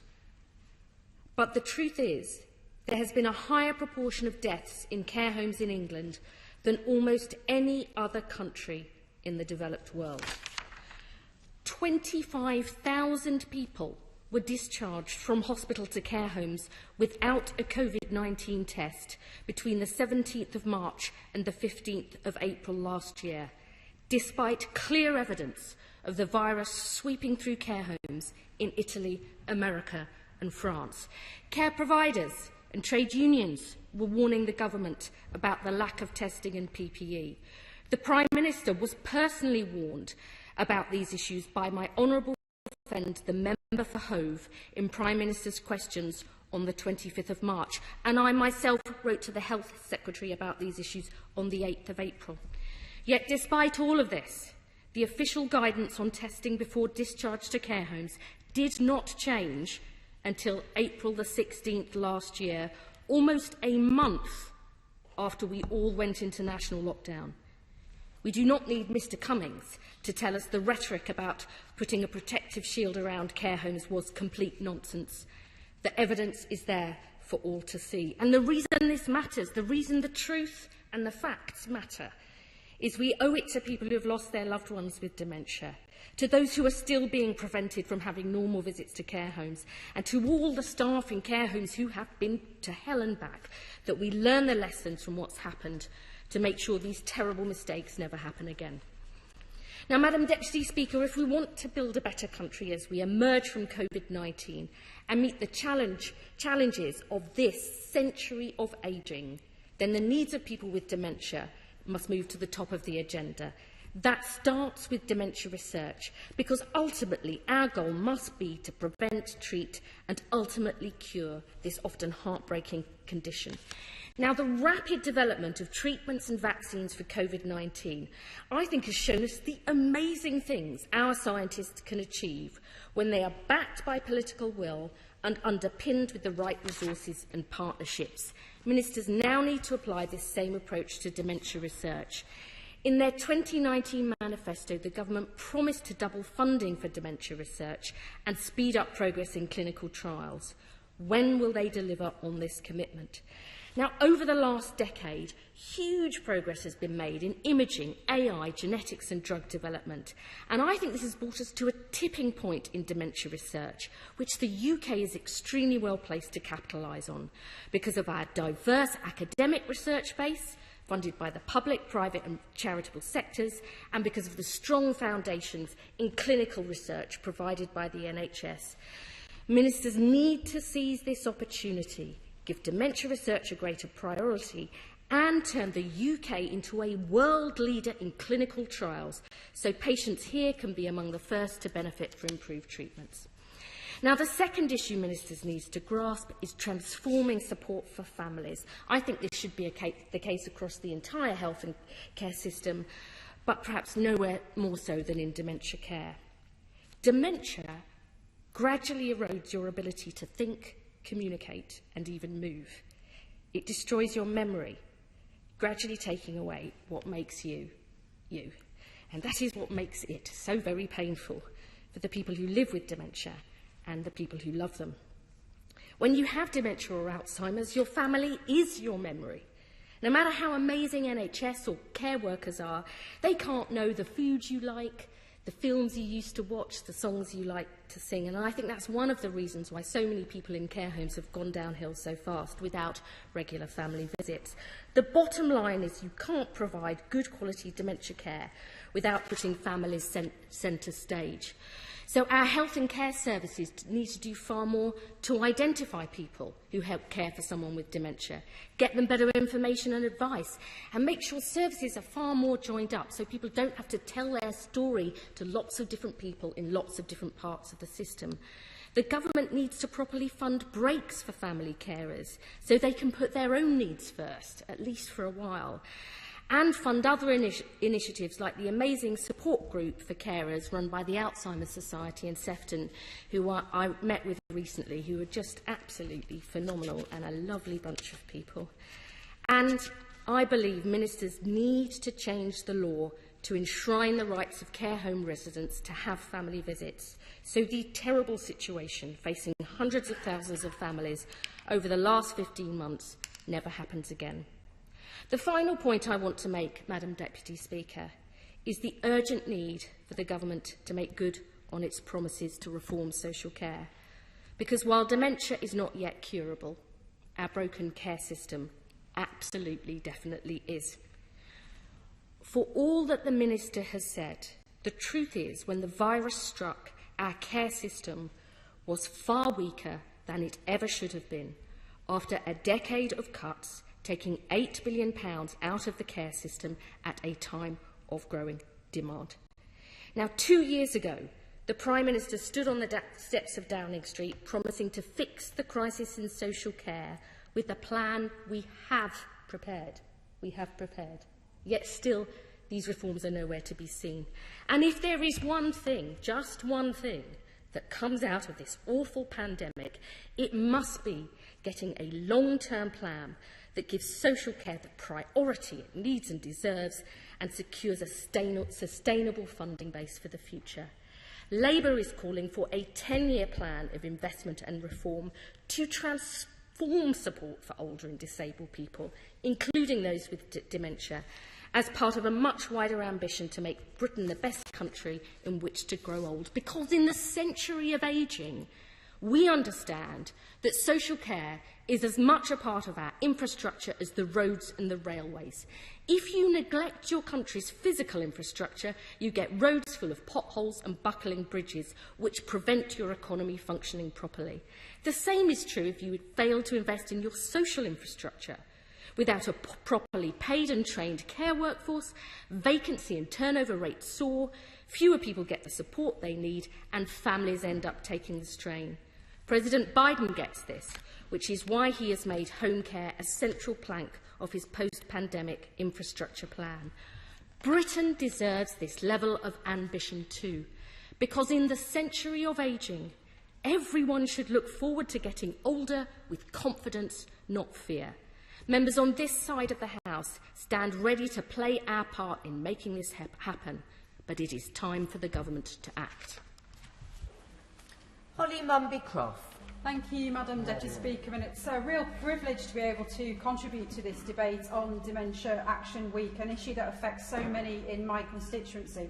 Like many across this country, Madam Deputy Speaker, my own family was affected by dementia. My grandma had vascular dementia. And I come from a close family, and of course when I speak to constituents I recall my own family's experience and what we learned from that. Of course there is always an absolute priority amongst families of ensuring the very best for the person that you love. And I've spoken to many constituents over the last year and heard firsthand how much harder that experience has been made by COVID. And of course it was right that we prioritise care home residents and the elderly in the vaccination programme, and I sincerely hope that families can continue to be reunited. My grandma spent the last years of her life in the Valleys care home in Scunthorpe, and we were able to see her on an almost daily basis, and I don't think we could possibly have appreciated what a privilege that was compared to the experience that people have had over the last year. We were in a slightly unusual position that Grandma came to us from another authority. She came to live with us in Scunthorpe in the care home there, and it's crucial that people with dementia and their families are really listened to. And I'm pleased to say that when she did move to North Lincolnshire, she was listened to and her needs were listened to, and we as a family were listened to. But that was not our experience in the previous local authority. It really was in stark contrast. And had my family not stood firm and really challenged the behaviour of that previous social services department, I know that things would have been incredibly different for my grandma. So, Madam Deputy Speaker, I want to emphasise that this is not a sad story for our family. My grandma ultimately received a good quality of care, but we learned as a family some of the very real challenges that patients and families face. And I still speak to constituents who are quite frankly overwhelmed with trying to navigate the diagnosis, the paperwork, the admin and the changes to their lives and that of their loved one. This should never be the case, and I urge the government to do everything they can to ensure consistent standards across the country. Because navigating that admin side of a dementia diagnosis on top of the care needs can be immensely challenging, and issues such as the deprivation of liberty order, or as the families call it, the Dole's order, is a power that needs to be used with great care and consideration. And I'm very much aware that not everybody has a family advocate and someone who can speak up for them. So when we take forward our much needed plans for social care, I urge the government to look not just at the care, but at the whole system that delivers it, at the interaction between patients, families and services, and at how we can ensure that no patient is ever made to feel that their voice is not at the centre of their own lives. Madam Deputy Speaker, I also want to take this opportunity to recognise the dedication of our frontline carers. Looking to the future, our local schools and colleges are also working hard to provide the carers of the future, and I want to thank, particularly in North Lincolnshire, Peggy's World, and thank Tilly and her very hard-working team. Thank you. Dr Lisa Cameron, SN. Many thanks, Madam Deputy Speaker, and it's an absolute privilege to speak today in this debate and to follow the Honourable Lady who spoke so poignantly about her own family's journey with dementia care and some of the issues that require to be addressed to improve that. And I think having that expertise in the House is excellent, because this will touch so many of our lives, and it's important to bring the human aspect to dementia care, to remember that I think as we've grappled all with health issues over the past year, that well-being should also be at the forefront of the work that we do, and that psychological and mental health is important alongside physical health needs. And certainly those older adults in care homes who have not had the ability to see relatives, and the relatives who have much missed that contact too, I think we're going to have to learn from best practice right across the United Kingdom and learn lessons from that, and have a key focus on well-being as we move forward alongside that of physical health. Dementia is a progressive long-term health condition that affects around 90,000 people in Scotland currently, and the Scottish Government are really committed to delivering a modern social care service for the 21st century, including building a national care service which will benefit people living with dementia, their families and carers. It's also my honour to speak today on behalf of the 5,322 people who live in my local NHS Lanarkshire Health Board who have been diagnosed with dementia, and on behalf of their relatives and loved ones, and all of the social and healthcare workers who care for them every single day with such dedication. And I'd also like to mention the Dementia Carers group that we have in East Kilbride, and we hope that they will be up again and running as soon as possible in line with restrictions, because they provide that benefit from social communication and self-esteem building and confidence, and that social integration that people need alongside having their physical health needs met. I want to briefly raise the issues for those who have not yet been diagnosed with dementia, because we know that there's around a 6% drop in diagnosis rates between the start of 2020 and February 2021 out of this pandemic. But accurate early diagnosis is absolutely crucial in identifying suitable candidates for clinical trials and for medications that are available, which are most effective at the start of a dementia pathway. So it's very, very important that we have investment and support to get people diagnosed as early as possible, and that's doubled up upon in relation to coming out of the pandemic. Alzheimer's Research UK estimate 1.3 million people in the UK will be living with dementia by 2030. So it's of paramount importance we do everything we can to ensure they have the best treatment and care possible. The Scottish Government have published the Dementia and COVID-19 Action Plan in December 2020 to build on and continue to expand the national action since March 2020 on supporting people with dementia and their carers. And this plan recognises the significant impact of the pandemic and the necessary response on people with dementia and their carers, and sets out 21 commitments to assess impact and respond to the needs of this group across all care settings and at diagnosis and all parts of the dementia care journey. And we're very proud to be the only country in the UK with free personal care, which is extremely important in that it supports those families and it supports people in terms of the financial strains that dementia and living with dementia can place upon families. And the Scottish Government have invested £700 million between 2019 and 2020 to support free personal care for older people in Scotland, and extended it in April 2019 to all of those under 65 who have a diagnosis of early dementia. There's a plan to increase social care investment by 25% over this Parliament, which is equivalent to over £840 million. And we're also extremely proud to have ensured a living wage of at least £9.30 per hour for social care staff, because whilst we've been clapping everybody every week, rightly so, in NHS and care settings, it's also important that they have the ability to be financially rewarded as well for the excellent work that they do.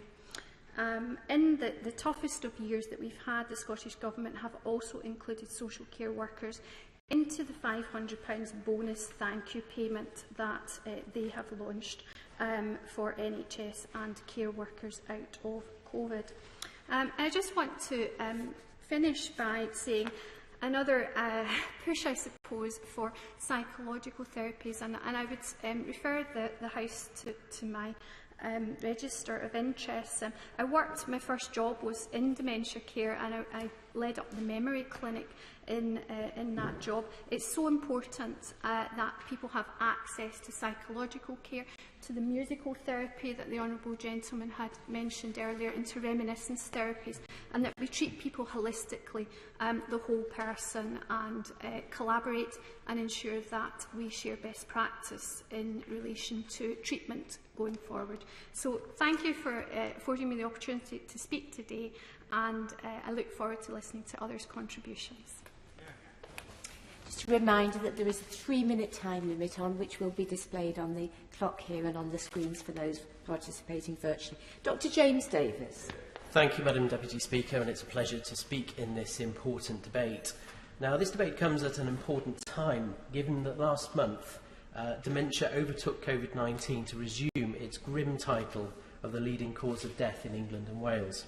We also know, of course, that a quarter of COVID deaths themselves have been among those living with dementia. Dementia affects an ever-increasing number of people in the UK, presently estimated at 850,000, and it costs our economy £26 billion a year, more than any other disease. And Madam Deputy Speaker, like so many in this chamber, I have personal family experience of it. Now, finding a cure to Alzheimer's and the others less common types of dementia must be our aim. A cure would be a game changer for so many, and with 88% of people with dementia facing comorbidities, finding a cure would ultimately help simplify care for hundreds of thousands of older people. To find a cure, clinical trials must be supported, and while the 216 dementia trials since 2004 provide valuable information, this number appears insignificant when compared to the 2,900 studies for cancer over the same period. The UK Dementia Research Institute reports that effective treatments and preventions for dementia are within reach. Further progress on existing research provision is therefore essential. Investment in dementia research currently comprises just 0.3% of the current costs this country faces as a result of dementia. In our 2019 manifesto, we pledged to launch a dementia moonshot to find a cure for dementia, doubling research funding and speeding up trials for new treatments. I very much look forward to its implementation as soon as possible. As a former clinical champion for dementia, I recognise that providing a diagnosis to individuals is pivotal to help ensure they receive the necessary support. Early diagnosis is also critical when it comes to ensuring a sufficient cohort for clinical trials. As part of its ongoing work on social care, can the Minister acknowledge that her department is considering how to further improve diagnosis rates in all parts of the UK? Will she also comment on the value of technological advances in diagnosis, including the use of apps? And will the Minister confirm that her department recognises the value of a healthy diet and exercise when it comes to preventing or delaying dementia onset? Something very relevant to the debate later today on obesity.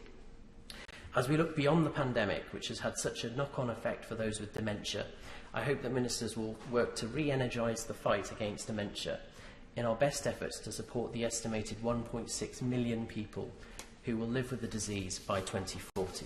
Thank you. We now go to Debbie Abrahams. Thank you, Madam Deputy Speaker. As co-chair of the APPG on dementia, I welcome this debate on Dementia Action Week. In Oldham, there are approximately 3,000 people living with dementia, more than 6 out of 10 of whom are living with a severe form of one of the many brain diseases which cause dementia. By 2030, this will be nearer 4,000. Dementia Action Week provides an opportunity to highlight the urgent need for the government to bring forward social care reform proposals. As such, I'm supporting the Alzheimer's Society's Cure the Care System campaign. This focuses on the need to reform social care funding, but also on driving up the quality of care for people living with dementia. People with dementia are by far the largest user group of adult social care, but face devastating care costs, often paying an additional 15% for their care provision. The average cost for someone with dementia or their family is £30,000 a year. And because of the lack of dementia training for our hard-working care staff and the continued disjoint between health and social care, people with dementia often receive inappropriate care.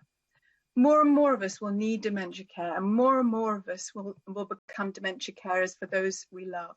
So it's vital that we get social care reform right. For carers in the community, the pandemic has presented its own challenges. About half of carers are aged over 65. And they've undertaken an additional 92 million hours of care. This is unsustainable, and the government has to recognise this. It's vital that social care reform supports the needs of our army of family dementia carers by looking at respite provision. In addition, carers' assessments must be backed by the resources to support the needs identified. This government cannot continue to just dump additional responsibilities onto local authorities while cutting their resources, particularly in areas like mine. The government's forthcoming social care reforms provide an unmissable opportunity to cure the care system. While dementia as a condition isn't yet curable, the care system is, as we've heard. I believe in the principle that healthcare and social care should be provided universally and free at the point of need, and that this is fundamental. In addition, I'll be arguing that this should be provided through progressive taxation. In addition, the social care reforms need to support people with dementia to live as they choose, keeping their independence as well as taking part in activities that they enjoy, in environments that facilitate their well-being. Care needs to be truly person-centred, with control to people and receipt of it. Lastly, of course, our wonderful care staff must be valued and paid for their work. Before I close, I just want to recognise the impact the pandemic has had in dementia research. As others have said, we need a commitment from the government about their fulfilling their promise around doubling dementia research, and I'd be grateful if the Minister could include that in her closing remarks.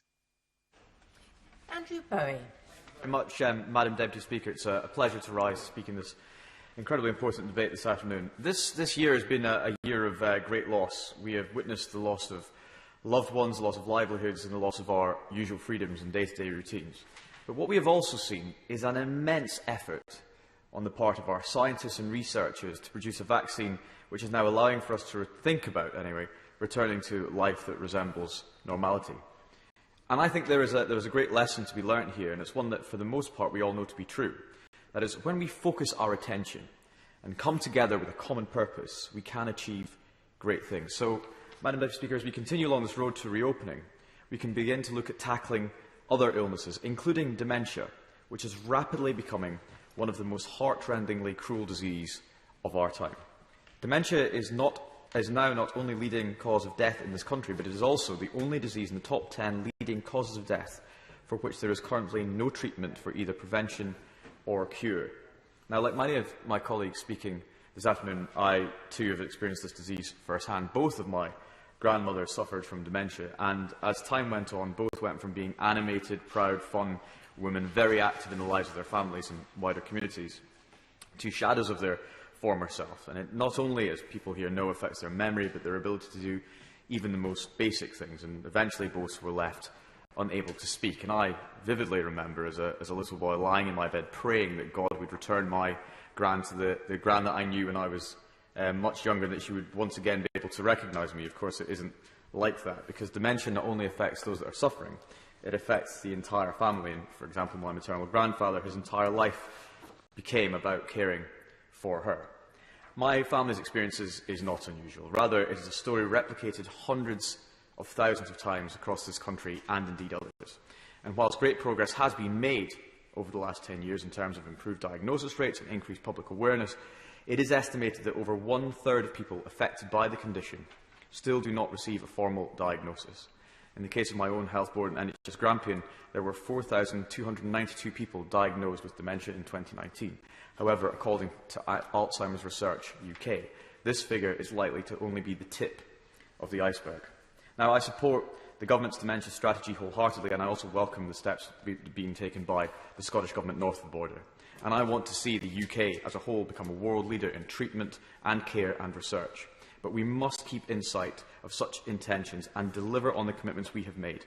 We must make advantage of the improvements in imaging, artificial intelligence and genetics, and look to transform early detection so that treatment has at least a chance of being effective. For all its sadness and turmoil, this year has proved that it is within our power, with the help of research and science, to deliver life-changing results. Let us therefore take heart from the vaccine success and seek to replicate this as we go forward in meeting the challenge posed by the devastating and ever more prevalent disease that is dementia, so that little boys around the country will not be in the position I was and so many others are, of praying that their grandmothers will be able to return to the person that they once were. Thank you. Number 8 is withdrawn, so straight to Matt Vickers.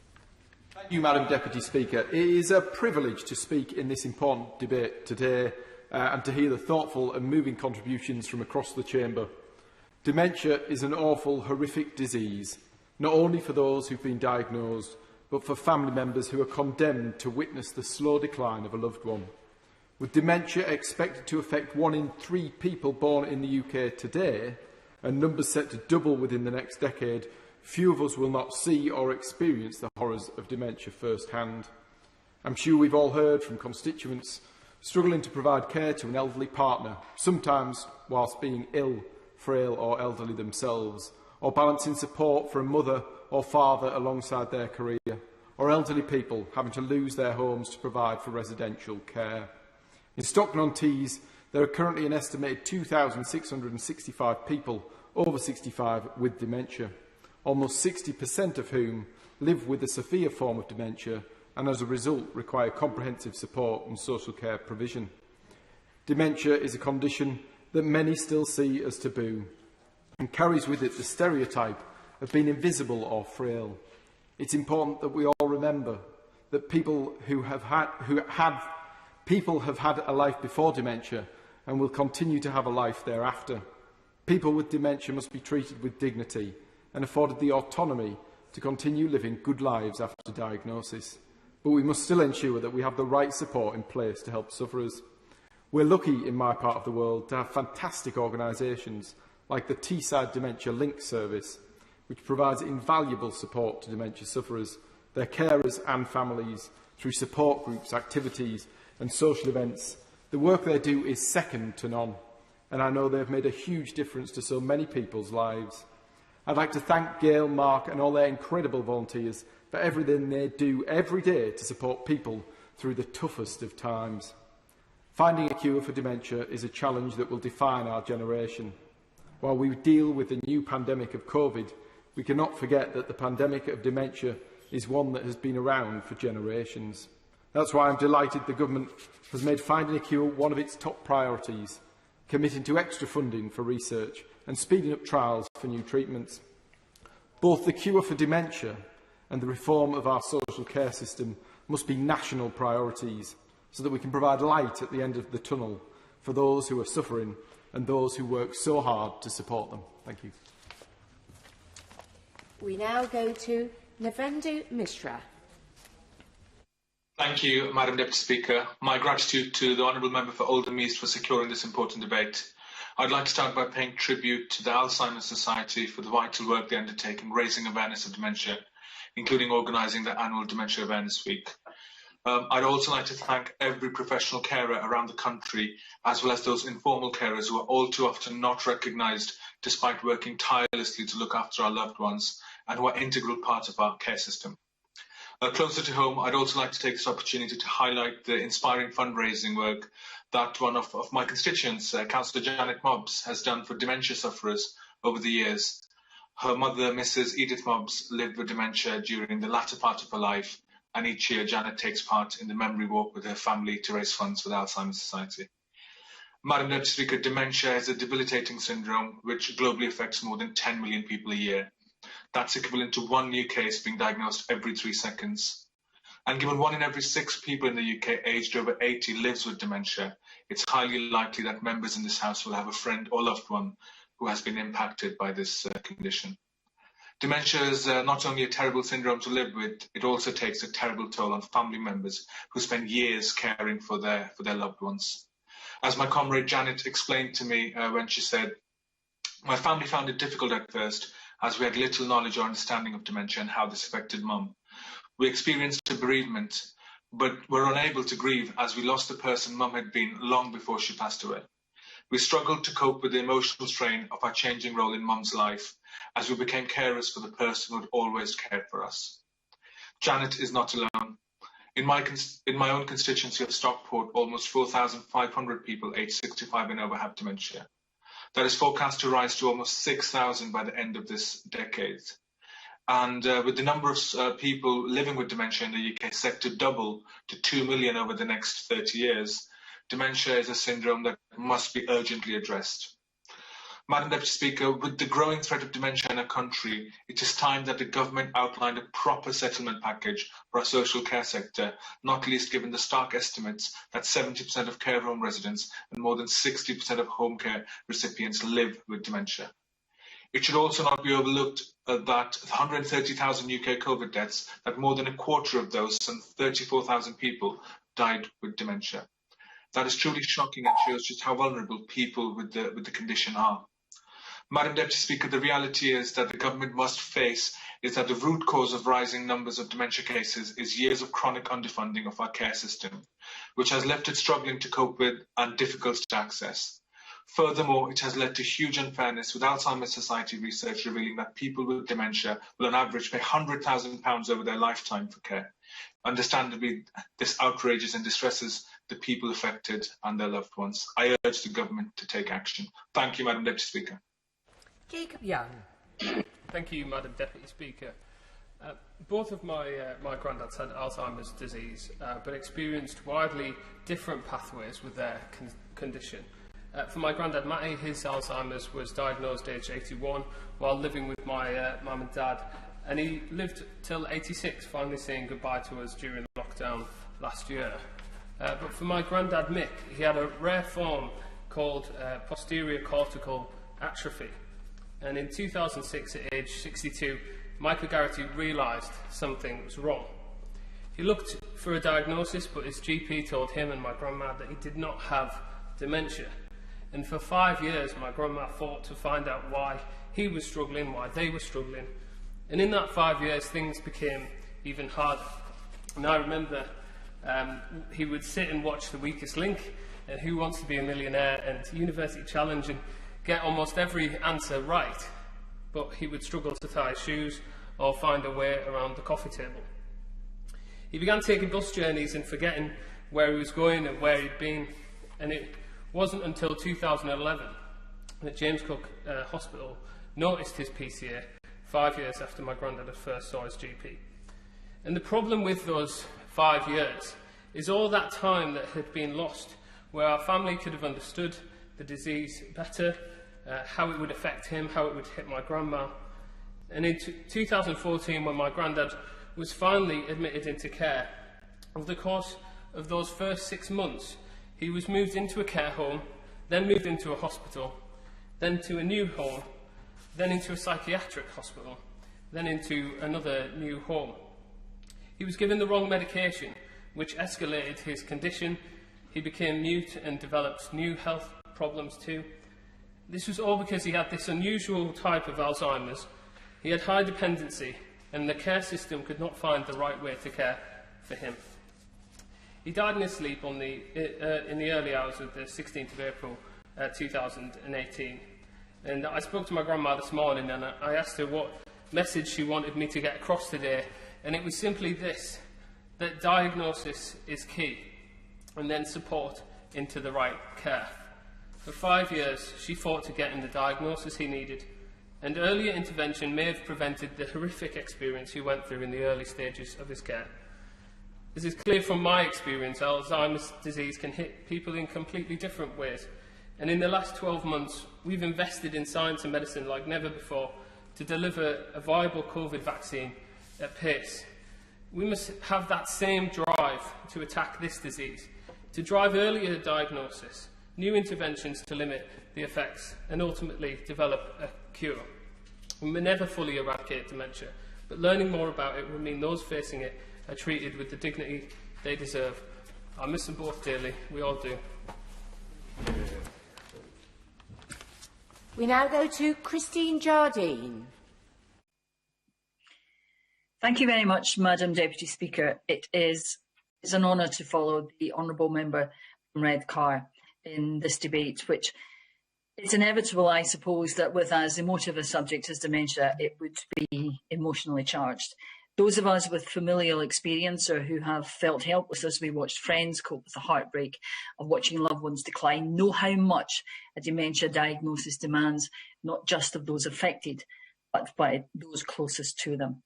In my own family, we saw my father-in-law, Alistair MacDonald, a bright, intelligent, articulate journalist who had covered 5 World Cups, Aberdeen's victory in the UEFA Cup in Gothenburg, and written books with various footballers and one legendary Manchester United manager, and who was once described as one of the best sports writers of his generation, gradually struggle with everyday life.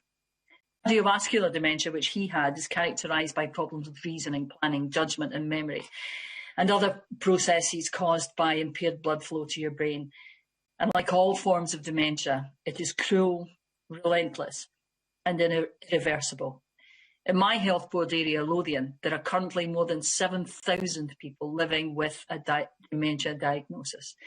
And throughout this current crisis, their plight has been accentuated, often by separation from their loved ones, or in the case of someone I love dearly, because although they are fortunate enough to be with their family, their life, because of lockdowns and the current restriction, lacks the stimulation that they need to tackle the onset of the condition.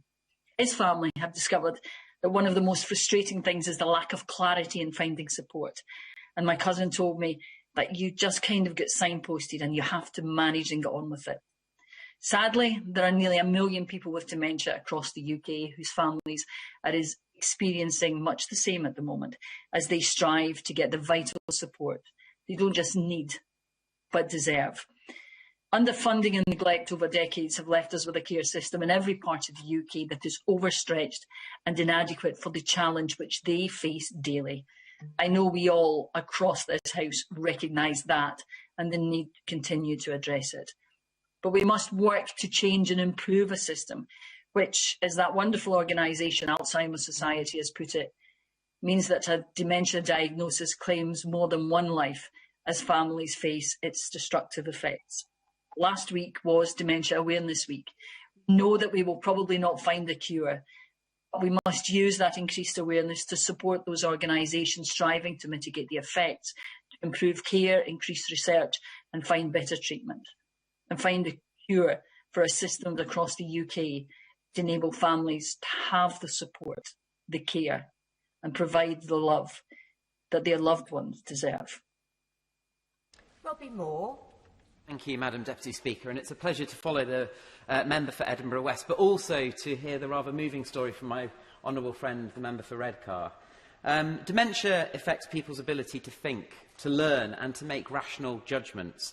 Perhaps most sadly, it can make someone unable to recognise their loved ones. The side effects can be damaging, including changing people's social behaviour, emotional issues, or lack of motivation. A truly awful situation, Madam Deputy Speaker, but it is heartening to see the work that is being done in Keighley and Ilkley by those who are suffering from this. Dementia Friendly Keighley are a wonderful organisation providing help to those with dementia, as well as supporting the family and friends of those who are affected. As a group, they acknowledge the importance the community plays in helping those with dementia by bringing together individuals, families, organisations and businesses to provide support. They host weekly drop-in sessions which provide the rest and relief for anyone with dementia and give patients carers a well-earned break. There are so many brilliant volunteer organisations, but I do wish to pay tribute to Dementia Friendly Keighley. And one member of theirs in particular, Barbara Wood, who I was lucky enough to meet in the summer. Throughout the past year, Barbara has continued to work exceptionally hard with Dementia Friendly Keighley, and her work is symbolic of the efforts of the entire group. I am pleased to see Dementia Friendly Keighley's impact in the community continues to grow. And recently, the Springbank Care Home in Silsden joined the growing list of places in my constituency recognised as being dementia friendly. And yes, it is fantastic to see the work that is being done by local charities, but there is always more that we can do at a national level. There is no treatment currently able to cure dementia, and whilst it is encouraging to see numerous clinical trials being undertaken for potential treatments, we must do much more with those with dementia today. And this includes increasing early diagnosis, which is crucial for treating the physical illness which can accompany dementia. The Accelerating Detection of Disease project, which the government is working on in collaboration with businesses and charities, will go a long way to helping secure this. And it is also encouraging to see that the government has shown a commitment to finding a treatment for dementia. And I was proud, like many, to stand on a manifesto in 2019 which pledged to double research funding into looking at a cure.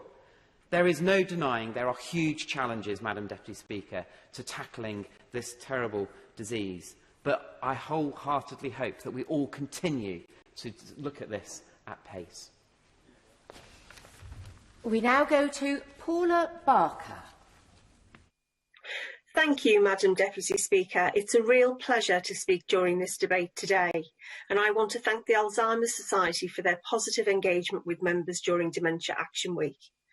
I also wish to note that from the 6th to the 12th of June is Lewy Body Dementia Awareness Week, which seeks to raise awareness about a common but seldom talked about form of dementia. In Liverpool, there are just over 5,500 people living with dementia. This number is set to increase by more than a quarter in under a decade. Our ageing population means the demand for social care services are dramatically set to increase. I refer to social care as the Cinderella service, one long forgotten and avoided by successive governments for too long. There has never been a more urgent time for reform of the sector. Its widely reported absence in the Queen's speech was much cause for concern. The pandemic threatens real financial instability across the sector, exacerbating the long-established crisis in social care. Under-occupancy rates in care homes are up, and care home providers are failing to keep pace with demand. There must now be a real acceptance from the government benches of some unavoidable truths. The first being the market is not capable of providing the answers in putting social care on a sustainable footing. No longer can we continue to rely on regressive forms of taxation like council tax to properly fund care. Local government should lead the reforms, but it must have the resources to do so, able to provide a modern service in-house where the diversity of choice is respected alongside the care workforce who provide the care. That means decent terms and conditions, including good wages, as well as the professionalisation of the sector where the workforce can grow and develop. Failure to do so will mean the vacancy problem that exists across the sector will only worsen. If the levelling up agenda is to be credible, social care reform should be front and centre of a strategy to reduce health inequalities in later life across all our regions. Madam Deputy Speaker, I and my office are due to become Dementia Friends in the coming weeks. The information Dementia Friends emphasises is that there is more to a person than their dementia. It is a sentiment that should be at the heart of a tailored dementia care which respects the needs and wishes of individuals and, again, those workers looking after our most vulnerable. In bringing forward their social care reform proposals, the government has an opportunity to bring about real change. Based on their record to date, I won't be holding my breath. Thank you. Richard Graham. Madam Deputy Speaker, thank you. And today we've heard some moving examples from colleagues perhaps particularly the members for Scunthorpe and Stockton South, about their own family situations, and many of us can relate to this. Indeed, I think it's fair to say that every family has got stories like this to share, and it's a sign of how far we've moved on in terms of old stigmas that all of us can talk about this openly. My own family is no exception. My father looked after my mother for almost a decade, and after she died, I said to him once, "I honestly don't think I could have done what you did." The answer came back, "You never know what you can do until you have to do it." And today, Madam Deputy Speaker, around the country there are probably hundreds of thousands of people in different families who have been finding out how much they can do, and many of them would have loved to have done much more during this last year of the pandemic, but were unable to do so for reasons given by members across the House, social care difficulties, care homes not being accessible, and we will never know the exact cost, emotional, mental and also physical, of those who've suffered and are still suffering from dementia in care homes, unable to see those closest to them for so long.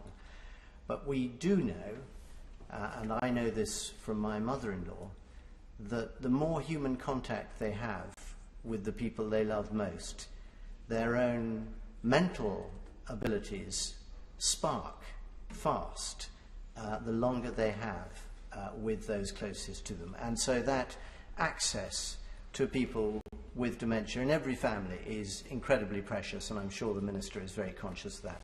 Today, in this short space of time, can I firstly just highlight the very good work done by the NHS trusts in Gloucestershire and charities to help people with dementia in my own constituency of Gloucester and elsewhere.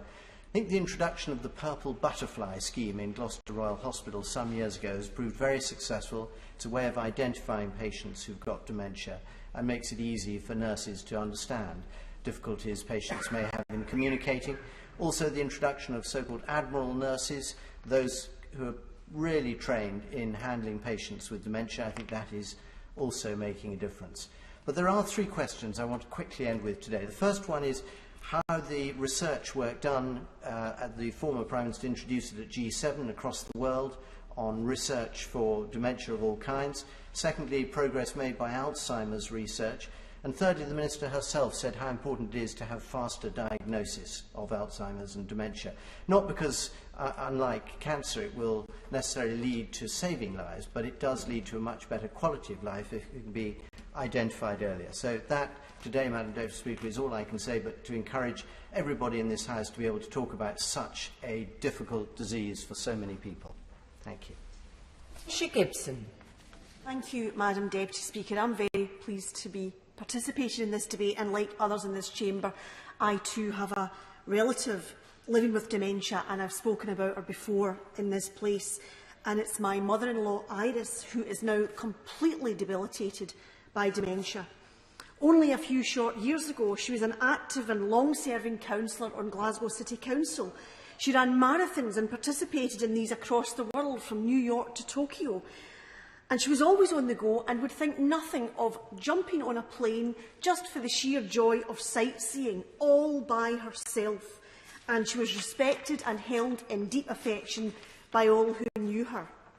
But in a sudden and dramatic decline, she became unable to look after herself and moved into a care home, something that she found very difficult to adjust to. But her essential spark was still there, and flashes of the old Iris were still discernible. However, her condition gradually progressed, as we know it does, and accelerated during the pandemic, and she is now completely beyond reach. She is locked in a world which must be bewildering for her. Her ability to communicate on almost any level is completely gone, and Iris is no longer recognisable as the spirited woman that she once was. And that, as we've heard today from other people, is a very familiar story, a cruel illness where loved ones are both present and absent at the same time, bewildering for those living with the condition and heartbreaking for family members affected. The Scottish Government commissioned the independent field review into adult social care and is seeking to build a national care service to support those in Scotland living with dementia, thought to be around 90,000 people. and their families and carers, as well as investing £9.2 million benefiting around 83,000 unpaid carers through the pandemic. But what we really need and what we must have is more research into this dreadful and terrifying disease, and we cannot risk the progress on research and treating dementia to stall or even slip back. Early diagnosis is considered to be hugely important in dementia sufferers, as there is some evidence that caught at an early stage, it is more treatable and progression can be slowed. So I urge the Minister today to press on with the movement and encourage momentum behind research on this awful condition, which we know will affect 1.3 million people in the UK by 2030. We cannot allow any more time or opportunities to pass us by as we seek to support those living with or at risk of dementia. We now go to Paul Bristow. Thank you, Madam Deputy Speaker. Like many other honourable friends, my family has also been touched by dementia. My grandmother spent her final days in a care home and suffered from Alzheimer's disease. The woman who looked after me when I was a small child was taken from us.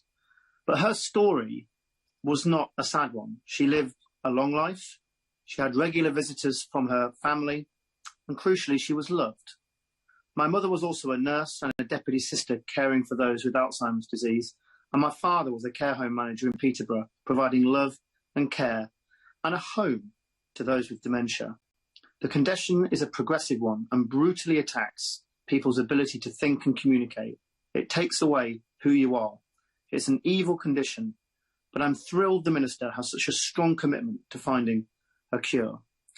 As many other honourable members have remarked, the government promised to double funding for dementia research and speed up progress in clinical trials is incredibly welcome.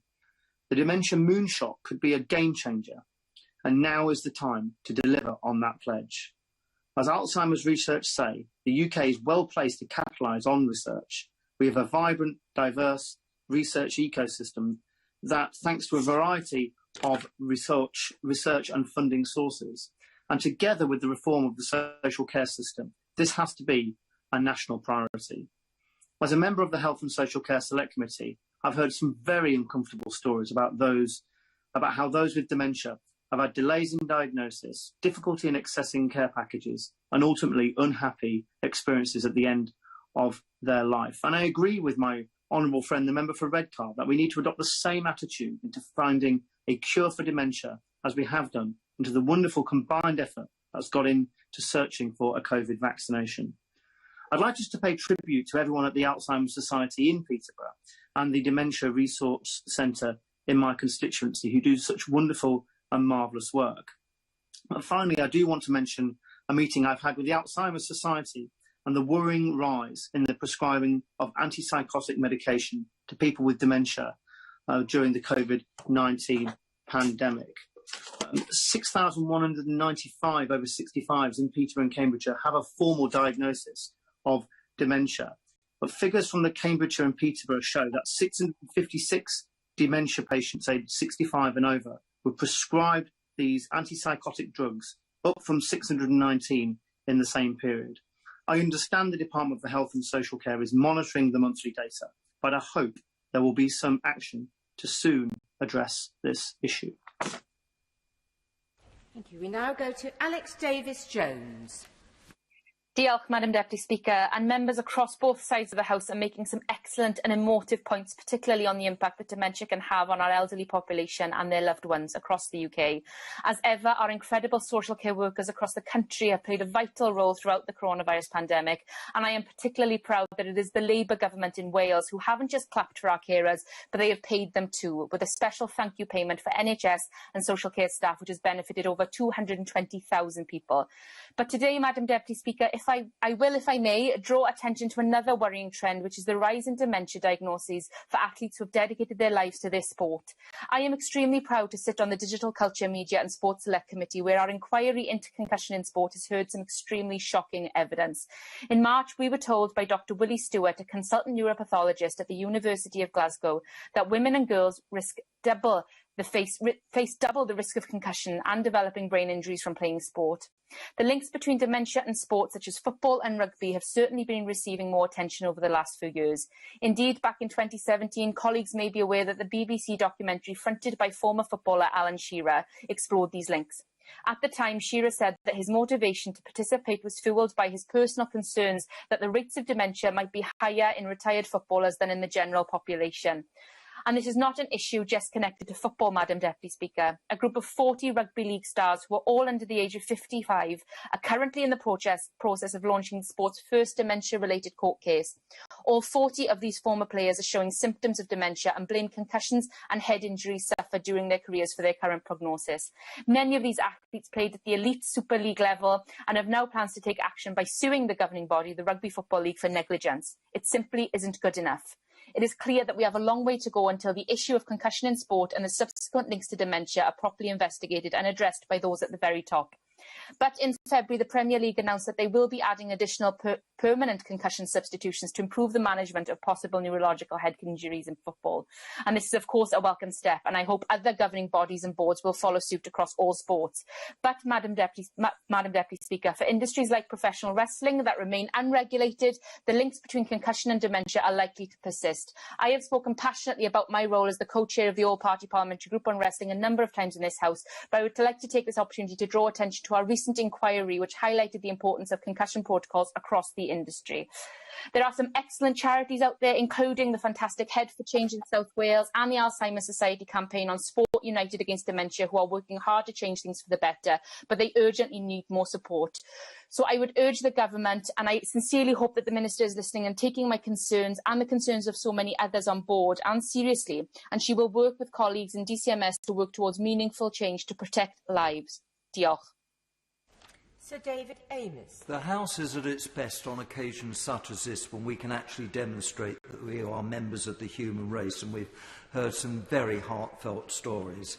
Dementia is a heartbreaking illness for those who suffer from it and for family and friends of the person so afflicted, and it's very stressful that when you have someone you know admitted to hospital, you're told that they've got dementia, when in actual fact it turns out to be a urine infection. With the coronavirus pandemic dominating the headlines for over a year, many other health conditions that existed before and still continue to do harm have been somewhat put aside. The issues surrounding dementia can be loosely broken up into two concerns: the health complications and the financial struggles. We should not accept dementia as simply a part of growing old. It is a real issue and is the leading cause of death in England. There are currently 850,000 people living with the condition in the UK. Our wonderful National Health Service staff and health professionals have done a brilliant job of delivering the successful vaccination programme. But people with dementia have been worst hit by the pandemic, accounting for over a quarter of all COVID-19 deaths. The percentage of those in Southend West, and we do have the highest number of centenarians in the country with the condition, is higher than the average for England and the east of England and Essex. This is not a health problem we can ignore. It is a serious local and national issue, although we do have some wonderful care homes who are doing magnificent work in Southend on dementia. Dementia is so different to many other health problems because the NHS does not always cover it free of charge. Our party's manifesto committed to seeking cross-party consensus to bring forward reform proposals and stated no one needing care has to sell their home to pay for it. I have received emails from worried constituents with financial concerns about paying for their own health care or for elderly family members. I am pleased that a reform of the social care system was mentioned in the gracious speech, and I do hope that the government ensures that no one should have to lose their principal private family residence and their savings to pay for health care. Individuals relying on carers' allowance to support their family members struggling with dementia is proving extremely difficult during the coronavirus pandemic, and an adjustment is needed. There is a financial barrier that is stopping people from receiving life-saving care and attention that needs changing, and I urge the government to implement cross-party talks and explain what steps will be taken to ensure dementia healthcare is affordable for all. I have previously raised this issue in the Chamber and with questions. So, in conclusion, Mr Deputy Speaker, dementia is the only condition of the top 10 leading causes of death in the UK for which there is no treatment to prevent, cure or slow its progression. The rapid development of treatments and vaccines for COVID-19 has showed us what science can achieve with political will and the right resources and collaborations. Thank you. Jim Shannon.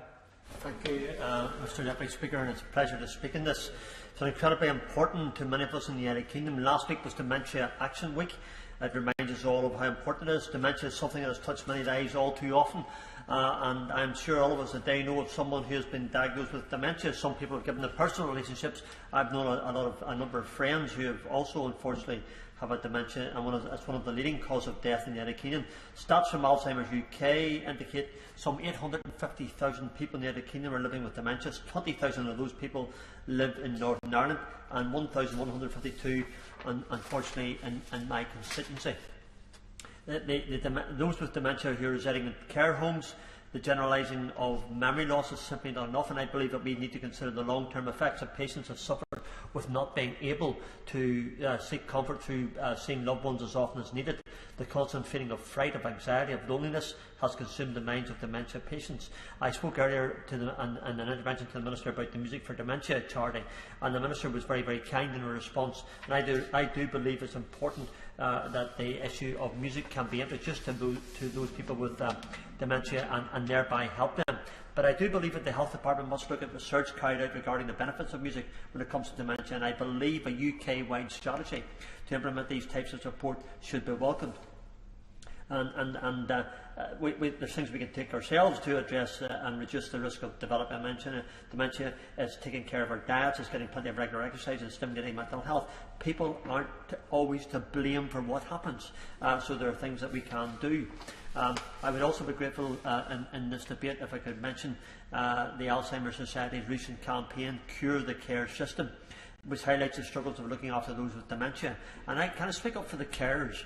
Across the United Kingdom of Great Britain and Northern Ireland, there are some 700,000 unpaid carers for people who live with dementia. I find this astonishing, and I believe more work needs to be done on offering those unpaid carers sufficient respite. The responsibilities, as I know from personal experience with some of my friends and their families, can become overwhelming, and it's crucial that they know help and support is available. And again, those who live with dementia have proved dedication to this country, and I believe it's our duty in this House and across the whole of the United Kingdom of Great Britain and Northern Ireland to ensure they are protected in society today.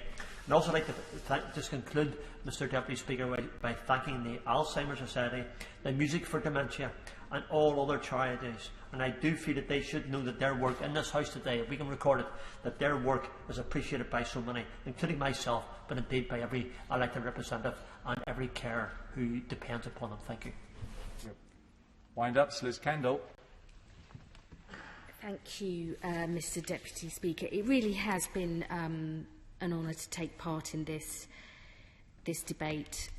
I think it's all too rare that members of this House talk about so much about what's happened to them personally and the people that they love, and yet that is why we are here to help and support people when they're going through difficult times.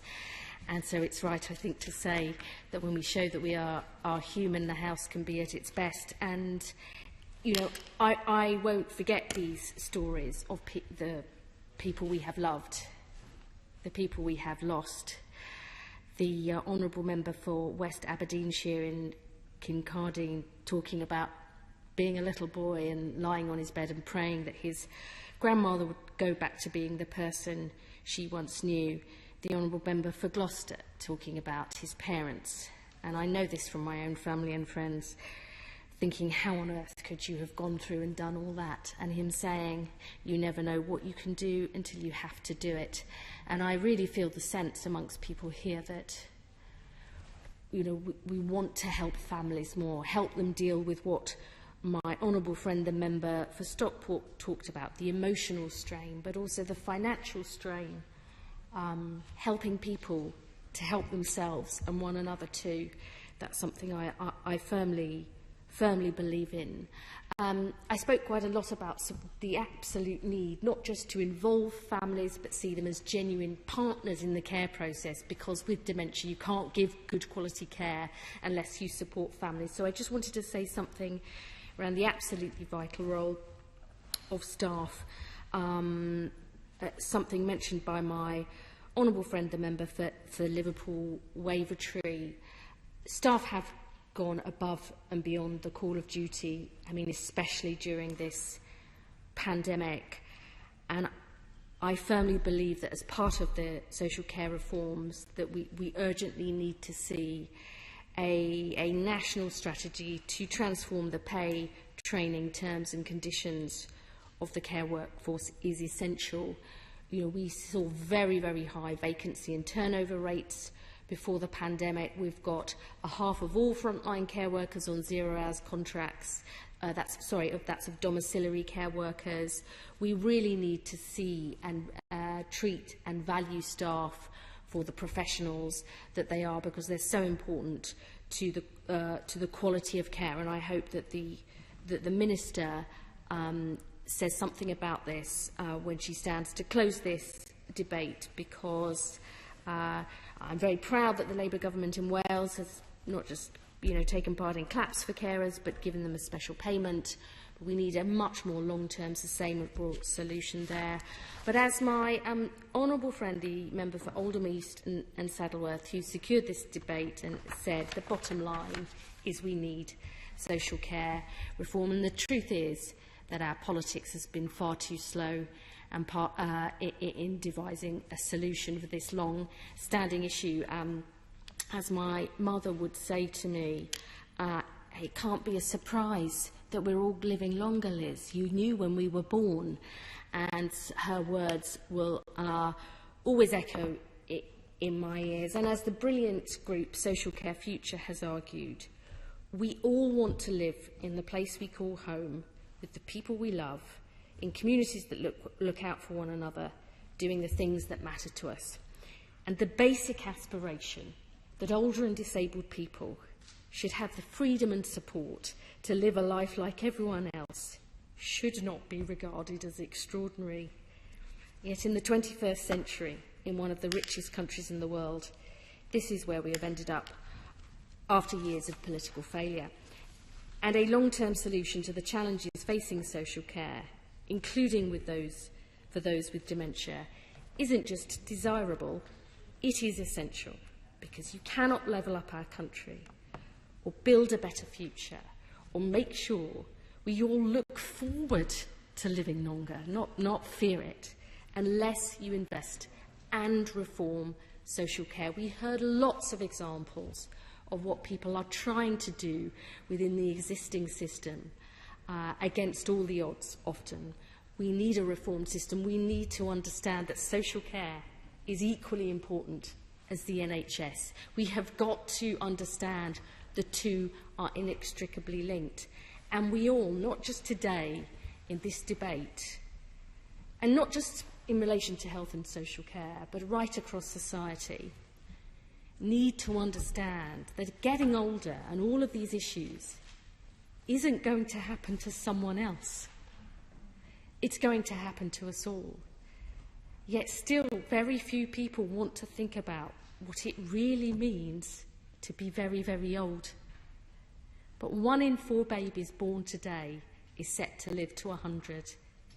We need this House and this country to take the long-term decisions that our constituents and future constituents need. It really is time to act. Thank you, Mr. Deputy Speaker. Minister. Thank you, Mr. Deputy Speaker. I'd like to thank all honourable members who have spoken in this debate and spoken so powerfully, time and again drawing on their personal experience of dementia in their families, a sign not only of the prevalence of dementia, but also, as my honourable friend for Gloucester pointed out, a sign of how much the stigma of dementia is being overcome. My honourable friend for Scunthorpe spoke about her own family experience, but she spoke about the importance of listening to family and of the challenges of navigating the system and the administration involved for a family coming to terms with the diagnosis, but also needing to go through so many processes. My honourable friend, the member for the Vale of Clwyd, spoke about the importance of diagnosis, not only for the support that people need, but also to provide a cohort for trials and for research, drawing indeed on his clinical experience as well as his personal experience. And he also rightly brought up the importance of preventing dementia and the role of diet and exercise in this. My honourable friend for West Aberdeenshire and Kincardine spoke about how dementia affects the whole family, and very movingly of how it affected him when his grandmother lost her power to speak, and how he used to pray for her to return to being the person that she was once. My honourable friend for Stockton South talked about how many of those who are caring for someone with dementia may be frail themselves, or for instance holding down a job. And he spoke about the Teesside Dementia Link service and what a huge difference that service is making for those with dementia and their carers.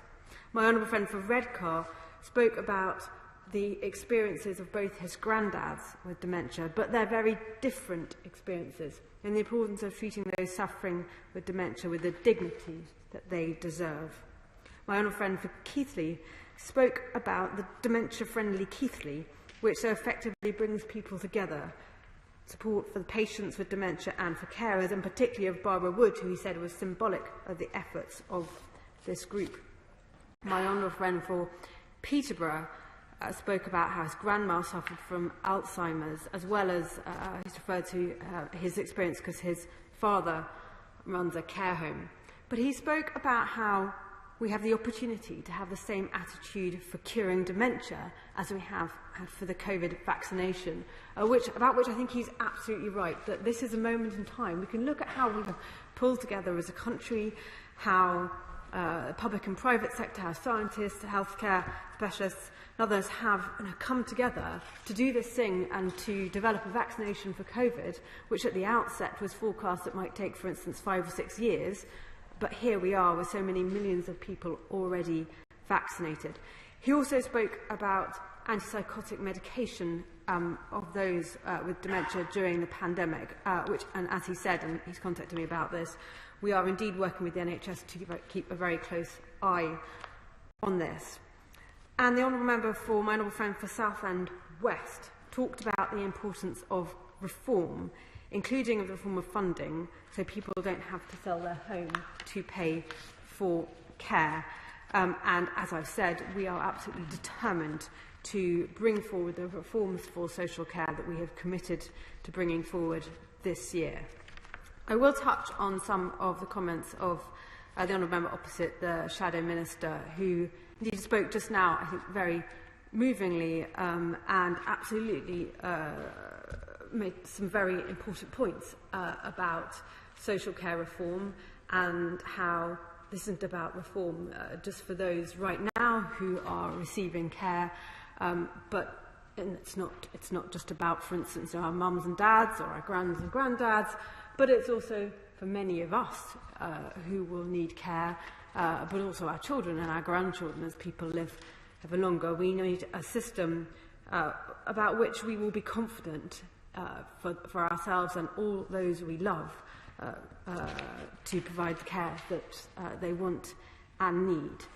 But to her comments at the opening of the debate when she spoke about some of the response to the pandemic, and I would say that she luckily did not hold back in what she said, which may be a sign that she shares my sorrow about the many lives lost to COVID, and she knows how hard this government has worked to protect and support people who receive social care, and she knows how hard it's been for care homes in England, but also how hard it's been for care homes in Wales, where there's a Labour government, in Scotland under the SNP administration, and in many countries around the world. In a pandemic, it isn't possible to get everything right, but what we have done here is provide unprecedented support to social care and care homes over the last year. And I would like to thank, once again, all those who've been involved in that, from the team in the Department for Health and Social Care, Public Health England, Skills for Care, ADAS, the LGA, local authorities, organisations we've worked with like the National Care Forum, National Care Association, UK Home Care Association, Care UK, Age UK, Carers UK. I could go on, there have been many of them, care providers, care users and care workers themselves, the care workforce, who have been at the front line and have done so much to look after those they care for through such difficult times. Mr. Deputy Speaker, to sum up, this is a moment in time, not only for social care reform, but also for dementia. Yes, we must restore the diagnosis rates and go further on that. We must make sure the support is there for individuals with dementia and their carers. We must do more on prevention, because it's estimated that a third of dementia cases are preventable. And we must and will follow through on our commitment as a government to research into treatments, into effective treatments for dementia, and to find sooner rather than later a cure. The question is, as on the order paper, as many can say aye. I think the ayes have it. The ayes have it. We'll now suspend for a brief moment for the sanitisation of both dispatch box covers and for the safe exit and arrival of the main players. Thank you. Order. Order.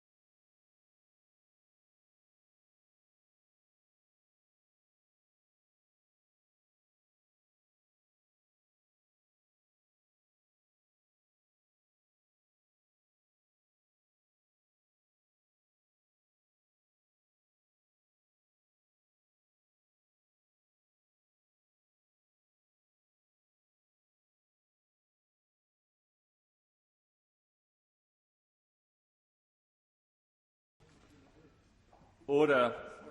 Order. We now come to the general debate on implementing the 2020 obesity strategy, and I call Jo Churchill to move. Thank you very much indeed, Mr. Deputy Speaker. And I would like to start by congratulating the Honourable Member for South West Bedfordshire on securing this important debate, something that I know he's passionate about and something that I have met with him about on many occasions. Currently, 64% of all adults and 30% of children are classified as overweight or living with obesity. This masks that in some areas it is as high as 3 in 4 adults.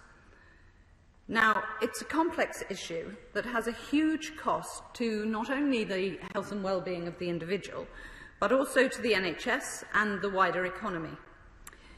It makes individuals susceptible to a plethora of illnesses. Indeed, my right honourable friend who just stood at the dispatch box commented to me that if we could get the general weight of the population down, we would indeed help with more exercise and a better diet, the health trajectory of those who live with dementia. However, COVID has shone a light on why it's more important than ever that we need to get the nation healthy. Obesity is the only modifiable risk factor for COVID-19 and a major modifiable risk factor for other diseases, diabetes, cardiovascular, some cancers, but in point of fact, many. We are therefore at a teachable moment in which we can change attitudes, educate, influence drivers around less than healthy dietary and physical activity, and motivate behaviours so they change. Helping people to achieve and maintain a healthy weight is one of the most important things we can do to improve our nation's health, and we all have a role to play in meeting the challenge. It's complex, there's no silver bullet, there is no single source of responsibility. It will take action from all of us to work together to achieve our ambition, from the producer, the processor, the retailer, the customer, with quite a good dollop of influencing the environment taken by actions we in government and in Parliament take and are taking. Our strategy to meet the challenge was published last July, and it's far-reaching and its ambition. It reflects the significant work undertaken over the last 4 years to halve childhood obesity. Currently, 2 out of every 5 children who enter primary school are overweight or obese. This number rises in the 6 years they are at primary school to 3 out of every 5 children who are at school. Indeed. On the government's ambition. So she said very clearly, and it says in the strategy, that we want to halve childhood obesity by 2030. And it says also reduce the number of adults living with obesity, although I did look and I couldn't find a specific target. Is she able to set out what the government thinks that trajectory should look like?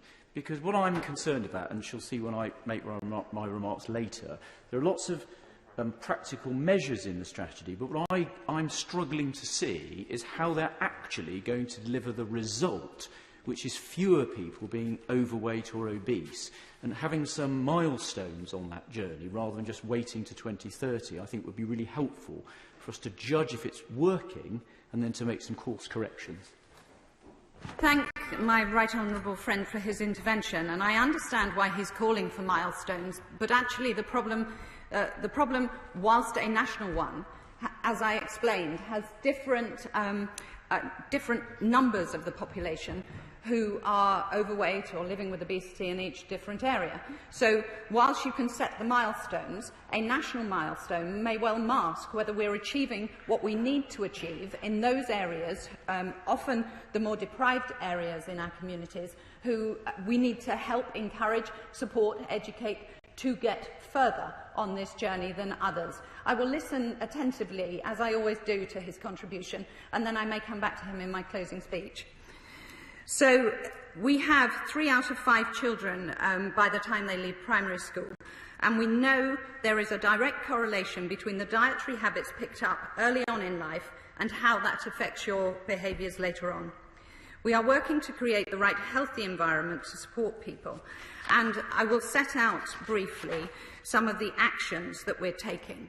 Starting with the out-of-home calorie labelling, restrictions were laid in the House on the 13th of May that will require large businesses in England with 250 or more employees, including restaurants, cafes and takeaways, to display calorie information of non-pre-packed food and soft drinks items that they sell. Now, many have already gone some way to doing this. These regulations will support customers to make informed, healthier choices when eating out or purchasing a takeaway. As I said, many businesses have articulated to me that they understand fully the importance of providing information and being proactive in leading the way, helping, recognising the demand from their customers that they want more information and to pursue a more healthier lifestyle. Smaller businesses currently do not fall in scope of the regulations. We have listened carefully throughout the consultation period to those individuals and stakeholders also that have the challenge of living with eating disorders. And we feel we have been careful and sensitive and put in reasonable adjustments to help this group. We have also exempted schools from the requirement to display calorie information and given concerns around children in school settings, and have included a provision in the regulations allowing businesses to provide a menu without calorie information on request. We are, yes, of course. Very grateful for her giving way, and she knows that I've had a number of conversations around calorie counting. What really concerns me is the evidence base of that this will really reduce the numbers of people suffering from obesity. As she knows, I'm very concerned about the effects of people suffering from an eating disorder, and there is so far no evidence that actually it will make a significant difference for those who suffer from obesity. Can she provide me some numbers or some assurance that there will be a constant watch of how this is actually affecting those with an obesity? I thank the honourable lady. If she allows, I will go through the rest of my contribution, and I hope she will take away with her that this is about building blocks. As I said, it's a complex situation, and there is no silver bullet. And there is also a question to look at the different antecedents of both those conditions, both the link to mental health within those who suffer from anorexia and certain other of the eating disorders, and then some of the more broad challenges when we are looking at those who are overweight or living with obesity. They need to be taken in the round, but you can't cancel one out against the other. Now, on promotions, I am going to push on just a little bit, and then I will, of course, come back to the Right Honourable Gentleman. We are also taking action to stop the promotion of less healthy products by volume and prominent locations, online and in-store. We want to support shoppers to purchase healthier options and shift the balance of promotions that way by maximising the availability of healthier products available. We still need to eat. We are not banning anything. We are trying to educate, encourage and make people aware so they have the option of a healthier choice by default. Last December, I will get to the end of this and then I will give way. Last December we confirmed we will legislate on the promotion of foods high in fat, salt and sugar in stores and online. This will apply to medium and large businesses, those with more than 50 employees, in England and come into force next year. I would also like to congratulate and thank those large retailers who are already taking these steps, because often the argument is put forward that it is unaffordable to a business to do this, and yet many of the large retailers are. Of course. I'm very grateful, Mr. Secretary, to my honourable friend giving way and for outlining some of the measures she's asking businesses to undertake. And she'll appreciate the last year has been very difficult for all businesses, and as a minister in the Health Department, she perhaps hasn't been able to have as much engagement with business. So would she take up this opportunity ahead of the implementation of June, perhaps to come and visit Jordan's Ryvita in my constituency, cereal manufacturer in my constituency, which she may have some familiarity with, so that she can listen to their points of concern about the proposals she's making? So, thank you, Mr. Deputy Speaker. The honourable gentleman and I have spoken about the Jordans, and indeed my first job was selling Jordan's crunchy bars at county shows when I was several decades younger. I will, of course, be happy to talk to him after this, but I would also gently point out that I have British Sugar, who is also in that food group in my constituency, and I not only meet with them on a very regular basis, but I have also met as lately as yesterday with representatives from the British Retail Consortium and the Federation of Food and Drink Manufacturers. I'm grateful to the Minister. The intervention I was going to make when she was dealing with the Honourable Lady for Bath was on what was in the impact assessment for the regulation she mentioned, because I looked very carefully at the evidence, and it seems to me the best case for these regulations is you reduce the amount of calories consumed by 80, that's about an apple, and worst case is about 8, which is a tenth of an apple. And it seems to me the cost of these regulations simply isn't justified by the outcomes. And then, because she didn't take my intervention at that particular time, she then went on to talk about the promotional legislation for online. And I've looked at this. The government's own goal for this legislation is it reduces the calorie consumption by 8 billion calories, which sounds like a lot, Mr. Deputy Speaker, but if you look at the number of children and the period that's spread over, it is the equivalent of each child eating one fewer Smartie a day. And given that children who have the most serious obesity problem are consuming up to 500 calories a day, reducing their calorie consumption by 3 calories a day simply doesn't do it. So my worry is not that the government's ambition is correct, but I just have a real worry that these particular measures simply aren't going to have the effect that the government and all of us wish to have happen. Well, I am very glad that the Right Honourable Gentleman is joining me in the ambition for wanting to get the weight of the nation down. I would gently push back and say I do not recognise those calorie figures, and I am sure that we can have a longer discussion over where that evidence base is drawn from, and also the fact that actually there is a much greater impact. And as I have pointed out on 2 or 3 occasions, this is about the building blocks of all these different measures coming together, and they will be monitored and assessed as we go through. Another element of the environment is advertising. Currently, we are failing to protect children from overexposure to high-fat salt and sugar products via advertisements on both television and online platforms. I would gently say if adverts don't influence people, then they wouldn't be used. Therefore, in order to help tackle the current situation, let us just see more advertising of healthy food. It always strikes me as quite interesting as you watch a diet programme on the television that each ad break is often interspersed with adverts for high-fat salt and sugar products.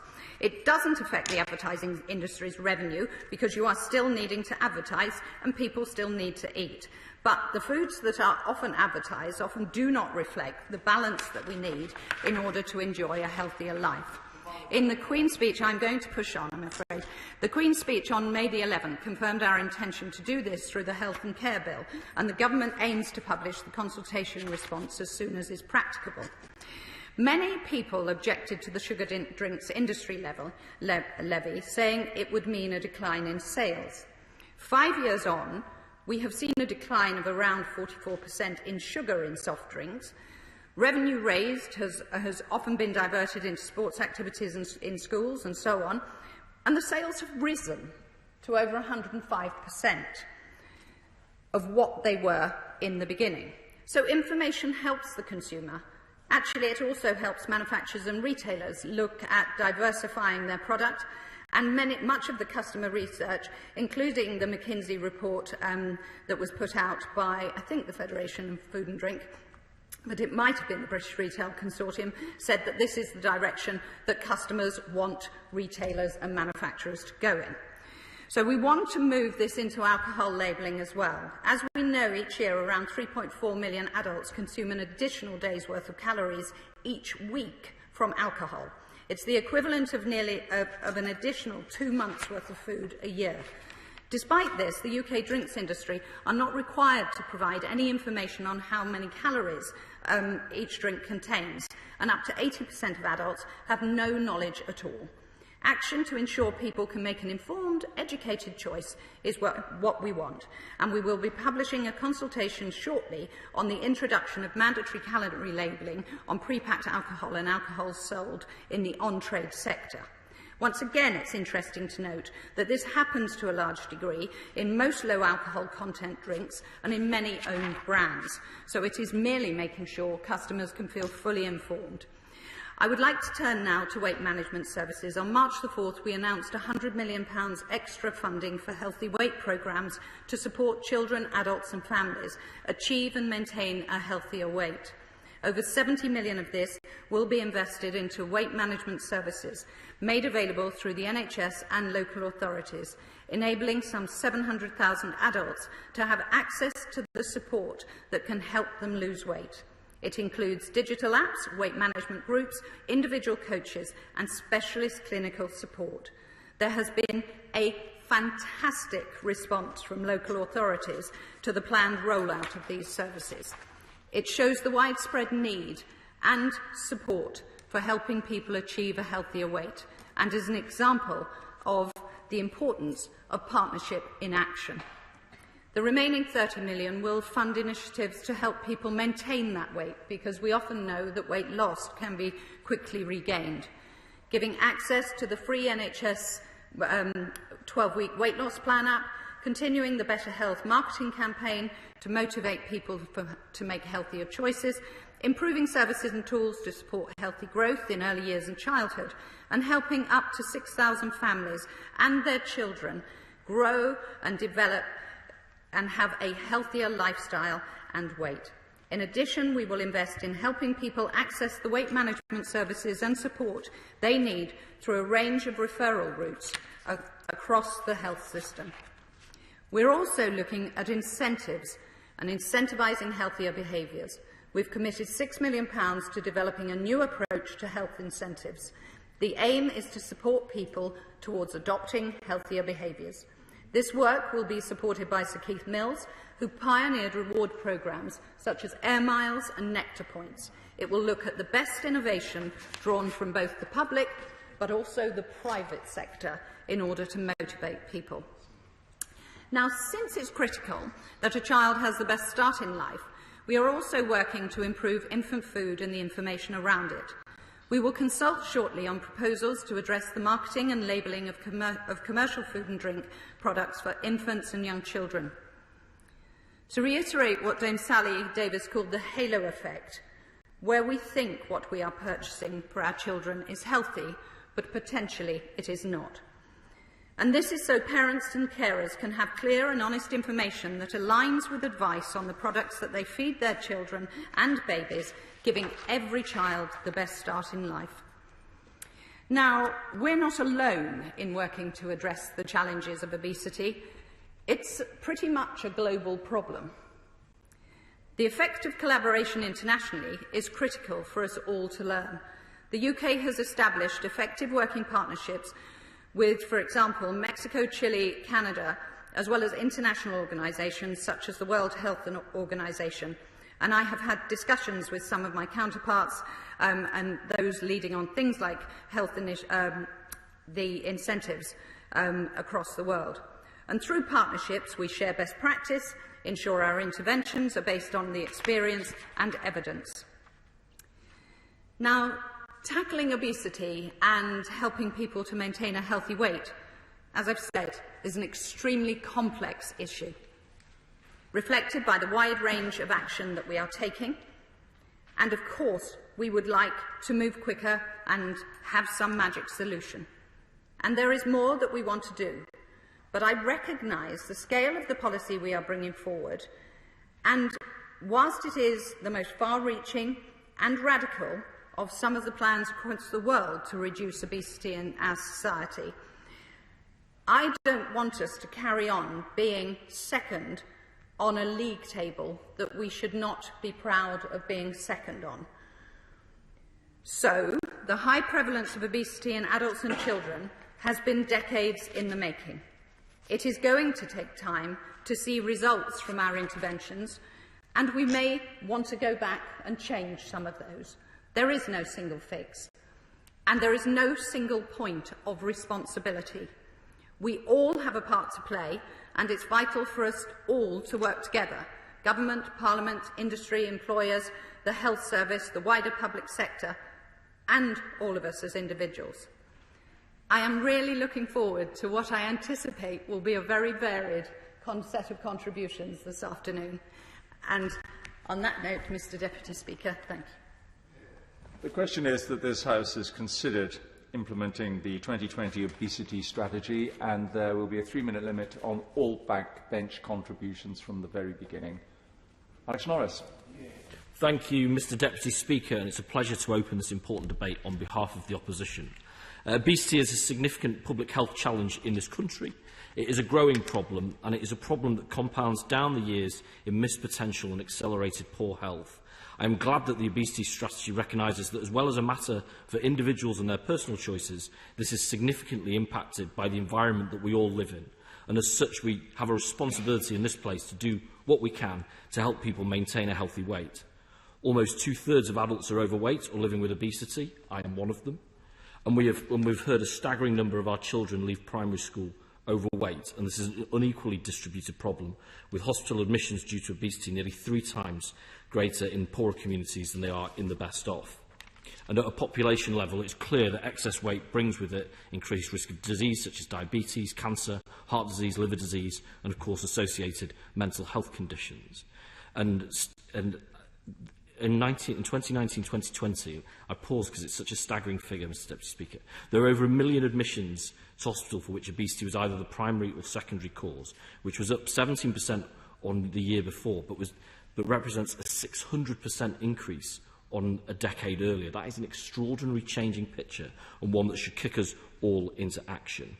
And we've also seen in the last year that living with excess weight has made you more vulnerable to fighting the effects of COVID too. And as the Minister says, it's one of the risk factors we can actually make a direct and swift impact on. So it's clear that we need to act, and I've said before when we've debated this topic that where the government bring forward sensible proposals, we shall work with them to implement them in the national interest. And happily, the 2020 strategy contains many such proposals that we are very keen to see implemented indeed. The 9 p.m. watershed on unhealthy food adverts on TV is prudent. Efforts to curb the promotions and prominent placements of things that we know are bad for us is a good idea too. Sometimes, even when you're trying to make healthy choices, it just feels like you can't escape reminders of those other options. An expansion of NHS weight management services is well overdue, and I hope we will empower such services to utilise all effective treatments and resource them to be able to do so as well. I believe traffic lighting to be a valued and effective tool in understanding what our food comprises of. We will support proposals that strengthen and develop that system, and I hope we might hear a little bit more of that later. And of course, a national level publicity campaign is valuable, and we will support its introduction. So much to agree with, and I've consistently said so to the Minister, and indeed the only addition I would contribute here is that we need to get on with it, and we haven't got time to waste. There are elements, however, I do want to propose to probe with the Minister and seek some reassurances. On the total online advertising ban, now I don't think it's a secret that the government doesn't do online policy particularly well. I think the ever-running saga of the online harms bill shows that. Online advertising is complex, it's sophisticated, it's changing all the time. Now, I'm conscious of concerted efforts by the advertising industry to seek to offer the government a way of delivering on this goal that reflects their expertise in this area. I hope to get an assurance from the Minister that officials are at least talking to them about this and taking it seriously. On the restrictions on retailers, I hope we'll get a proper chance to understand and to debate the qualifiers on square footage and staffing levels. I don't think we'd want to be in a situation where it ends up affecting relatively few organisations or creating an unlevel playing field or promotes perverse outcomes such as having fewer staff. I'd be interested to hear from the Honourable Lady on this regard. And crucially, as we heard from the member for Bath, calories on menus.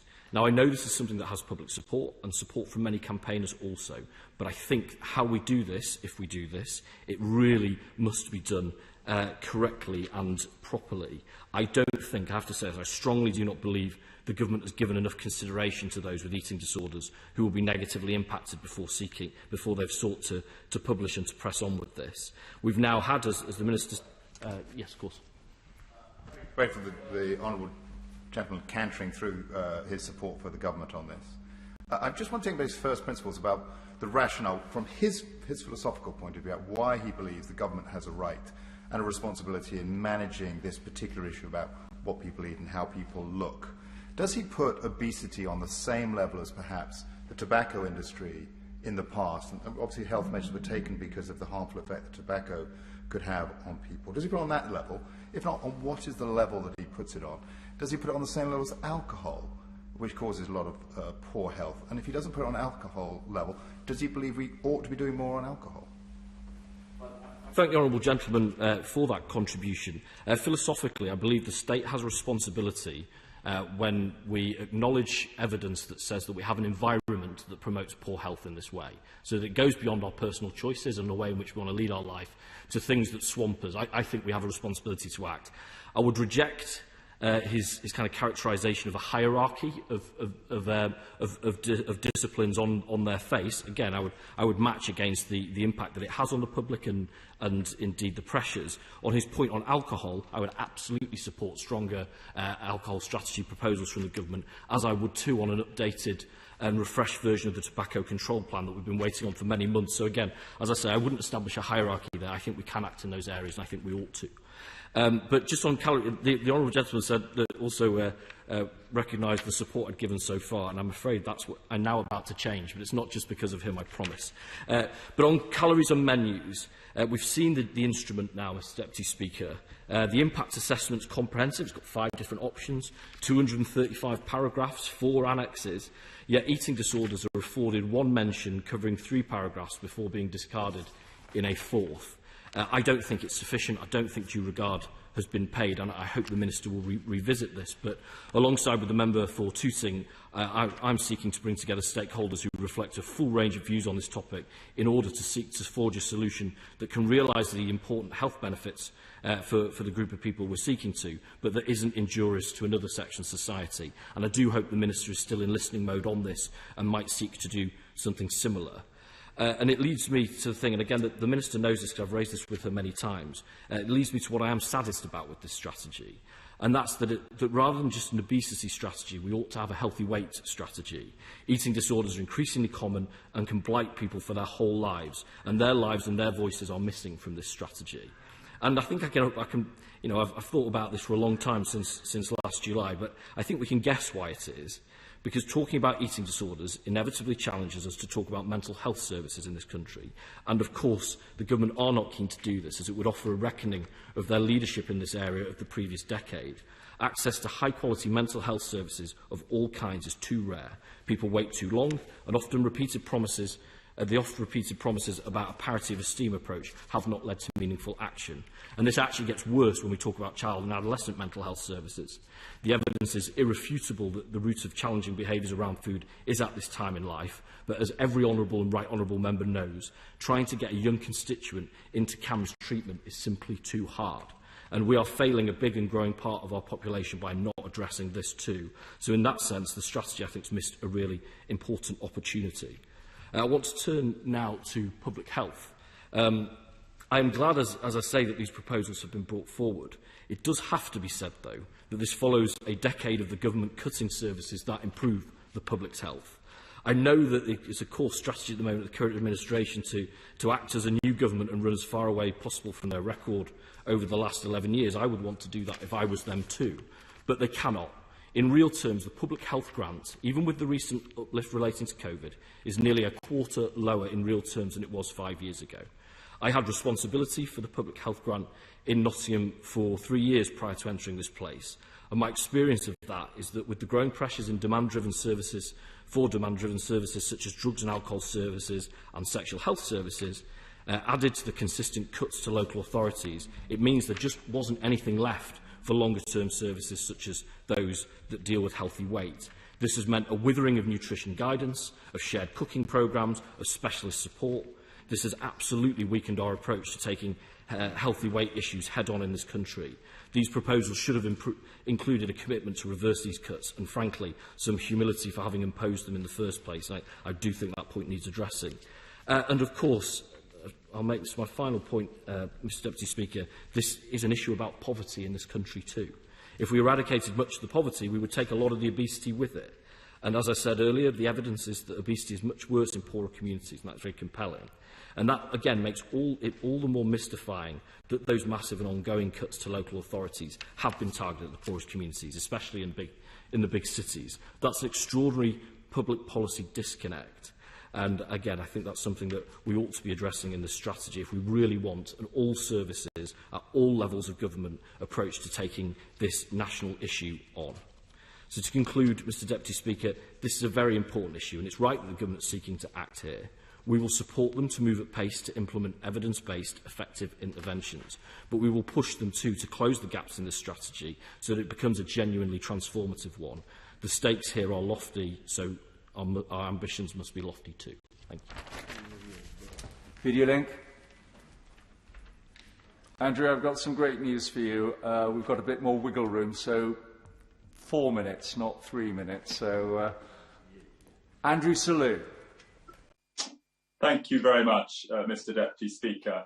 And while we should always talk about obesity with sensitivity and avoid stigma at all costs, we lack courage and fail in our duty if we do not address it, because fundamentally it is about life chances and social justice, and we want life and life to the full for all our constituents. Now, we are regularly asked, and rightly so, to do more for the NHS. And one crucial way we can help the NHS is to focus on the prevention of obesity. The 2019 paper by S.C. Davies, produced by the Department of Health and Social Care, calculated the medical cost and productivity lost cost of obesity as being around 3% of gross domestic product, or £60 billion. And as a country, we have the worst rates of obesity in Europe. So there is absolutely no doubt that this matter is urgent and needs action now. Now, I salute the young people of Bite Back 2030 with their Add Enough campaign for their stand against the 15 billion junk food adverts they are bombarded with online every year. One young man told us he had more of these than he had contact from his grandmother. Now, it's excellent the government is taking action on this, and we should also curtail junk food advertising on radio, outdoors, in cinemas, and restrict junk food sponsorship of sports events and teams, and remove child-friendly characters from junk food packaging. There is, I'm afraid, quite a lot more work to do on reformulation, with the 20% reduction target far from being achieved by this autumn, with only 3% achieved so far.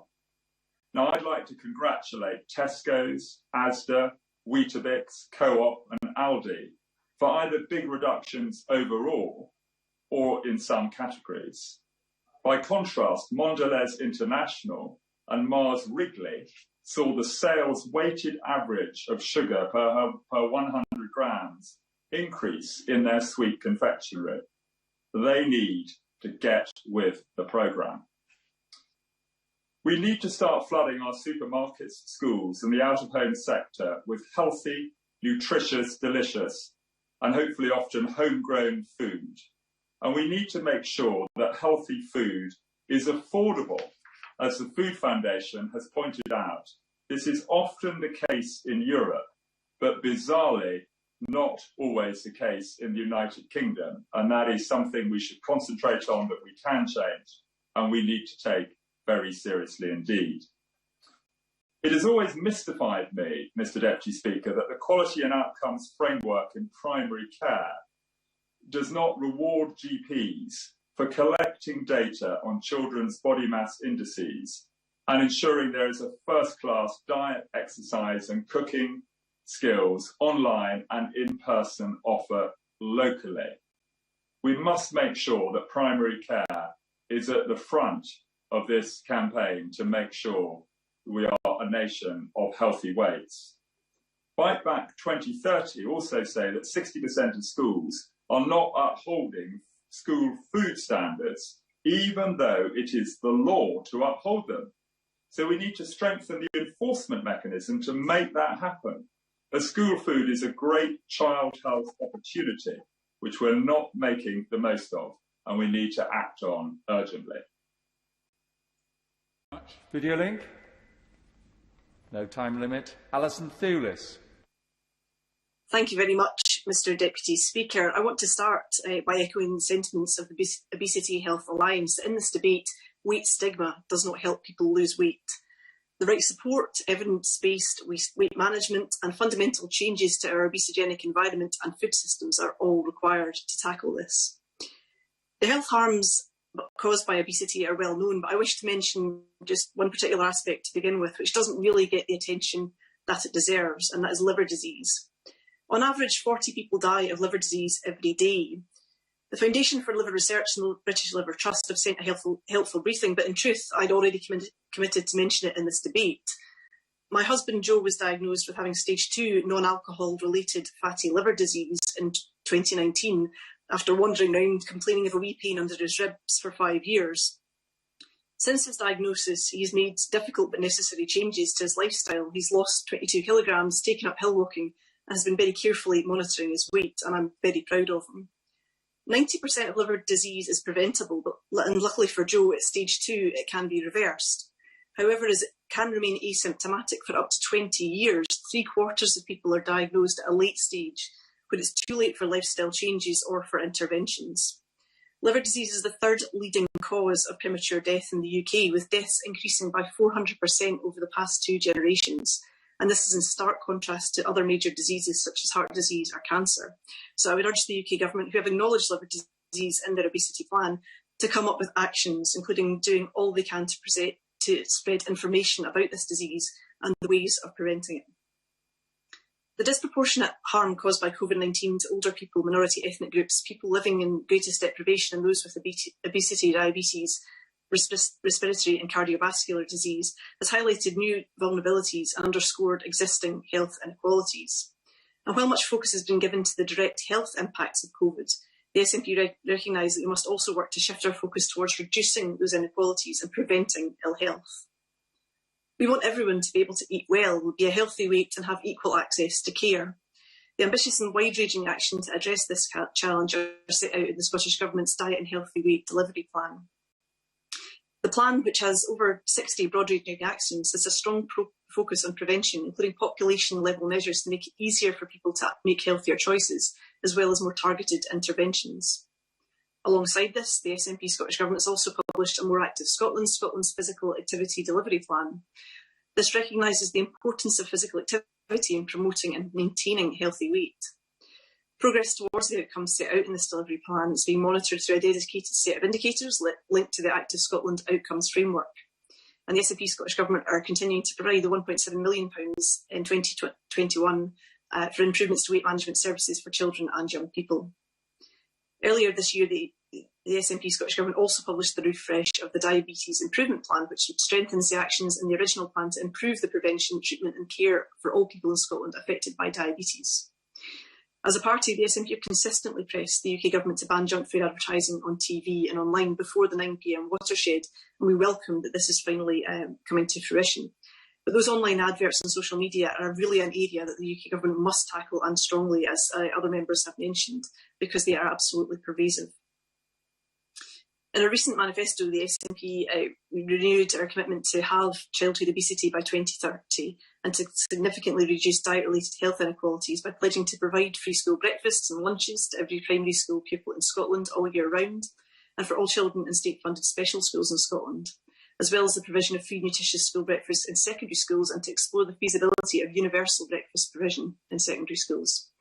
We also want to make active schools programmes free for all children by the end of the Parliament, to continue to improve nutritional standards for food and drink in schools, and to bring forward legislation to restrict the use of promotions in food and drink high in fat, sugar and salt over the next Parliament. We will also aim to enshrine the fundamental right to food in law as the cornerstone of being a good food nation. And this will form part of the commitment to incorporate UN human rights charters into Scots law. In Scotland, we have one of the world's best natural larders, but we know that so many people don't eat well, and obesity remains a significant problem. And evidence shows that in less well-off communities, it's more difficult to obtain good quality fresh food at a price people can afford. Community larder projects have been springing up all over the place, such as the Govan Hill People's Pantry in my constituency, and they've been working hard to try and redress this balance by working with FareShare to provide access to food in the community. Mr Deputy Speaker, the overriding issue of poverty is of course key to tackling a lot of these issues. Access to sufficient healthy food and the means to cook it isn't there for everyone, not least due to policies like the 2-child limit, the upcoming removal of the £20 uplift to universal credit and tax credits, the UK Government's neglect of people on legacy benefits and the pretendy living wage, all contributing to a situation where people cannot afford to eat healthily. And if the UK Government really wants to tackle obesity, they cannot continue to ignore this reality. Investment in regenerating neighbourhoods, increasing access to walking and cycling and improving parks is also significant in getting people out and about and getting people moving. And alongside local councillors, I met just last night with mums and grands from the Calton Community Association who are desperate to access the newly announced Scottish Government fund for parks so that their kids can benefit from outdoor play. An obesogenic environment coupled with a culture which allows the insidious influence of food giants and their ultra-processed foods advertised not just to us but to our children has proven to be a recipe for disaster. And I'm looking forward to watching the latest programme by campaigner Dr Chris Van Tilliken, What Are We Feeding Our Kids, tonight, and I would urge the UK Government to tune in. The supermarket aisles are heaving with unnecessary infant snack foods, and the new report by the First Steps Nutrition Trust should be essential reading for the Minister. One significant point of difference in the UK and Scottish strategies concerns our youngest citizens. Scotland's Healthy Weight strategy specifically mentions the significance of breastfeeding. And of course, breastfeeding can also have a positive effect on maternal weight as well as babies. The UK Government is committed to consulting on proposals to help parents of young children to make healthier choices through more honest marketing and the labelling of infant foods. And ministers could start by doing more to protect babies and pregnant mothers from the rapacious global formula industry. And in this 40th year of the World Health Organisation's International Code of Marketing of Breast Milk Substitutes, to fully adopt the code. It used to be something the UK government would blame the EU for their inability to do, but they now lost that excuse and they must now act. The code sets out to protect all babies, however they are fed. As the chair of the APPG on infant feeding and inequalities, I don't want to set this up as any kind of false pro-breastfeeding, anti-formula battle, because I know that for many, formula is absolutely essential. Many mums want to breastfeed, but are failed by a UK government that don't see breastfeeding as a priority and don't invest in support.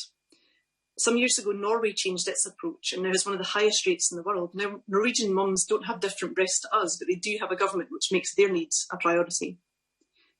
The Minister said in her speech that if adverts didn't influence people, they wouldn't be used, and she's absolutely correct. And formula companies spend astronomical figures in marketing, a cost which then gets passed on to consumers at the tills, making it challenging for many families to afford formula. And further, the promotion of follow-on and specialist formulas, which aren't necessary, but exist largely as a means of cross-promotion. I hope the UK government will also act on these as they claim to intend to look at honest marketing and labelling. And as a further example of that marketing, I would like to share in this debate concerns raised by the UK's baby feeding law group that the National Trust has formed a partnership with Hip Organic, a company with many documented violations of the code over the years. And we should be under no illusions that these kinds of partnerships exist to benefit the company and to boost their brand. So I urge the National Trust to reconsider. Mr Deputy Speaker, I wish to touch just briefly on the issues of calories and menus, on which I have many emails and I'm sure that other members have had too. I can see what the UK government intends here, and I appreciate that for some people calories and menus may be useful. I know I've certainly eaten fewer Danish pastries since coffee shops started putting them on the display, but this policy isn't about anecdotes and it's not about headlines, and it must be based on evidence. For those with a history of disordered eating, this is a deeply serious issue and such triggers can be very harmful indeed. So I urge ministers to be very cautious in what they're doing here, to listen and to learn from the evidence from expert organisations such as BEAT and from those affected. I commend the government on taking action here on a range of issues to do with obesity, but I urge them to look more widely at the factors that cause obesity and to follow the Scottish Government's approach on a healthy weight strategy. Thank you. Thank you very much. 4-minute limit. Greg Smith. Thank you, Mr Deputy Speaker. Obesity is clearly a huge challenge facing our country and a challenge that should absolutely not be ignored. But I do fear that the state is significantly overreaching in some of the proposals that have come forward as part of the strategy. The approach to foods high in fat, sugar, salt encompasses a perversely broad range of products. Butter, granola, porridge oats, muesli, protein bars, none of which have any particular appeal or indeed are marketed to children, yet they are all treated as junk food. Breakfast cereals, previously heralded for high fibre, now demonised. No distinction for naturally occurring sugars and fats from dried fruits and nuts so often present in those products. And if the state is really saying that breakfast cereals are bad, where does that naturally push people? Bacon sandwich? Full English? Pain au chocolat? All things, Mr Deputy Speaker, I am particularly partial to, but that I don't think the public health establishment will be very keen to endorse. Perhaps toast, but then we see that butter is on the HFSS naughty list. Now, many breakfast cereal producers pay farmers, including farmers in my constituency, a premium for buying their oats, for example, paying for environmental and wildlife schemes that I'm sure we all value. And so let us be in no doubt, Mr Deputy Speaker, that any policy that reduces cereal makers' ability to sell whole grain cereals will adversely impact the Great British Farmers. I'm grateful to my honourable friend. I was intrigued listening to his list of products. Isn't perhaps this the issue, that there's a focus on individual products when actually the important thing in getting to a healthy weight is not what individual products, but it's your diet as a whole and the balance between individual products across your diet. Demonising individual products is not the way to go. I thank my right honourable friend for his intervention, and I absolutely endorse and agree with everything that he said. This must be about that promotion of a balanced, healthy diet, where some of the things that I think all of us know aren't particularly good for us can be part of that balanced, healthy diet. So I absolutely agree with what my right honourable friend has said. Now, these restrictions also undermine some alternatives to high-sugar snacks. I'll give the example of protein bars, who are used by many adults that are leading very highly active lifestyles. And so this restriction contradicts surely the ultimate goal of the government strategy, that being of healthier living. Now, I want to briefly move on to the question of TV advertising. Broadcasters and creative industries across the United Kingdom are estimated to be in line to lose some £200 million from these proposals. But with children spending far more time watching online content than traditional TV channels, it is absolutely essential, not least for our public service broadcasters, that there is an absolutely clear level playing field between TV broadcast and online. Anything less would be letting down our broadcasters, particularly, as I say, our public service broadcasters. And I would also argue that the 9 p.m. watershed is equally destined to fail, as research shows that this will lower the calorie intake among children by just 1.7 calories a day, which is simply inconsequential. So we need a more proportionate, less interventionist solution that ensures fairness for all.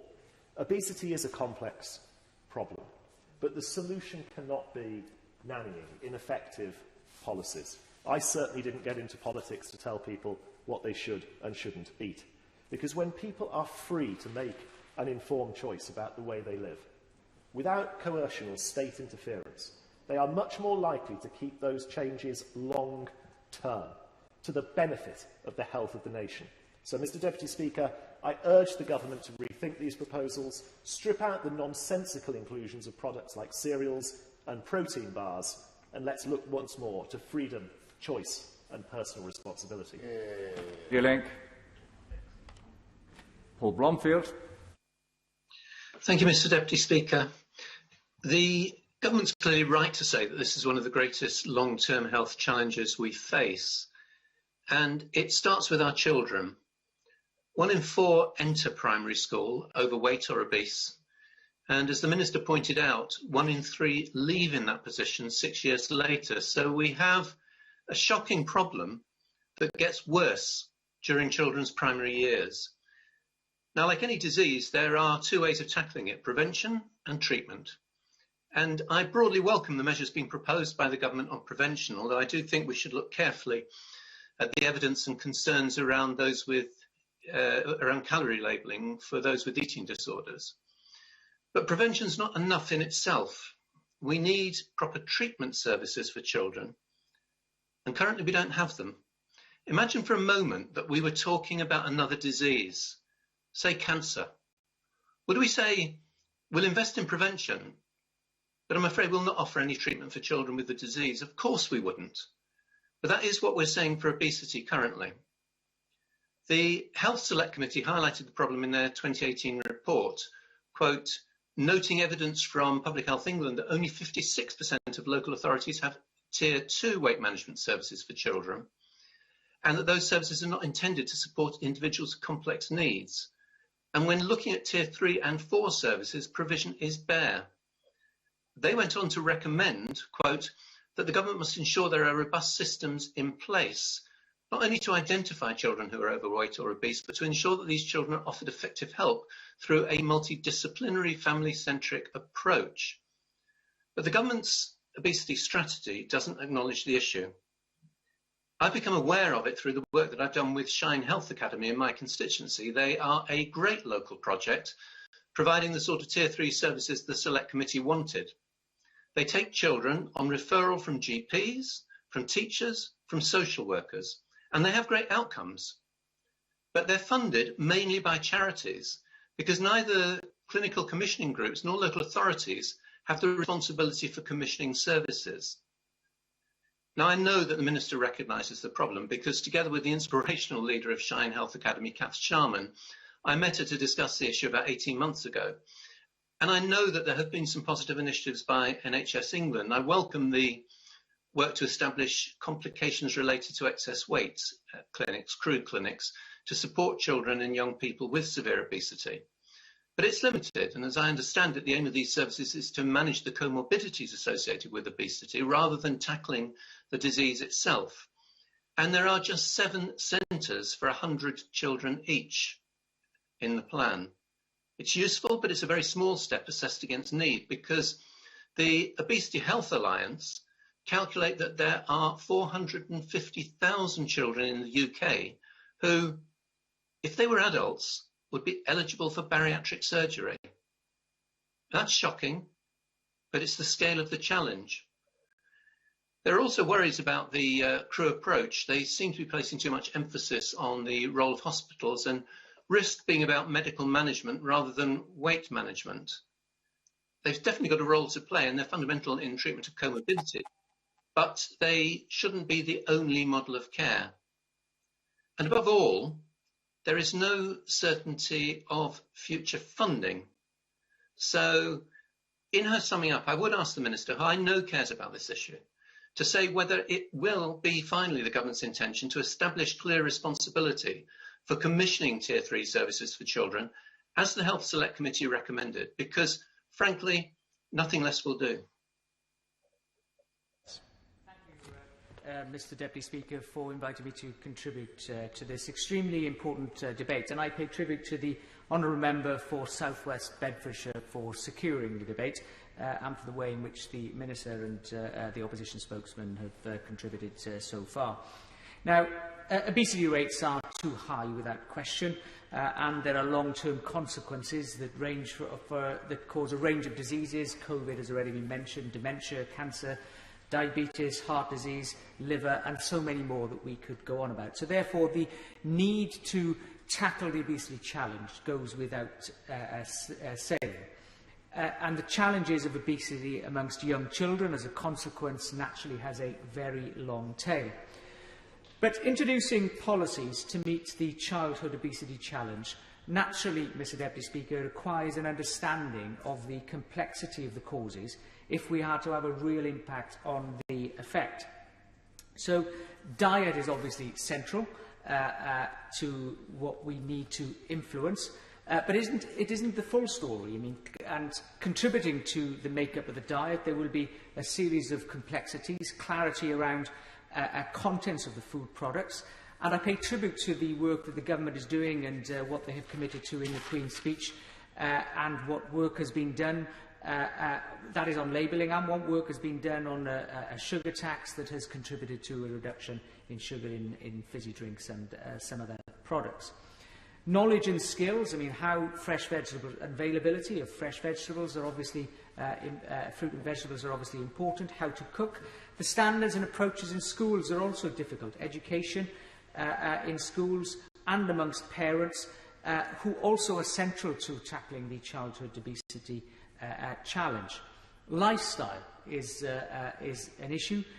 Slower lifestyle through lockdown periods enabled many people to tackle the issue and address their own weight, but others have not. And all of these issues naturally have complexities that are associated with it, and clearly exercise is also an issue, as well as eating disorders that have been highlighted. And, Mr Deputy Speaker, I'm trying to highlight the complexity of all of these issues that we need to face. But with these points in mind, I ask that the Minister also consider the cause and effect directly, as much as the focus that has been given to the advertising industry and marketing of food products as well, to establish whether it will have the desired impact that we would like it to have. So whatever action we take, we must be sure that it will make a difference. There have been calls for many years for a television advertising ban. I can remember it being discussed in Cabinet and being resisted because the evidence wasn't convincing. We need to consider that although there's a call for a television advertising ban, habits have changed. Very few children these days actually watch television in the way that we might have when we were younger, and that demonstrates the further complexity to the debate. Displacement is another issue. Advertising is more likely to move online, and I think all governments recognise the challenge of tackling advertising online. It's much more complicated in terms of the solution that needs to be sought, as well as all governments had struggled to tackle adult content online for children, as another example of the difficulties of meeting things online. So, in the very limited time that I've got, Mr. Speaker, I ask that the Minister looks at the consequences, both positive and negative, question whether one will outweigh the other, but to engage with the industry to see if a solution can be derived that the industry itself, as broadcasters online and as advertisers, can come to a solution to support the government's will. Vera Hobhouse. Thank you, Mr. Deputy Speaker. I speak today as the chair of the APPG on eating disorders to highlight the anxiety felt by so many of those with an eating disorder about one specific aspect of the obesity strategy, and that is calorie labelling on menus. Obesity causes very serious health problems, and no doubt far too many people in this country do not have a healthy weight. I add my unequivocal support to the government's aim of addressing obesity, but obesity has to be considered as one side of our complex relationship with food.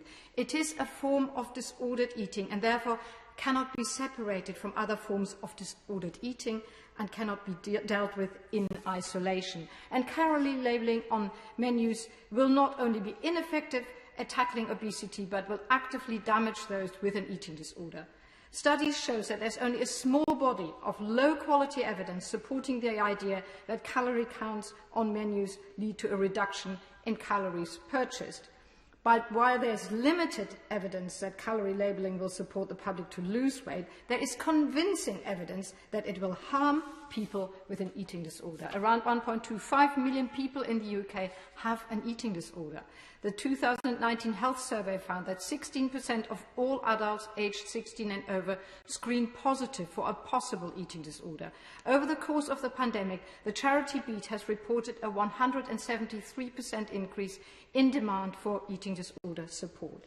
Research shows that individuals with anorexia and bulimia are more likely to order food with significantly fewer calories when presented with a menu, including calorie counts. Those with binge eating disorder are more likely to order food with significantly more calories. In fact, many people with eating disorders are also living with obesity. Up to 30% of people seeking weight management services would meet the diagnostic criteria for binge eating disorder. Clearly, a reductionist approach to nutrition means that the obesity strategy risks harming some of the very people it is designed to support. Very quickly. I'm sympathetic to the point she's making, and she'll know from my earlier intervention, I think the evidence on the fact that calorie out-of-home labelling will be effective is quite weak. Just on that question about labelling, though, is it the case that having labelling on products that you purchase in supermarkets is also a problem for those with eating disorders? And I asked that genuinely, I don't know the answer, and I just wondered if she could furnish that information. Well, I'm particularly concerned about calorie labelling in restaurants. If you suffer from an eating disorder, you're very isolated, you're fearing any contact with other people because you're continuously thinking about what you're going to eat or drink. Therefore, going out to a restaurant is something that sort of gets you over that step often, and is often a significant step to recovery. So therefore, my particular concern is about labelling on menus in restaurants. In response to the survey on calorie labelling conducted by Beat, one respondent said, My eating disorder thrives off calorie counting and knowing all the calories in everything. I would feel compelled to look at calorie labels in restaurants. I would feel embarrassed asking for a different menu. Please don't do it, please. The Minister for Mental Health has been extremely generous with her time listening to the APPG's concerns about the plan to mandate calorie labelling on menus. The APPG is grateful for her interest in improving early access to eating disorder treatment. However, I must repeat my plea to the government to look again at this element of the obesity strategy. Addressing obesity and tackling eating disorders should not be in competition. We must tackle them together. And I look forward to working together with the Minister to develop an obesity strategy that successfully addresses the epidemic of obesity but does not harm people with other forms of an eating disorder. Thank you. Mark Harper. Mr Deputy Speaker, I'm grateful. As I said in my interventions on the Minister, I do very much support the objective of the government. I do think a situation where 36% of adults in England are overweight and 28% are obese is not a good one. And there are many health consequences to that. But my own view is this. I think fundamentally we need to enable people, first of all, to understand whether they are actually overweight or obese. And that may sound, Mr Deputy Speaker, like a foolish thing to say, but actually there's some evidence that people don't actually recognise whether they themselves are or whether those around them are overweight or obese and aren't very good at working that out. And secondly, making people understand the health consequences of being overweight or obese, because it seems to me that the Minister in her remarks talked about incentives. Well, actually, it seems to me that the real incentive that people should have is that they want to be healthier. And unless individuals themselves want to be healthier and want to move towards a healthy weight, it seems to me we're not going to get very far because, frankly, getting to a healthy weight means having a healthy diet. It doesn't mean going on a diet and then going back to your unhealthy eating. It means changing your diet permanently. And in many cases, it doesn't mean making dramatic changes. It means making small changes, but that you stick to. Things like reducing portion sizes, reducing perhaps not getting rid of treats and things we like. I, myself, like all the bad things. It's just I've become better as I've got older and have needed to. I'm a bit more controlled about how many times I have the said bad things and watch the size of portions I have, because I do have to, as I've got older, have to watch what I eat. But it seems to me it's about diet, not about individual foods. And I think demonising individual foods, as my honourable friend, the member for Buckingham, said, I don't think is a very successful strategy. There are plenty of things I like which individually would be very unhealthy, but I just don't eat them very often. And I think that's where we need to get to. People need to understand what is a healthy weight and understand the health consequences and want to get there themselves. Now, a couple of questions for the Minister. When she talked about the evidence for the out-of-home labelling, it's a rather weighty document, Mr Deputy. There's 76 pages in the impact assessment. One of the things I learnt when I was a Minister, it's worth plodding your way through them, because lots of useful information.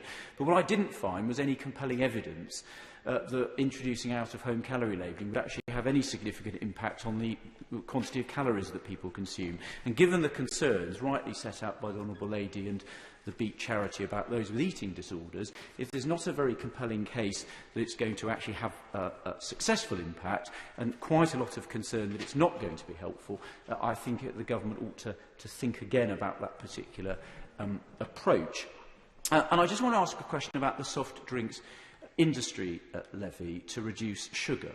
Now, it has been successful in reducing the amount of sugar consumed, and in my own constituency, Suntory Beverage, Great Britain and Ireland, which produces Lucozade, Ribena and Orangina, have actually led the industry in taking over 50% of sugar out of their products and invested £13 million in new machinery at the plant in the Forest of Dean to produce those products. And I was very proud to go and launch that new production line. The question for the Minister is this: we've reduced the amount of sugar that's being consumed, but I have seen no evidence that we've actually therefore reduced the quantity of calories being consumed and as a result actually made any impact. Of course. I'm grateful to my right honourable friend for giving way, and he's making a very effective, cogent argument.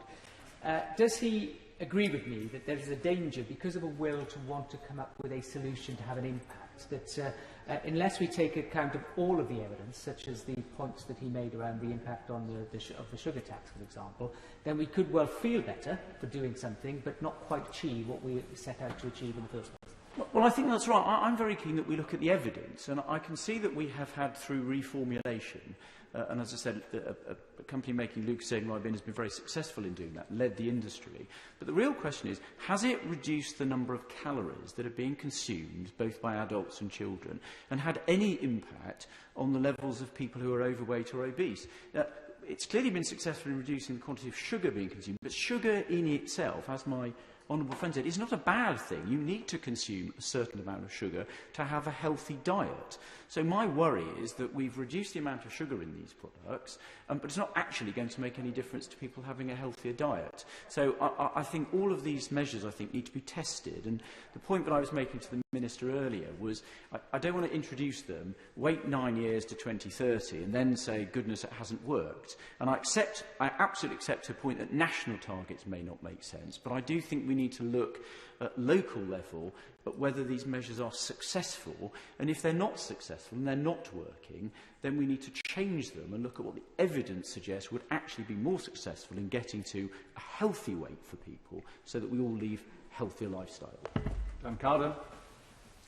Thank you, Mr Deputy Speaker. It's a pleasure to speak in this debate, one that I think is covering a wide range of issues and really at its heart is about trying to support having a healthier British public, which I think the whole House does genuinely care about.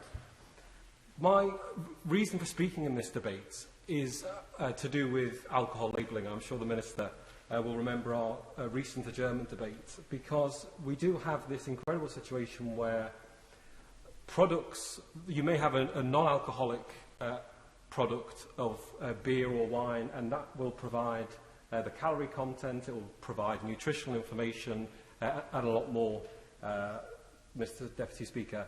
But an alcoholic product will have only 3 pieces of information on it by law, which are the allergens, the ABV percentage and the amount of liquid in the container. And that is really quite a bizarre situation for us to be in. So I'm pleased to hear that the Minister is pushing ahead with the consultation on alcohol labelling, because there has been some confusion in recent weeks and months, and once again we heard just a few weeks ago that the government had ditched plans to force pubs to list calories as part of a drive to tackle Britain's obesity.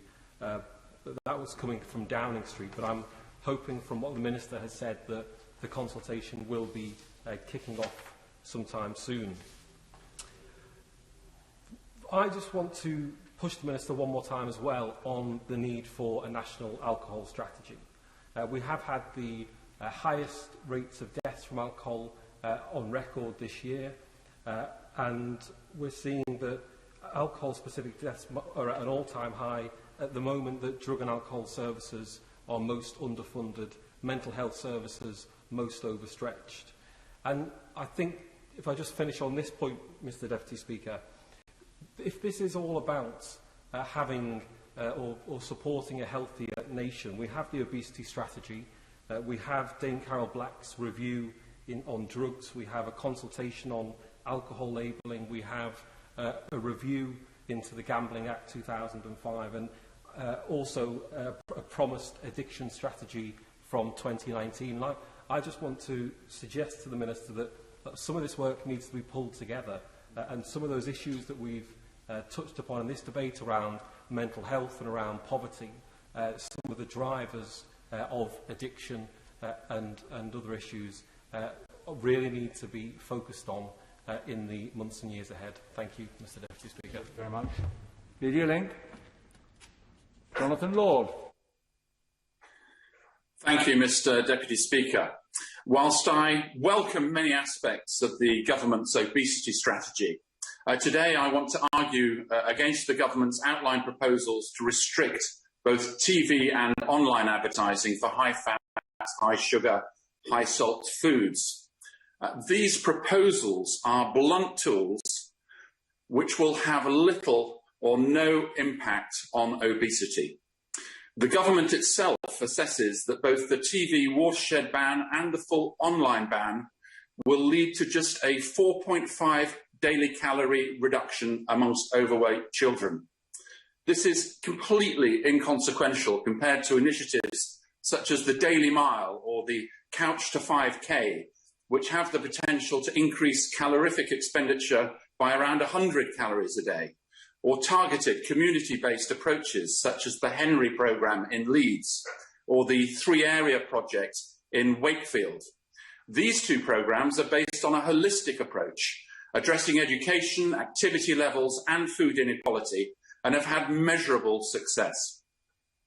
Commentators might argue that the proposed bans wouldn't matter, but they do have large adverse impacts on broadcasters, online news media, advertising and production companies, and on food and drink companies, retailers and the hospitality sector.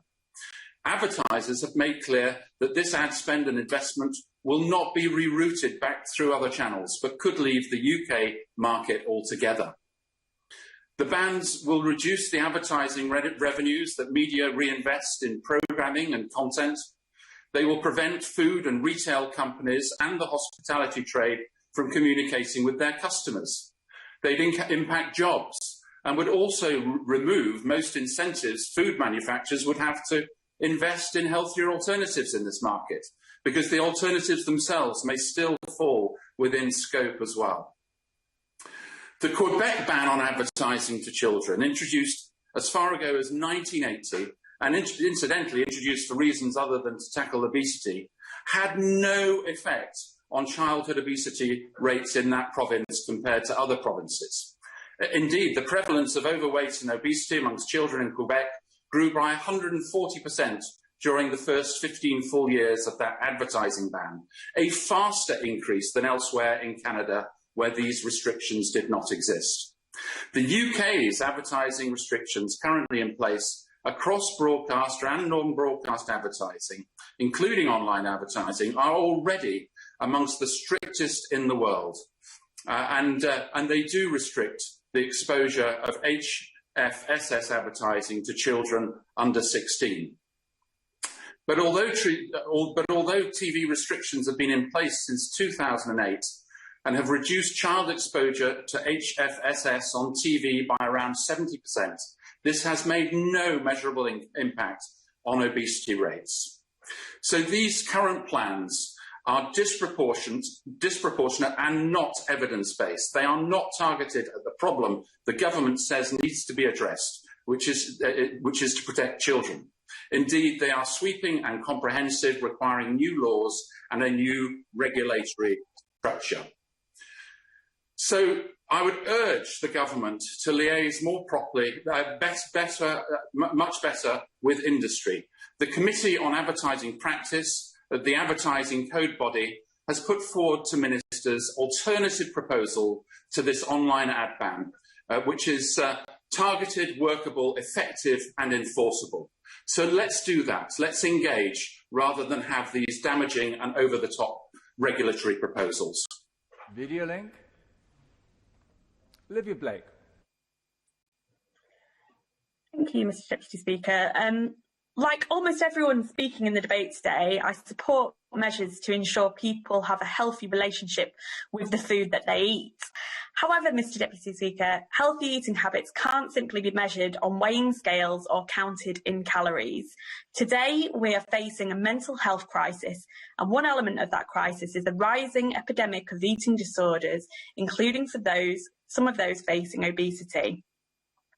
I fear that this falls well short of the social and mental health support for those help manage healthy relationships with food, any conditions relating to weight management, whether that's diabetes or heart disease or an eating disorder.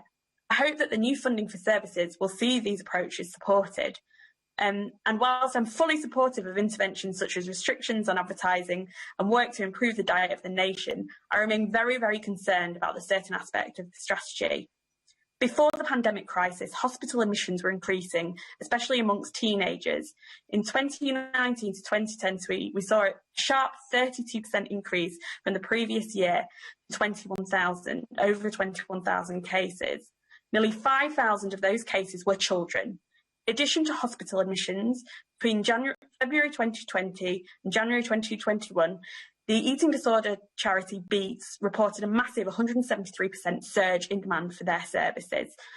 During that time, we've seen no corresponding rise in the levels of funding going on eating disorder services. And I've sat with eating disorder specialists who have told me that the money that is available often fails to get to the front line. One doctor I spoke to said his service was originally designed for 60 children and now serves 280, with inadequate funding for those places. I know that NHS trusts are also struggling with non-specialist inpatient services for children. The rising demand means they just don't have the expertise available to treat inpatients with eating disorders properly, with many waiting for urgent beds for children in crisis in any specialist unit anywhere in the country. And we still see a situation in adult services where there is no waiting time targets for support for eating disorders.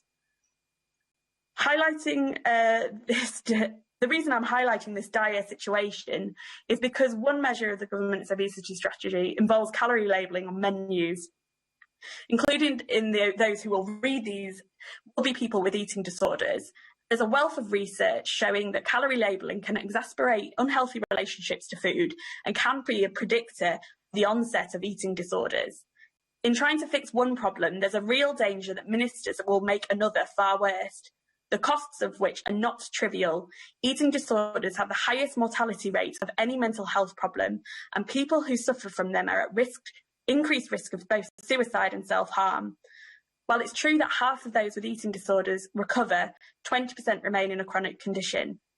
Mr. Deputy Speaker, we should look at obesity in the round. Balanced, nutritious meals, promoting healthy diets like Mediterranean diets, and healthy levels of exercise are far more important ways of maintaining a healthy weight. I urge the government to rethink and revisit this aspect of the plan, come up with a solution which balances the needs of all.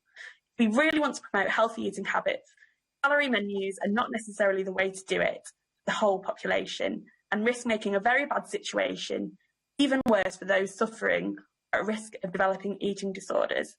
I say this as someone with type 2 diabetes, and I have lost weight in order to manage my diabetes. I do have to say, I do think there is a real issue with anxiety around calories, weighing out food. I think more needs to be done to recognise those anxieties and mental health issues. Jim Shannon. Thank you, Mr. Deputy Speaker, and thank you for allowing me to speak in this matter. It's been an ongoing issue for the United Kingdom, and obesity is one of our greatest health challenges. It affects people of all ages. More instances than not, it's something we have control over. I want to put a record at the very beginning my thanks to the Minister, because we've been involved in many debates where the Minister's responded on the issue of diabetes or whatever, because I think the Minister referred to that in her introduction. And I believe that the Minister is totally committed to bringing together a strategy which we can all endorse and hope it will bring about a more healthier and, well, I say, a leaner United Kingdom. I also welcome the commitment to the that has been discussed in relation to the alcohol strategy as well. I would begin with just a small anecdote if I could. I'm a type 2 diabetic, and I've had diabetes for approximately 14 years. I'm proud to say that since being diagnosed, I've lost almost 4 stone. Way back at the beginning, way back in 2008, 2009. I'm not proud of the circumstances that got me to where I was. I didn't even know what diabetes was, to be truthful. I wasn't even sure what the symptoms were until I think I might have been a diabetic maybe a year before. The choices that led me to being diagnosed with type 2 diabetes were ill-judged, and I never really gave thought to the health issues that could come along with the foods I was eating. Sweet and sour pork and 2 bottles of Coca-Cola 6 nights a week are not a good thing for anyone, and they certainly weren't good for me, and I found that out, unfortunately, to my worst. I'm confident that I'm now well pleased with how I deal with that issue. It takes self-control. The Honourable Gentleman for Forest of Dean referred to self-control, and it's very important if you can do it. Not everybody can, but if you can do it, it's good to do that. So along with the tablets that I take for the diabetes, it seems to be bringing the matter. But what it does for me, there is no place in society, I believe, for judgment when it comes to the topic of obesity. And the right honourable member for South West Bedfordshire referred to that. The figure game in relation to where we are tells the story. Well, I'm grateful since you referred to me, and I can't remember, Mr Deputy Speaker, whether I said it in my remarks, and I should have done. When I was talking about people being disciplined, I accept it's actually a simple thing in one sense to reduce your calorie intake and take more exercise, but it's difficult. It is not easy for people to do. And I didn't want to indicate in my remarks, if I had left that impression, that I thought it was easy. But equally, I don't think there's an alternative, ultimately, than people taking responsibility themselves. But I accept that for many people, they require help and support to do so, and I'm glad he's given me the opportunity to put that on the record. I thank the Government for that intervention again and for clarifying the matter, but I always knew that's what he meant anyway, so that's okay. All right, thank you. The health survey, Mr Deputy Speaker, for England refers to, out of 1,000 people over 16s, 277 were obese, 31 were morbidly obese. In Northern Ireland, the figures are actually replicated as well, and I suspect they're the same everywhere. But I want to make a quick comment about childhood obesity, because I believe it's also an issue I feel is crucial, and much more needs to be done in making youth feel less self-conscious about the issue, but at the same time to be able to do something with it. Obesity is assessment to affect around 1 in every 5 children in Northern Ireland, and the figures there unfortunately show that there's real outstanding problems to be addressed. Obesity, of course, also is exaggerated by the high blood pressure, diabetes and liver disease. And liver disease in particular, obesity is one of the 3 main causes of the disease. So obesity affects many other things. I think the Minister in her introduction to the beginning referred to that, and it's very important to put that on record as well.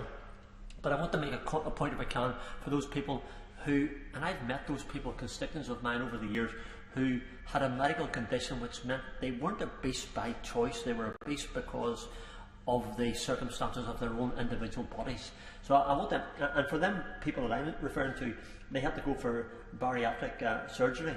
And I know that I was involved with some of those people who did that. I know it changed their lives. But I'm just wondering, when it comes to that, maybe the Minister can give us some comments on how those things can be looked after within the NHS. Because for someone to do it privately, it costs over £10,000 for one of those surgeries to take place. But there is a serious health problem that affects thousands of people. And I want people to live their lives healthily and happily. And I believe children should be taught that support is all around them, and that their size is nothing whatever to be particularly ashamed of. There are ways to go about tackling obesity. However, I feel one of the most important factors is tackling this issue is to reassure people they will not be judged. Judgment often leads to resentment and failure, and there's no doubt there's a sensitive issue to those who struggle with weight loss. So I would again urge the Minister to take this into consideration. I would also urge others to be kind when it comes to such a topic. I believe that the help and support is there for all those who are obese and seek help, and I sincerely hope that in the coming years we can work together to bring forward a strategy that will encourage people and not to do them down. That's about that. Thank you. Wind-ups begin at 4:44. 6 speakers left. Hopefully we'll get you all in at 4 minutes. We'll see. Andy Carter.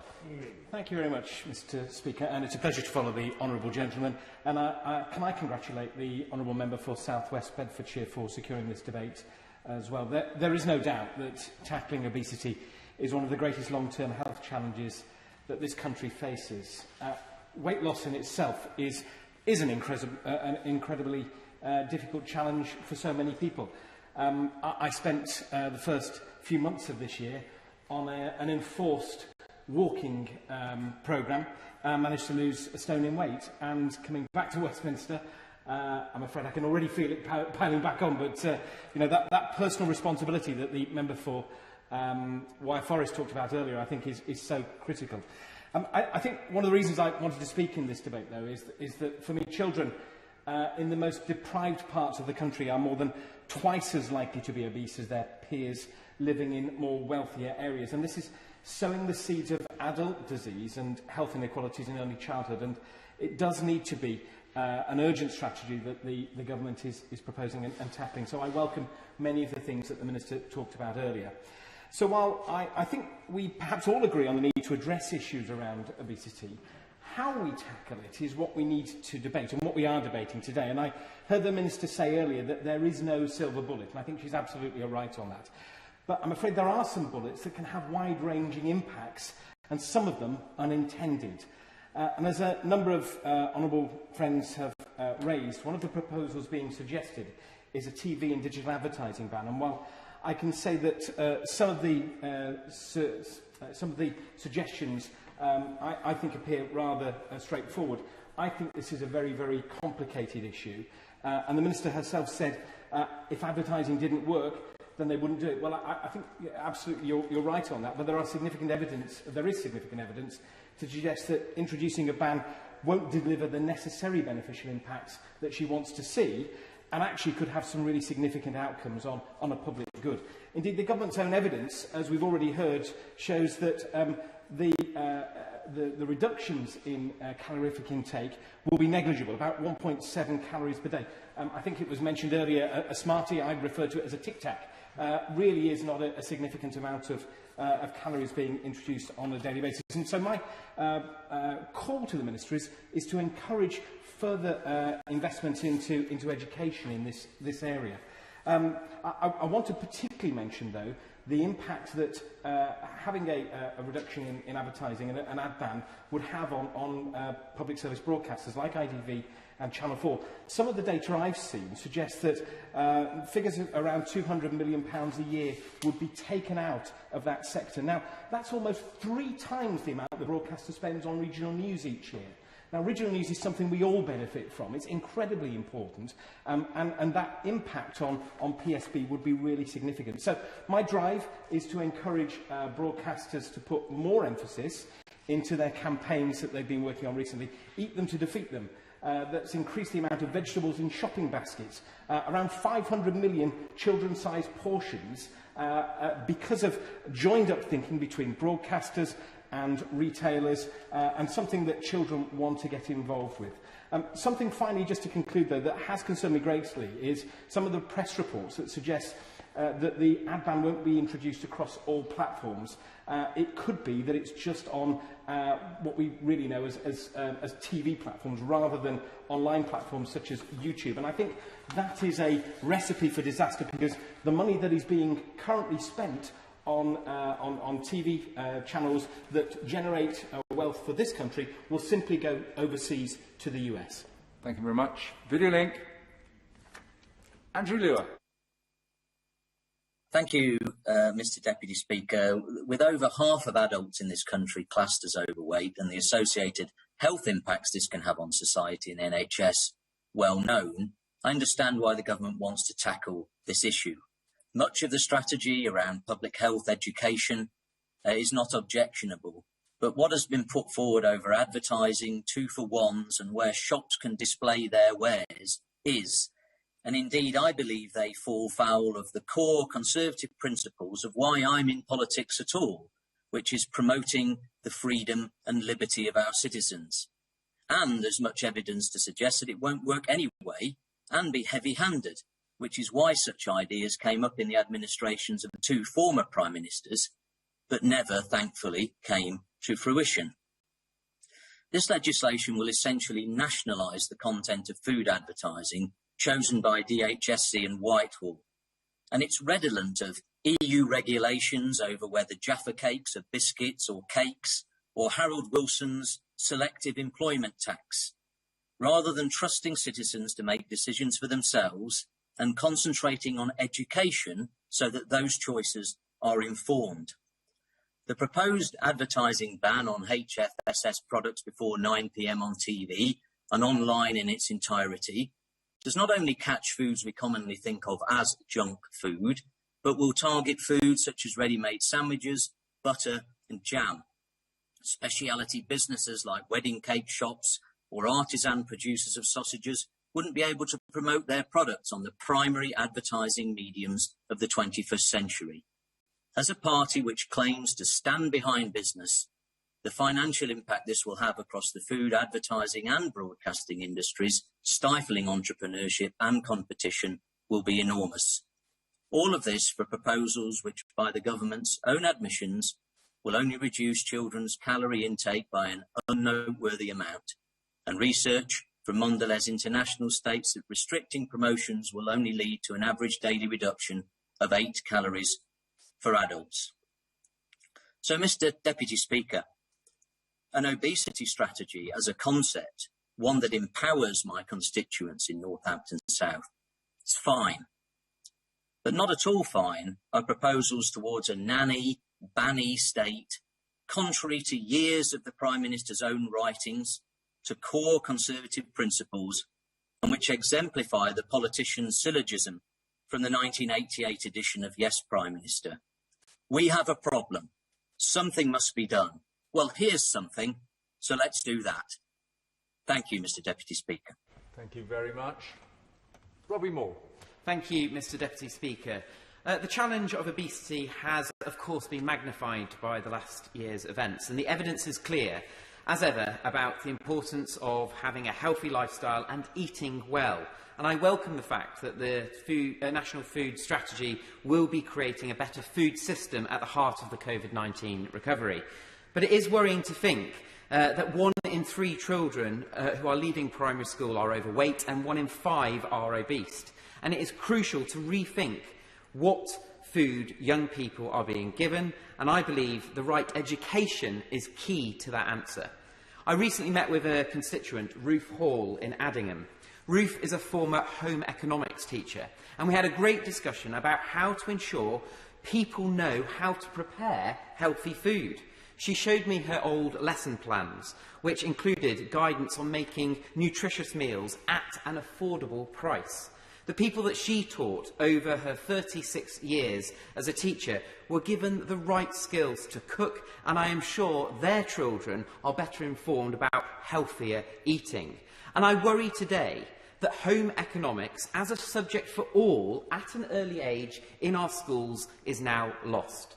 And I fear that this is now the case. A generation have also missed out on acquiring these skills, which I believe is a key reason for the worrying statistics that I mentioned earlier.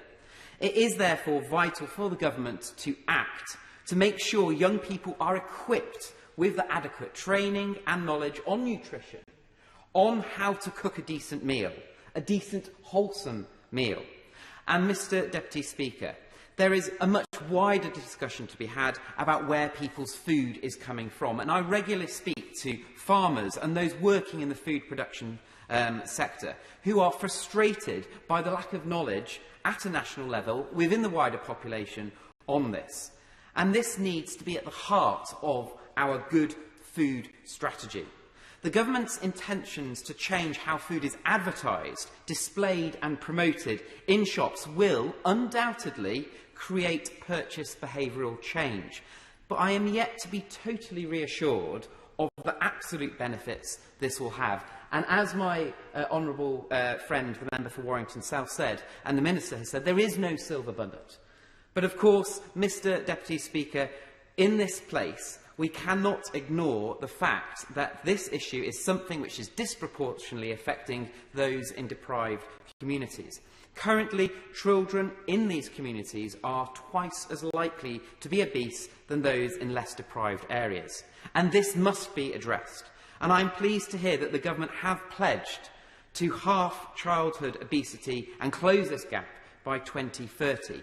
But this approach cannot just be government-centred. Communities must be key active players in helping this, and parents must take more responsibility about what they are feeding their children and the consequences of that. And of course that loops back to education.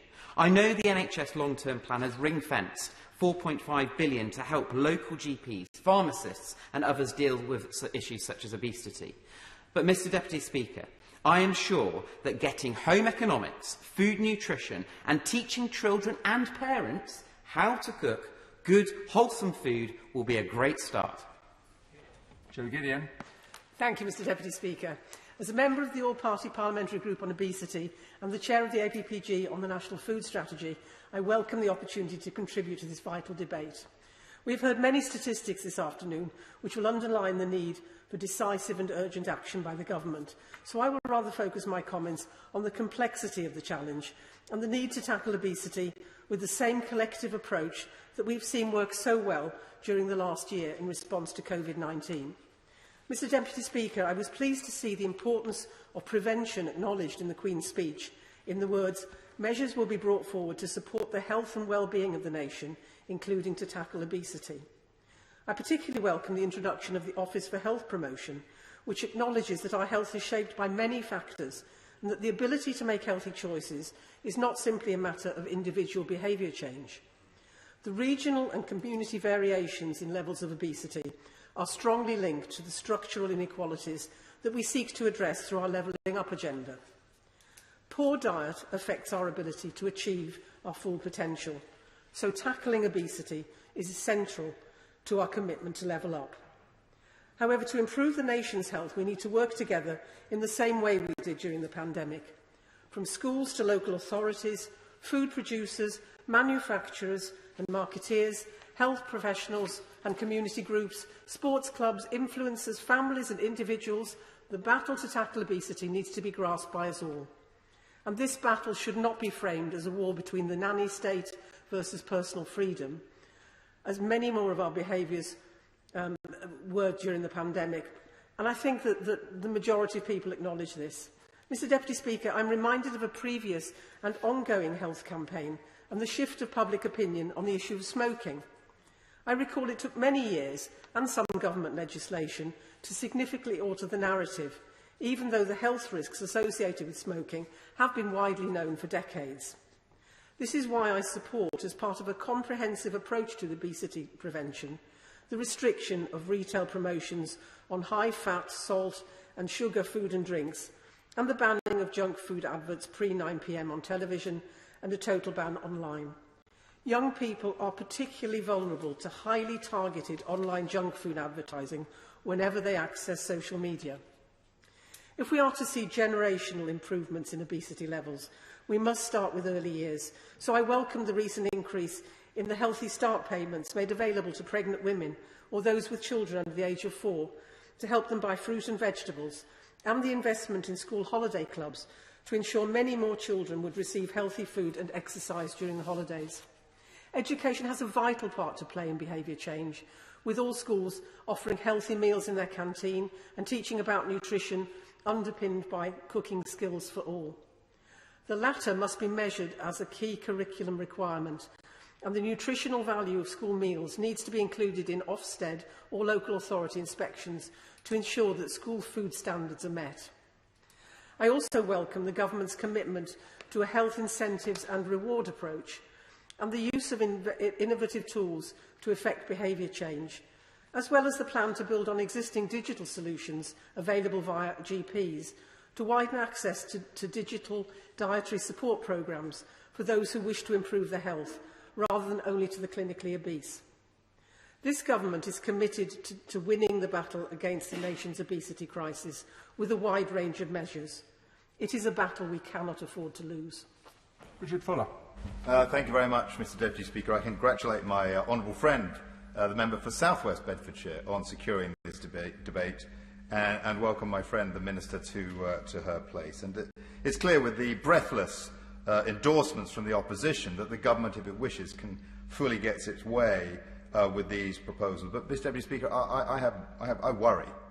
I worry that an opportunity for a determined and modern policy based on empowering individuals has instead been replaced with a rather tired, top-down bureaucratic approach. I worry that the Department of Health's algorithm on products has resulted not in an intelligent group of products, but a confusing and ill-targeted group of products, as my honourable friend, the member for Buckingham, has said earlier.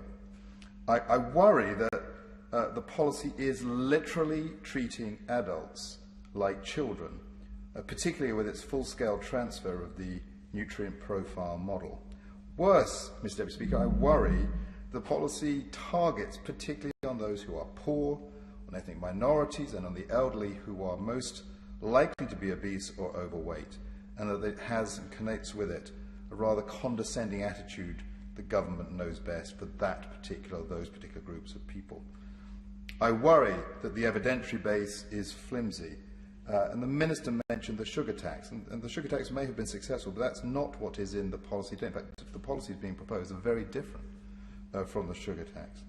I worry that success is not defined, that it's not measured, and that essentially the policy remains a matter of hope, as my honourable friend, the member for Forest of Dean, pointed out earlier. I worry about the haste of implementation, adding new efforts and responsibilities on businesses just as they are recovering from the impact of lockdowns.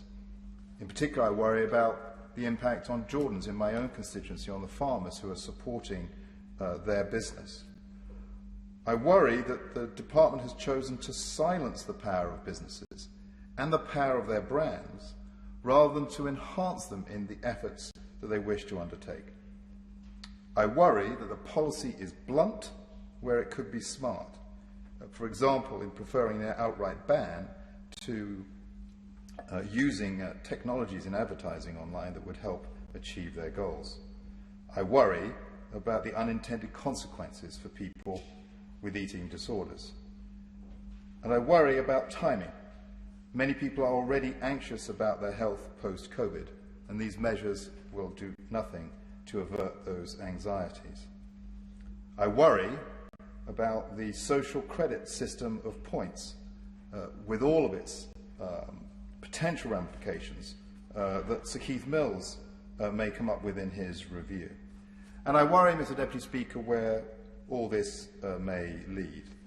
Potentially, perhaps, where we have an NHS app that as we walk down the street and pass a restaurant or a bar, beeps to tell us, please input what you have eaten. Perhaps we'll reach there one day, Mr. Deputy Speaker. But in fact, we're already there. Those apps are already in trial by the NHS. Video link, Dr. Caroline Johnson. Thank you, Mr. Deputy Speaker. Helping people to achieve and maintain a healthy weight is one of the most important things we can do to improve our nation's health.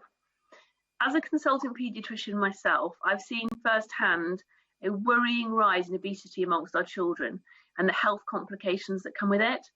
I remember in my practice seeing a 9-year-old heavier than I was at 7 months pregnant, a young teenager weighing over 120 kilos, that's over 19 stone, and many children with very significant obesity-related health problems. And as other honourable members have said, this is an increasing trend. 1 in 3 children leaving primary school are already overweight, and 1 in 5 are living with obesity. This trend is further exacerbated in the most deprived areas of this country, where children are twice as likely to be obese as their peers in the richest areas.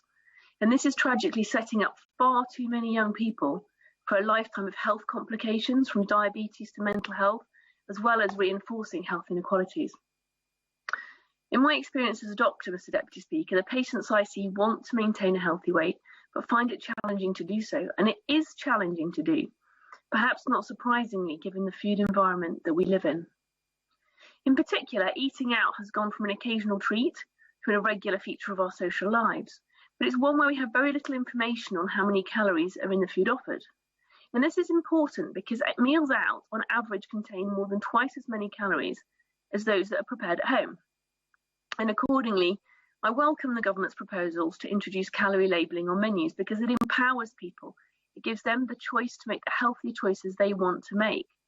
Nutritional information is already available on the food and drinks we buy in supermarkets, and expanding this to larger restaurants and cafes will help customers to make more informed decisions when they're eating out. And evidence shows that calorie labelling on menus can reduce the number of calories consumed by about 8%, and indeed that it leads to healthier menus being developed too. While I welcome the push for reformulation to reduce the sugar and calorie content, I am worried that in efforts to reduce the calories on menus, the food producers and establishments may make greater use of artificial sweeteners. Now, research has shown that the mismatch between the sweet taste and the few calories that are provided by artificial sweeteners can confuse the body's systems and lead to hunger cravings, which result in an even greater number of calories being consumed overall. So we need to be careful to ensure that in our efforts to reduce calories, we don't unintentionally create the opposite effect with artificial sweeteners. Finally, Mr Deputy Speaker, I'd like to discuss an area I think needs greater emphasis in the government strategy to tackle obesity, that of education. As other honourable members have mentioned, the education is really important in tackling obesity. The greater prevalence of eating out today is in part due to an increased disposable income and convenience. We also know that cooking skills at home are just not what they once were. Education has got a significant part to play in this, instilling healthy habits in our young people, showing them not just what is healthy, but also how to make it, so that by the time they leave school, they have good kitchen safety skills and can cook simple, healthy and nutritious meals. I hope that the Minister, in her summing up, will have time to elaborate further on the government's intentions in regard to education in this area. Wind up, Alex Norris. With the leave of the House, Mr Deputy Speaker, and it's the funny thing about opening and closing for the opposition, which means that I've already posed 10 minutes worth of questions to the Minister, and now I'm back for another round. But I actually do want to hear the answers to that and to the answers of the very many good questions posed by members across the House. So I won't speak for long. I'm not sure whether that's a kindness to the Minister or not, but nevertheless, we're very keen to hear the answers. But I do want to reflect. I do want to reflect on some of the contributions today, because I think there's been a really great debate. And I hope that people watching this, and there is a lot of interest in this, will have seen the quality of discussion. And there are, of course, differences of views, but that's a very good thing. But I hope that they will very much see the House at its best this afternoon. The Honourable Member for South West Bedfordshire, as always, I work with him a lot on modern slavery, and he always works with such compassion. I think the tone that he set around having a non-stigmatising debate was a very good one, and the Honourable Member for Strangford picked up that theme too, and I think we have managed to do that, and it's important that we continue to do that as well. My honourable friend from Liverpool, Walton, points on alcohol labelling and following up his recent debate on alcohol labelling. I think it would be very helpful to hear from the Minister very clearly that the briefing that this was to be dropped is wrong. I think that's what we have heard from her, but to be very clear that that briefing is inaccurate. And then also to pick up on having a national alcohol strategy, and also how she feels, about bringing some of the strategies that we have together to attack many of the commonalities, certainly around mental health services that I spoke about earlier and others have, including the Honourable Member for Sheffield Central. I thought the points he made around treatment services for children were very well made. Now, we have had, after a decade of real famine in this area and the continued failures in CAMS, we have had a commitment in this strategy around investment in healthy weight services. I'd be very keen to hear from the Minister some extra detail about what form that's going to take, or if she doesn't have those details today, when we're going to start to hear and have a chance to debate what form that is going to take. Now, the honourable members for Sheffield, Hallam and Bath picked up a point that I raised in my opening around eating disorders, and I think they very strongly displayed just how people feel, certainly those who are working active. We're very lucky to have them in supporting people with eating disorders, and after such a challenging year on their support service as well, still making that case. I hope that that's been heard by the Minister, because, as I say, I strongly believe that if you look at the impact assessment, there isn't a prominent enough regard paid to that. So I hope she'll confirm she's still in listening mode. Maybe give us a date, perhaps, for when we intend to hear that and to debate that secondary legislation now it's been published, but that she will use that time to try and seek to meet some of those concerns. Now, turning to contributions on the government benches, I thought that I was struck by the contribution by the Right Honourable Member for the Vale of Glamorgan around knowledge and skills, because the cruelty in all this always strikes me that scratch cooking not only is better for you, but it's cheaper.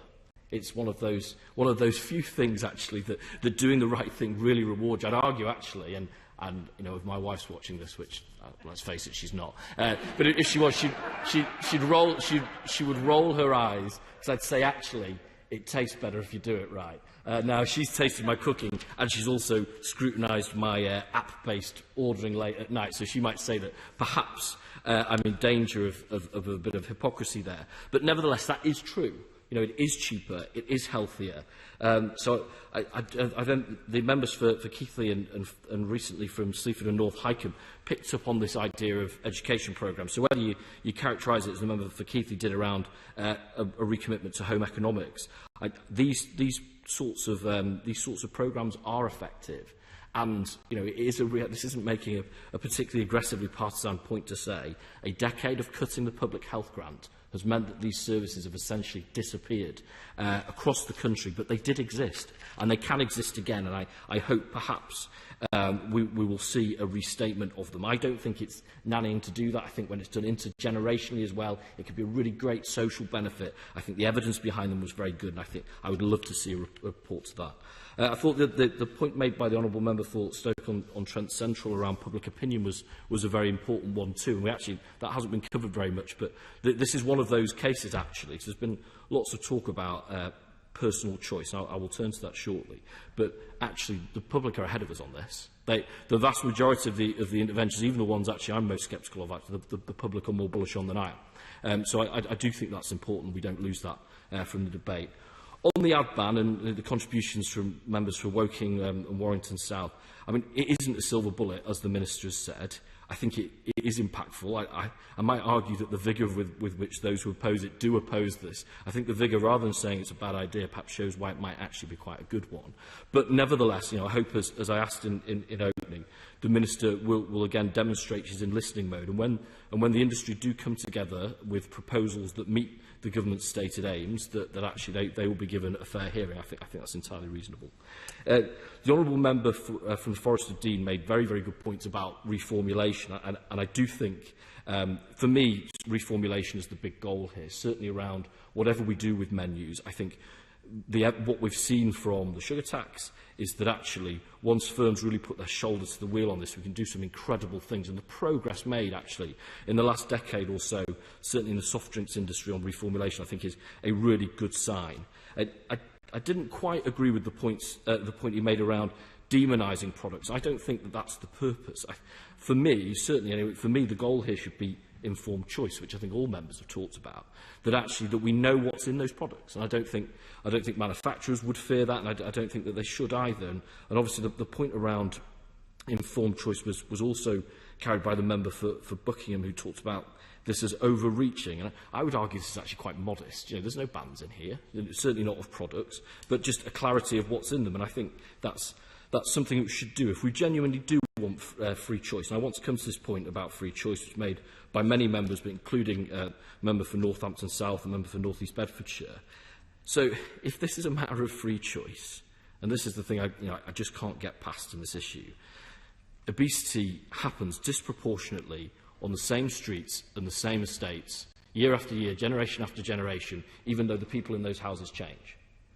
So if this was purely a matter of free choice, well, it wouldn't happen that way, and actually it would be much more evenly distributed across the country, but all the evidence tells us that that isn't the case. So I can't quite take that, I'm afraid. I mean, I wasn't going to do this, but then I thought the Honourable Member for North East Bedfordshire was a bit unkind to me by suggesting I'd offered breathless support to the government. I might have been breathless. I was trying to get an awful lot in and wanted colleagues to have a chance too. But I think there was balance in there. So I would say, and I know he now differentiates what's being proposed today from the sugar tax, but he was very prominent and publicly prominent. I remember, even though I wasn't a member of this House, very publicly prominent against the sugar tax, said it wouldn't work. I don't think that's been borne out by the facts since then. And I might gently say I think he's wrong again in the same way today. So that was a quick canter around all the contributions. I think very, very good ones, even the ones that perhaps I didn't agree with or wouldn't have agreed with the contributions that I made. But what I'd like to hear from the Minister now, we've got the strategy, we've had it since July. It's a real emphasis on now delivery and implementation, on recognising the concerns that have been raised by members and by those outside of this place, and a real sense of now how we're going to work together to implement it. Because as I've said, where that is done and in an evidence-based way, we will be supportive of that because we do think this is a very big prize indeed. Thank you. Minister. Thank you very much indeed, Mr Deputy Speaker. I would also like to, I apologise, with the leave of the House, I would also like to thank everyone for the tone of the debate today. It's important that we discuss these things. It's important that we discuss them in the right way, which is essentially that, and I would go to my honourable friend for Northamptonshire, his comment that he didn't come into politics to tell people what to do. Neither did I. I came here to help them. The whole crux of this strategy is to inform, is to educate, is to slowly knit, as my honourable friend, the member for Stoke-on-Trent said, is to knit policies like the Office for Health Promotion, like the Healthy Start vouchers, together so we can start changing lives, so that those children don't end up in front of my honourable friend for Sleaford and North Hykeham with the start of their life being started with a 12-year-old weighing 9 stone. With the concomitant effect being that we have 1 in 10 adults over 40 with diabetes, that we have 4.7 million in this country with diabetes, that I have met with the honourable gentleman for Strangford on diabetes, I have met with the my honourable friend for Hull on vascular disease, again completely compounded by carrying weight. I have met and spoken to my honourable friend for Stoke-on-Trent around childhood challenges of poverty, and we have often spoken about how particularly challenged Stoke-on-Trent is.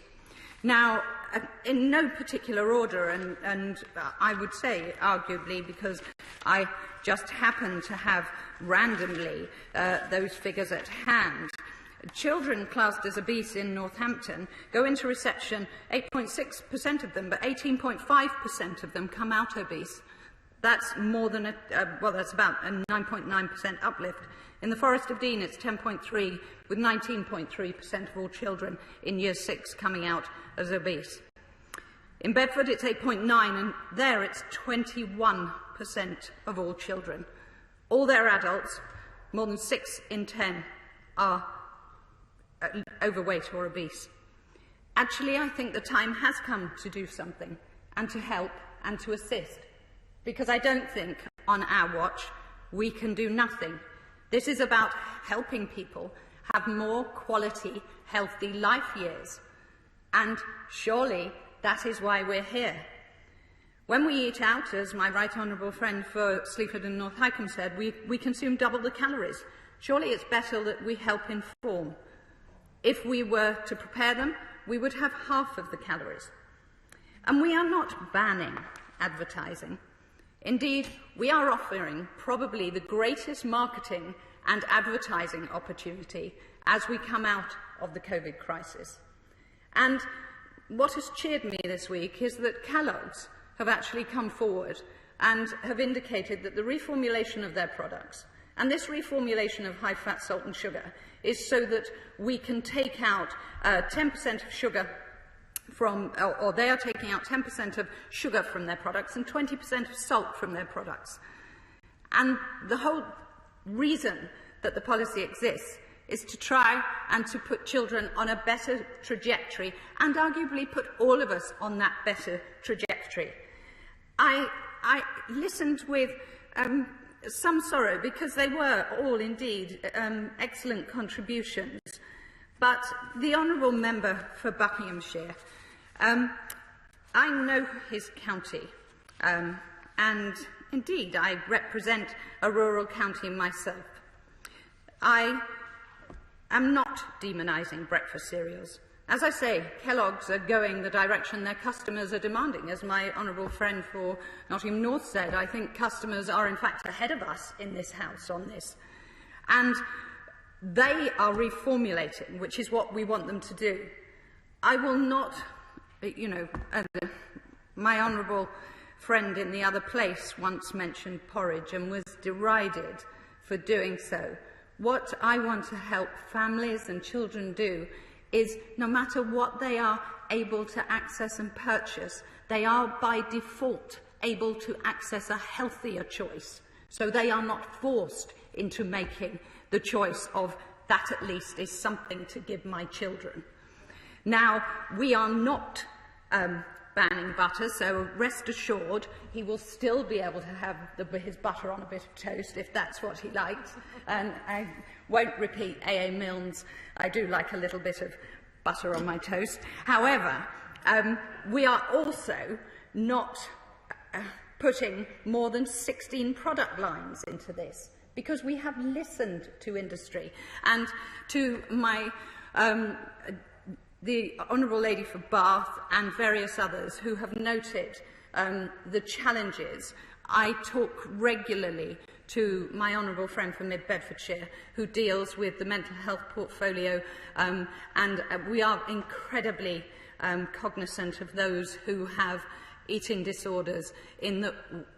This road that we travel has to be a balanced one so that people can make those right informed choices. No, because I am terribly sorry, I've got 2 minutes, but I am more than happy to talk to the honourable gentleman at considerably more length. I mean, he asked me for a little bit of evidence, and in and around the sugar drinks industry tax, apart from the fact that over 3 years reduced the calories consumed on every occasion somebody drank the soft drink by 35.2%. And the out-of-home calorie labelling is due to, the figures on that are that 5.6 billion will be saved from the economy over 25 years, and that's before you even get the associated benefits to people's health. I am sorry that I'm probably not going to answer everything as we go through. We want to achieve the full potential of all people. It's about a joint effort. My honourable friend for South West Bedfordshire, who's been a Doughty campaigner, I've met members of Bite Back with him, and those are young people asking us to do something. I am working with colleagues in DFE and DEFRA to make sure we're doing it, and indeed my honourable friend on the bench next to me, we have the food strategy. Part 1 is already out, and we are expecting Part 2 in short order, and that will very much go to responding to my honourable friend for Keith Liz and the honourable lady for Stoke-on-Trent, outlining, we both work together, as with the honourable member for Chelmsford, looking at how we can promote healthy eating for children and how we can work across government to drive these objectives.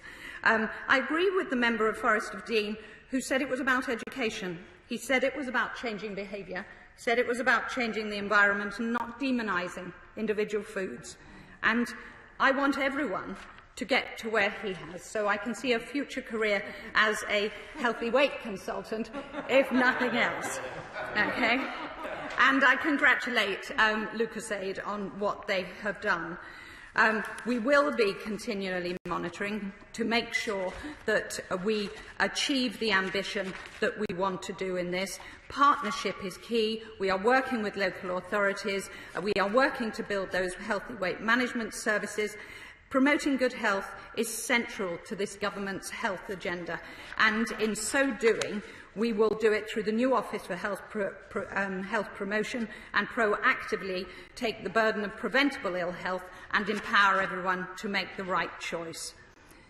We would like to see immediate results. It's complex. We know it's going to take time.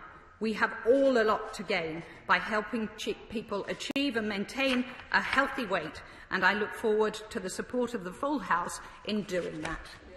The question is that this House has considered implementing the 2020 obesity strategy. As Member Lappin say aye. Contrary no. I think the ayes have it. The ayes have it. I beg to move that this House do now adjourn. The question is that this House do now adjourn. If I can ask members to leave in a COVID-friendly way. The Minister will not touch the dispatch box cover because I'm going to ask the Sergeant-at-Arms to sanitise it whilst we hear the adjournment debate. And I now call Emma Hardy. Thank you, Mr Deputy Speaker. This year, the UK fishing industry set on its voyage as part of a newly independent coastal state. The government made grand pronouncements on the benefits that would come flowing to the industry. However, rather than helping it to sail confidently across a promised sea of opportunity, the government appears to have left it become becalmed on a stagnant mill pond. Fishers from Penzance to Peterhead are out of work and angry. They have been badly let down, and they have every reason and every right to ask why. Why are small fishing boats tied up and idle around our shores? Why can't our high-quality catches be sold to continental markets? Why have we lost fishing opportunities outside our own waters that we have fished for generations? This administration, and the Secretary of State for the Environment in particular, have sat back and watched as the whole industry slowly sinks. It beggars belief. Throughout the Brexit negotiations, our fishermen were promised by this government that they would see great bounty from the fishing opportunities as our waters came back under sovereign control of the UK. Instead, the pressure of competition from foreign fleets has not eased, even in the inshore areas that this government promised to preserve for the UK fleet. No bounty there. And what our fishers do catch is snared in the red tape that makes exporting their catches to the continental markets untenable. This is a crippling double blow for our fishermen. And if that wasn't damaging enough, the UK's once proud distant waters fleet, whose very last remaining vessels bring jobs and great economic benefit to my constituency in the whole Western Hessel, has been hauled below the waterline by a government that has abjectly failed to secure a single fisheries deal with any of its northern coastal neighbours. No, Mr Deputy Speaker, not a single one. And I'll put this in context for you. There are 4 fisheries-based economies around the North Atlantic that are not EU members. The UK has had friendly relations with Norway, Greenland, Iceland and the Faroes for years, or at least since obviously the Icelandic Cod Wars, which marked the beginning of the decline of the UK's distant water fleet. As Brexit approached towards the end of the last year, the government trumpeted loudly that it achieved historic fisheries deals with all of these states, implying that all would be well for the UK's distant water fleet. These assurances now look to be disingenuous at best. 2 of these historic deals with Greenland and Iceland contained no basis for future negotiation of access to their waters to the UK fleet. None. The other 2, with Norway and Faroes, were merely agreements to sit down and talk at some later date. Mr Deputy Speaker, the fishing industry is dying now, not at some later date. This House will know that up until December 31st, 2020, the UK fleet had a very valuable and long-standing fishing rights in Norwegian and Greenlandic territorial waters. Worth millions of pounds, these stocks cannot be replaced with quotas in UK waters. Arctic cod is abundant in their waters and non-existent in ours. Until this year, Kirkella, a hull-based ice-class distant waters trawler, was plying her trade in these subarctic waters on trips lasting up to 3 months at a time, bringing home 1 in every dozen portions of cod and haddock sold for the UK's fish and chip shops. She was the only UK vessel catching in those waters. Today, with no deal struck by this government with either Norway or Greenland, this valuable British caught fish will be lost to us, only to be replaced by the same fish, but this time caught by Norway and exported tariff-free into the UK market. And so, in one failed negotiation, the Secretary of State for the Environment has handed over 8% of the UK's market for takeaway fish and chip suppers to the Norwegian and Icelandic fishermen, and has cut English fishermen out of the market entirely. Mr Deputy Speaker, I suspect that there will be members on all sides of this House who will be reflecting on how tragic it is that a government could not keep even this small part of our national British list. Thank the lady for giving way, and I spoke to her beforehand. One of the things, first of all, can I say that the Honourable Lady is trying to very clearly outline the issue where extra quota could come to the United Kingdom of Great Britain and Northern Ireland.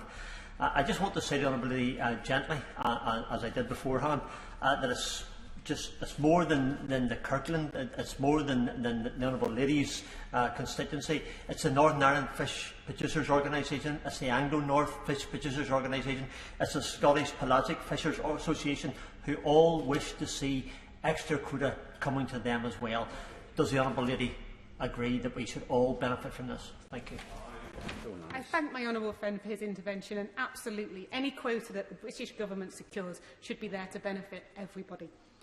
And so we have lost jobs, lost markets and lost investment. These are the results in my constituency and across the country of this government's inability to land a deal with its neighbours.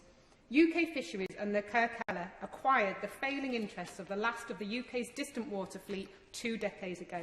They amalgamated those investments in Hull, made Hull the Kirkella's home port and established their headquarters down the road near the Humber Bridge.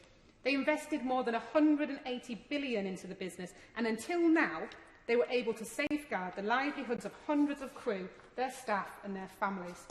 Not only that, the Kirkella's owners had earmarked another £100 million in future investment in the hope and expectation of new or better fishing opportunities promised by the government after Brexit, as the UK took its place on the international stage as an independent coastal state.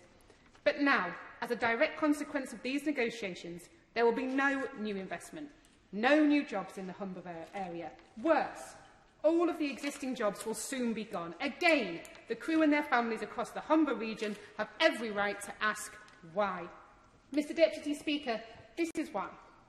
Because when push came to shove, the government failed to strike a single agreement with any of those friendly partner economies, despite the almost total reliance of those states on the UK as an export market for their main fisheries products, cod, haddock, salmon and prawns. But there, of course, is a human impact too. And there's one Hull resident I'd like to mention. His name is Charles Waddy, and he won't mind me saying that he's in his 60s or that he started working in Hull's distant water fleet 47 years ago.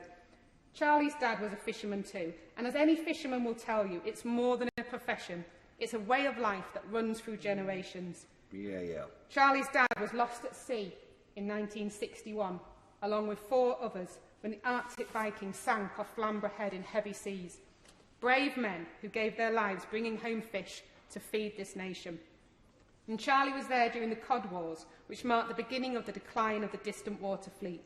He devoted his life to distant water fishing, and today he's first mate on the Kirkella, a job with great responsibility, a job he loves. But Charlie Waddy has no idea whether or not he will still have his job in 3 months' time, nor do any of the other crew members who rely on the Kirkella and her continued ability to fish in subarctic waters. UK Fisheries have just announced the sale of one of their boats to Greenland, Norma Mary, in order to continue to keep Kirkella viable. That means 25 UK crew are now without jobs. And Mr Deputy Speaker, these are not just abstract statistics. These are real people, real jobs and real families that are suffering now. These fishermen are part of the lifeblood of this great maritime nation of ours. The Secretary of State might say, in fact, he has said, that the owners of the Kirkella are foreign and therefore deserve no special treatment. But UK Fisheries is no more foreign than Jaguar Land Rover, Newcastle Brown Ale or Tetley Tea. The jobs and investment they provide are a true economic benefit to the UK and support hundreds of families in and around Hull and the broader North East. All of the fish they catch is sold in British chippies. The crew are almost entirely British. They and the company that employs them pay their taxes here in the UK. In short, they're a perfect example of the sort of inward investment this country is seeking in its much-trumpeted global Britain. Yet the Secretary of State has hung them out to dry. As one of the first moves in the UK's new trading relationship with the world, this sends entirely the wrong message to foreign capital considering investing in our industries. It will send them looking to find other, more appreciative and more secure homes for their money. The Secretary of State will say that in seeking deals with our neighbours, he's looking for the best balanced deal for the entire UK fleet. If the current situation is balanced, Mr Deputy Speaker, it is only because it is almost equally damaging to everybody.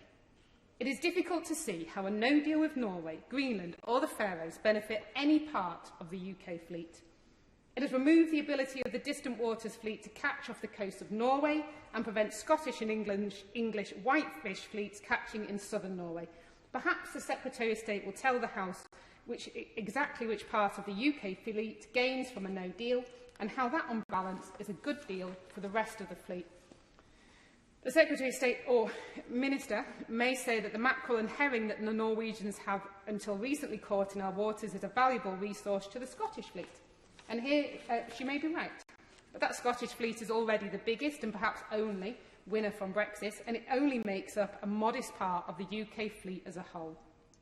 Mr Deputy Speaker, does the Minister understand that the mackerel and herring the Norwegians would like to continue catching in UK waters actually form part of their own North Sea quotas? That they will simply catch them as younger stocks in their own waters. Yes.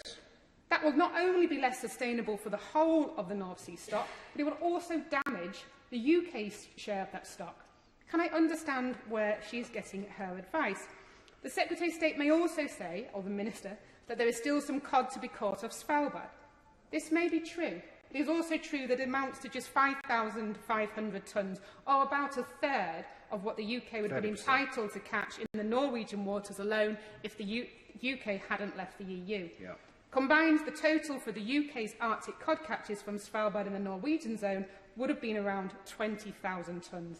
5,000 tonnes will not provide long-term employment for anyone in the Humber region. And the Secretary of State or the Minister might say that's just fine, because next year there will be different negotiations. But these negotiations start in earnest in only 3 or 4 months' time, as indeed the Minister said to me in a meeting this week. So what will she do differently next year that she didn't do this year? What assurances does she have for Charlie Waddy and his shipmates that next year will be any different? Because the government's track record in this area is far from encouraging. Mr Deputy Speaker, this government made grand promises to the UK fishing industry, and I'm sad to say it has regaled on both of them. It has failed the entire UK fleet in negotiations with the EU. It is now set to preside over the end of our distant waters fleet. It is a sorry state of affairs when the fleet which once fed this country through 2 world wars is finally sunk, not by enemy action, but by the decision, or perhaps indecision, of this government. So if the Secretary of State is not on the side of the fishermen who put their trust in him, whose side is he on? Because right now no reasonable person could say it is the fishermen. In conclusion, Mr Deputy Speaker, I make this plea to the Minister and the Secretary of State on behalf of my constituents. Will he personally reach out to his opposite number in Norway tomorrow to look for ways of striking a deal as soon as humanly possible, so that people like Charles Waddy can be confident they will have a job in 3 months' time, and that much-needed investment will find its way to Hull? Or will he continue to sit back and watch this once proud industry slip below the water for good?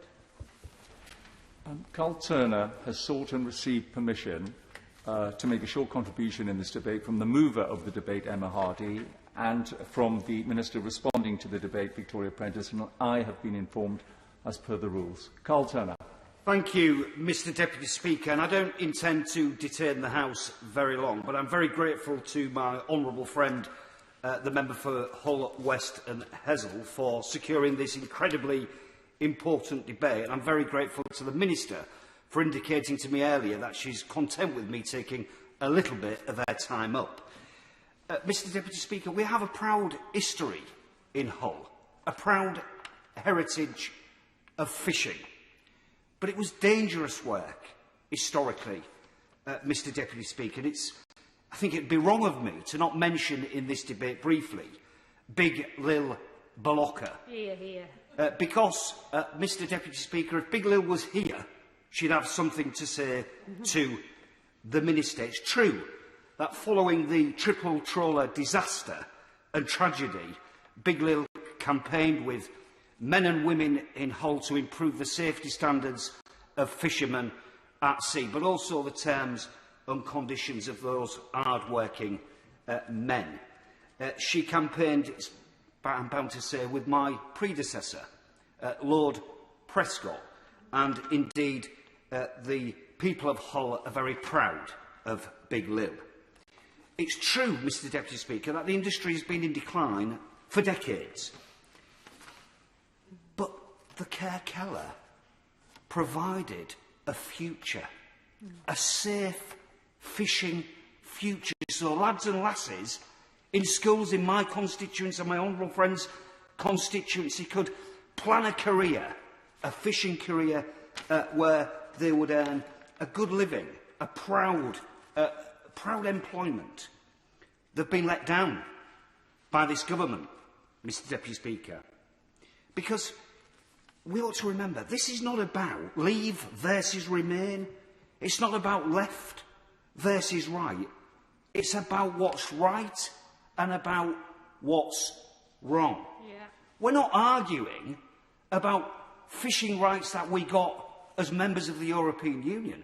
The fishing rights we're talking about now, Mr Deputy Speaker, are the fishing rights we had long before we joined the European Union in 1974. So it's not good enough.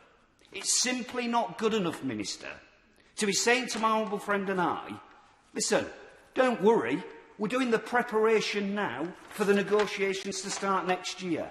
We need to get a grip now. We need to take back control. That's what we need to do. And if we can't get the answer we need for those men and women, those crew members, now we need to be speaking to the Treasury about compensation. Yeah. Get a grip! Thank you, Mr Deputy Speaker, and I'd like to congratulate both representatives from Hull on securing this debate tonight on such an important issue, and it was good to meet with them earlier in the week and earlier today, and I look forward to continuing our conversations over the months ahead. They both represent areas, Mr Deputy Speaker, with a proud fishing history, as indeed do the other members present in the House this evening. I understand that this is a difficult time for the Kirkella, her crew, UK fisheries and indeed parts of the wider industry. I want to take this opportunity to set out the background to the recent fisheries negotiations and why the UK and Norway have been unable to conclude bilateral fisheries agreements so far this year. May I make a bit more progress, I think. When the UK was a member of the EU, UK vessels were able to fish in Greenlandic, Norwegian and Faroese water because of agreements that the EU had in place. These agreements did, however, have very fundamental difficulties for the UK, and it was interesting that the honourable gentleman earlier said this was not about left and right or Brexit and Remain. I agree with him. It's about fairness. The agreements that were in place when we were an EU member meant that in 2019, for example, Norway landed approximately 8 times higher the value of fish from UK waters than we landed from Norwegian waters. So we gained £30 million and they gained £250 million worth. That gives you some idea of the difference. Around 197 Norwegian vessels fished in our waters, compared with about 50 of our vessels fishing in their waters. Similarly, Faroese catches in UK waters were worth about 21 times the value of that caught by UK vessels in Faroese waters. By these deals, we had an effective deficit to the UK of £218 million with respect to Norway and £24 million with respect to Faroe. This was because we were a member of the EU. We were not an independent coastal state. We could do nothing about this. But I suspect that the House agrees with me tonight that such arrangements are not in the best interests of the UK long term. As an independent coastal state, our fisheries relationships in the North East Atlantic must change, and we must move away from this highly unbalanced position. I'm delighted to give way. Giving way. Would the Minister agree that as an independent coastal state, the UK Government are right to seek redress for the years of imbalance in fishing agreements negotiated by the EU, which in the case of Norway has resulted in 8 times as much seafood being harvested by Norwegian vessels operating in UK waters as vice versa? I do agree, and indeed I'm trying to explain how very imbalanced the relationship has been in recent years. And it is, of course, very challenging for our neighbours as we now seek to make those adjustments and to get the right sort of balance in our relationships with our fellow coastal states. We started annual negotiations with Norway in January of this year. We met with them extensively and put several offers on the table. The priority for us was, as I've set out, obviously to rebalance the relationship. We are not willing to give away valuable access to our waters for free. During the negotiations, it is very important, and I see from other members in the House this evening, from Scotland and from Northern Ireland and from other parts of the UK, that we must represent the whole of the UK in our fisheries negotiations. And we must also focus on long-term strategic outcomes, not just on those for this year. A deal acceptable to Norway that would have retained some of this real imbalance would not have been in our national interest. And a very similar dynamic developed in our negotiations with the Faroese. The Honourable Lady also mentioned that we do not have an agreement in place with Greenland. The EU pays money, not quota, for access to Greenland's waters. It pays about €16.5 million a year in money. While there might well be opportunities to agree quota and access sharing agreements with Greenland in the future for UK vessels, the House must understand that there is difficulty in replicating the arrangements the EU has with Greenland.